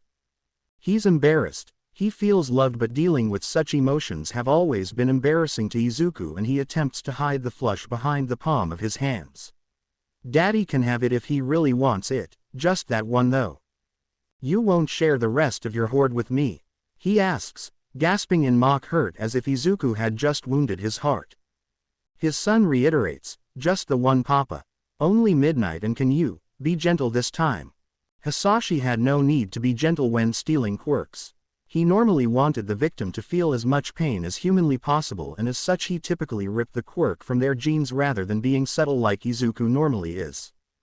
All for One pats his head, taking time to remove the leaves that found their way in Izuku's hair while he was on the run. Of course, he lies, poking around in the better version of his quirk, searching for the newest edition. His father isn't gentle, not in the slightest. It's not as painful as it used to be though, and Izuku doesn't even pass out this time, just a few tears welling in his eyes from the pain. Hisashi wipes his tears away, speaking to him softly, "Ah, I'm sorry, Ducky, did it hurt?" And he nods, seeing no reason to put on a brave face when he's only moments away from truly crying and smiling when his father promises to make it up to him. "But Izuku, you were reckless today, him." The man trails off, waiting for his son to agree with him, but the boy stays silent. "I'm not mad anymore, sweetheart, but now you've got to make it up to me too, yeah." "What do you need me to do, father?" he asks, always eager to please, and All for One beckons his son to come sit on his lap as he spins the armchair around, prompting high-pitched giggles from Izuku, who is now going in circles. He procures a lit cigar seemingly from the thin air and takes a drag, a small smile adorning his face, and from this close, Izuku can see the freckles they both share. "Here, baby, have a drag," he insists, and Izuku does, turning his head as he blows out the smoke away from his father's face. He doesn't even choke, much less cough, as he does so, in just 5 drags has him loose and sluggish, sclera almost the same shade as his irises. A childish glint appears in All for One's eye as he asks, "Who taught you how to smoke?" Izuku rubs his nose against his father's neck, breathing in his scent as he gets even more comfortable on his lap. "Got cigs from the convenience store," comes the reply, and when he asks his son why, the answer is a bit of a surprise but utterly pleasing nevertheless. For the first time in a long while, Hisashi remembers the unconditional love that can only come from family. He had left a lot behind when leaving Inko, and his clothes were no exception. Although a fit of misplaced rage had the woman donating all his clothing to charity, Izuku at 5 years old had managed to snag one of Hisashi's old suits before his mother had sold the rest. It was one he wore often to less than legal meetings, and no matter how many times Inko had brought it to the laundromat or the dry cleaners, the smell of cigar smoke was there to stay. Izuku could understand why his mother was angry even if he didn't know why his father had left. Still he'd missed his daddy and spent every night cuddling the jacket, inhaling the smoky scent embedded into the stitches. When his father's scent had all but vanished, he switched to the previously pristine white shirt normally worn under it, and even the bloodstain on the sleeve nor the red lipstick on the collar could deter him from holding it close. No amount of begging had spared him from Inko's wrath when she'd found out, though. Unbelievably angry that her son would seek comfort from the same man who had completely abandoned them without a care in the world just a few months prior. She'd thrown out the suit, even the pants too, and tossed out all of baby Izuku's toys for good measure, claiming he didn't need them if scraps of clothing were enough to ease the pain in his tiny heart. "You beautiful boy, I missed you too," he proclaims with a swift key to his son's forehead. "I love you, kiddo." Izuku hums and Hisashi shivers a bit as he feels the vibrations on his skin. "Love you too, Papa. Are you going to sleep before dealing with the pest in the room? Don't you need to eat, Izuku? Come to me if you need help, Ichi." Izuku lolls forward and all for one scrambles to support his neck as it's now at an odd angle. He would have thought it was dislocated if he didn't know any better. "Ducky," he tuts, "be kinder to your bones." "Yes, yes, your majesty." Izuku placates, patting the man's broad shoulder, and Hisashi swallows the smile that's threatening to show up. "I mean it," he says with a stern voice, and his son finally stands up, correcting his posture. He hauls himself to his feet not before welcoming a goodnight key from his father. "I'll see you tomorrow afternoon, Ichi. I expect your job to be done by then." Kayama's silky black hair is wrapped or rather tangled tightly in Izuku's fist as he drags her across the cold tiled floor. Izuku smiles, looking over his shoulder. "Of course, Daddy. Good night." Nimari wakes up upside down. The room is freezing cold and the goosebumps on her arms and legs tell her that she's been in this room for quite a while. The blood rushing to her head makes it hard to think, hard to see, but she strains her eyes to make out. -6 degrees Celsius on the thermostat by the door. The buzzing sound that echoed across the space stopped when she had opened her eyes. Was that a power drill? Her world is just white. The room is white. The ceilings are white. Izuku's hair is white and the room is covered in saran wrap. Even though it's cold, the boy doesn't even have a sweater on and she can see the muscles under his white shirt. He's got black overalls on that aren't buttoned so the thick fabric bunches around at his waist. His heavy-duty black shoes aren't subtle in the slightest and Nimari can see the spikes on the soles from where she's hanging. Like a pig to be slaughtered. The ceiling light reflects off the curved blade in Izuku's hand and it has Kayama feeling nervous. Wait, she chuckles nervously, "Can't we talk this through? You're just a kid, right? You don't wanna kill a pro hero, not someone as limelight as me. I saw, just kidding about the videos. I'll forget that I ever saw you." Izuku hauls her up further, not bothering to even respond, positioning a rather large garbage bin lined with a clear plastic bag. She feels as though she may throw up again. There's no way she'll make it out alive and all her pleas and threats fall on unhearing ears. "Please," she wails, "I have family to go back home to. I have nieces I haven't seen grown up yet. I'm their Auntie Nemi, please." This catches Shigaraki's attention as he cocks his head. "Oh. All the more reason to kill you then. You shouldn't be allowed around children, you sick fuck." She shakes her head, pleading him once again, pretending that she's seen the error of her ways and she'll change. But Izuku sees right through her facade. Nimari has no intention of doing so. This hero is only spewing lies to save her skin due to the fear.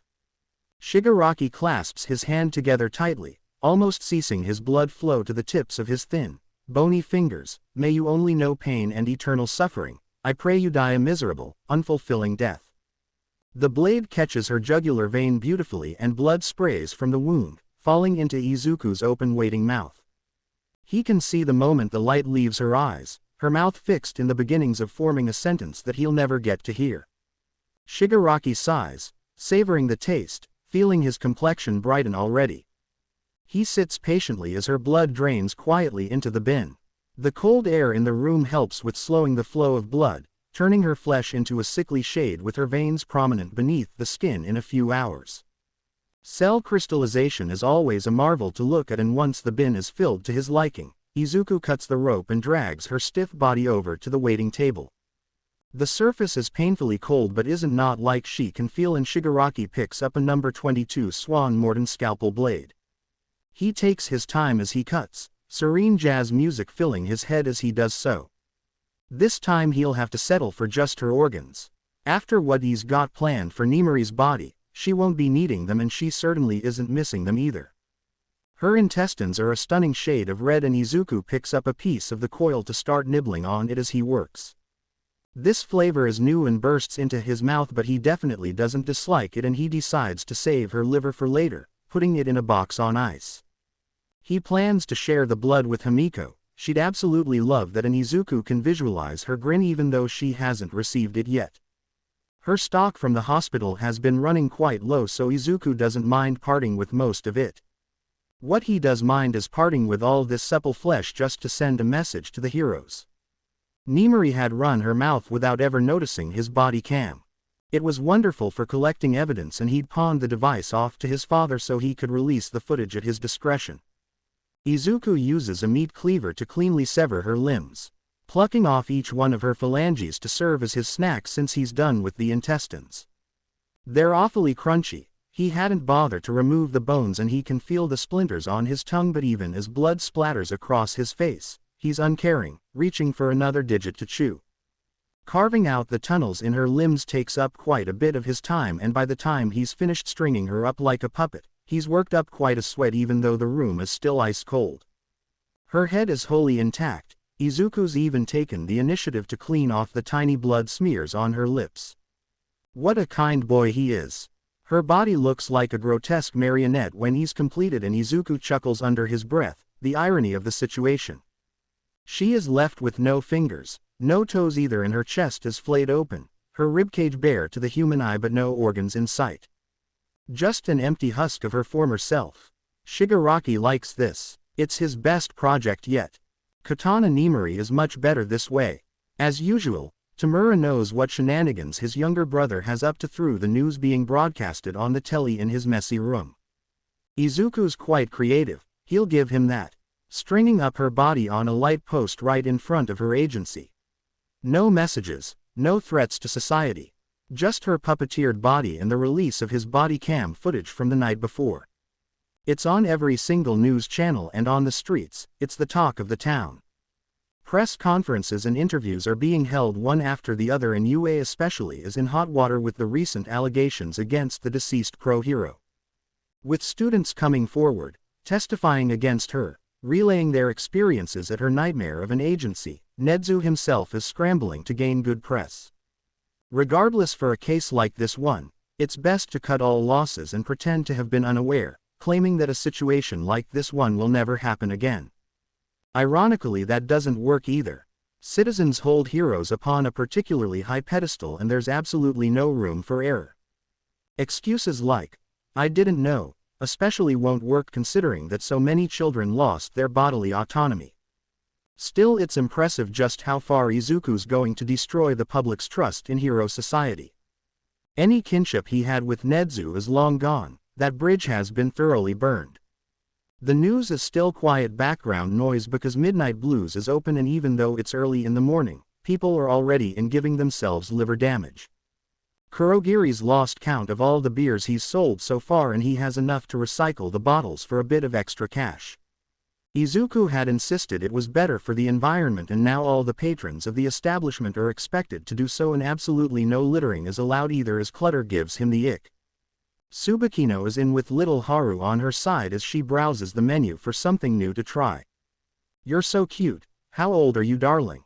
Magna asks, smiling at the baby on Tsukabino's hip as she slides her a lukewarm beer. Haru holds up 7 fingers, giving a toothy grin that shows that she's missing one of her front teeth. 7.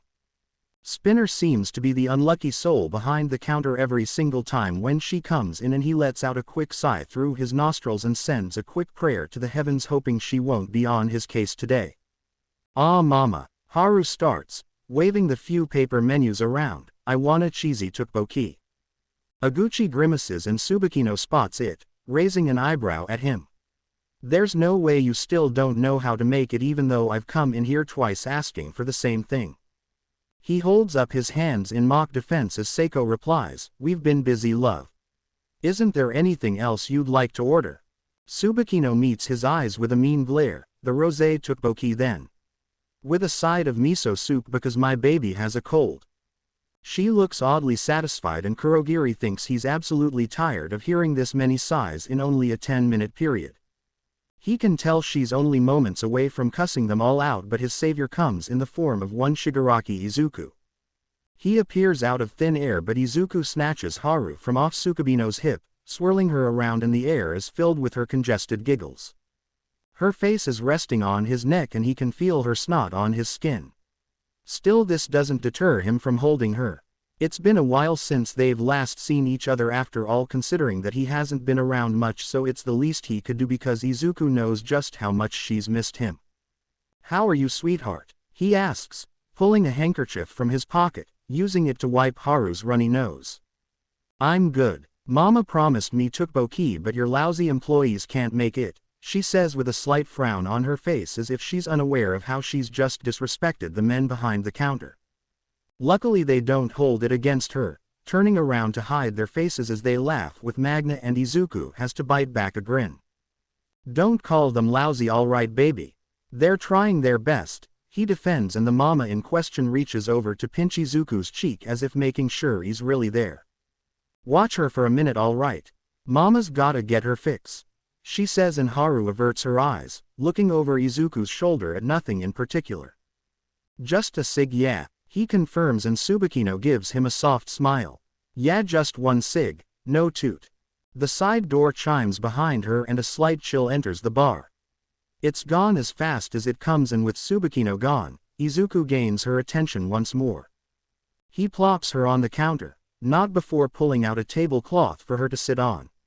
"Stay here while I make your food, alright sweets?" Haru nods before asking, "How much is it gonna be if I get a root beer float too?" "Mama gave me money. She's been learning about different currencies lately and how things are paid for, so she's been a tad bit obsessed with paying for her own items, hence the allowance." Izuku stops what he's doing before walking back over to her, tilting her chin up so she can look into his eyes. "For you, princess, everything here is free. You don't ever have to pay. It's on the house. I love you that much, alright?" To seal the deal, he reaches into his pocket and sticks a fat wad of yen right into her Barbie wallet that he got her for her last birthday. "That's for you, okay? Buy yourself ice cream or more dolls or some shit." Haru doesn't have the best male figures in her life. Her father was an absolute jackass, and the men her mother used to bring over at night were nothing more than scum interested in a quick fuck. They never stuck around long enough to get to know her one bit. She's certainly not used to anyone being as kind to her as Izuku is, and under the dim lights her eyes water just a bit. "You sure?" "I'm sure, honey," Izuku replies while thinly slicing some green onions to garnish the miso soup. "If anyone tells you that you gotta pay, shoot him." As if just remembering that he's only speaking to a 7-year-old, he catches himself, flailing his arms. "Ah, don't shoot them. Shooting people is bad and wrong, and you definitely shouldn't do that unless they try it first." He sets down the bowl that he saves especially for her when she comes over. "Just come find me, alright princess?" Haru nods, closing her eyes when Izuku starts rubbing at her face to wipe away a few stray tears. "How come you lost a tooth?" he asks, just now noticing it missing. She scowls. "Some punk pushed me off the swing at school." "Want me to go beat him up?" Izuku asks, a prominent frown overtaking his features. Tamura's little brother isn't above beating up children at a playground. Haru shakes her head. "He already apologized, so it's okay." "It's really okay," she insists when Izuku's frown lines don't go away, and then finally he sighs. "Okay, if you say so. Finish your soup and you'll feel better, baby." By the time the bowl is empty, Tsubakino's returned inside and Haru's back on her hip, looking moments away from falling asleep. She's just about ready to head back home, and Izuku presses a key to Haru's forehead as he pushes her bangs back. "I made the rice cakes too, alright love. They're cheesy and filled with sausage and bacon, just how you like it." She smiles at him, raising herself up to pat his cheek sleepily. "Thank you, Izu." She slurs out and he packages it into 3 takeaway containers, walking them to the station so Tsukabino doesn't have much to carry. "I'll see you soon, promise," He tells them and Tsubakino looks at him with a wistful look in her eyes. Yeah, I'll see you later, Zu. No nose candy, I swear. Shigaraki smiles, a sad one as he waves them off when the train finally comes. She wasn't good at hiding the white powder smeared on her handbag. Still, Izuku doesn't hate her, he understands completely.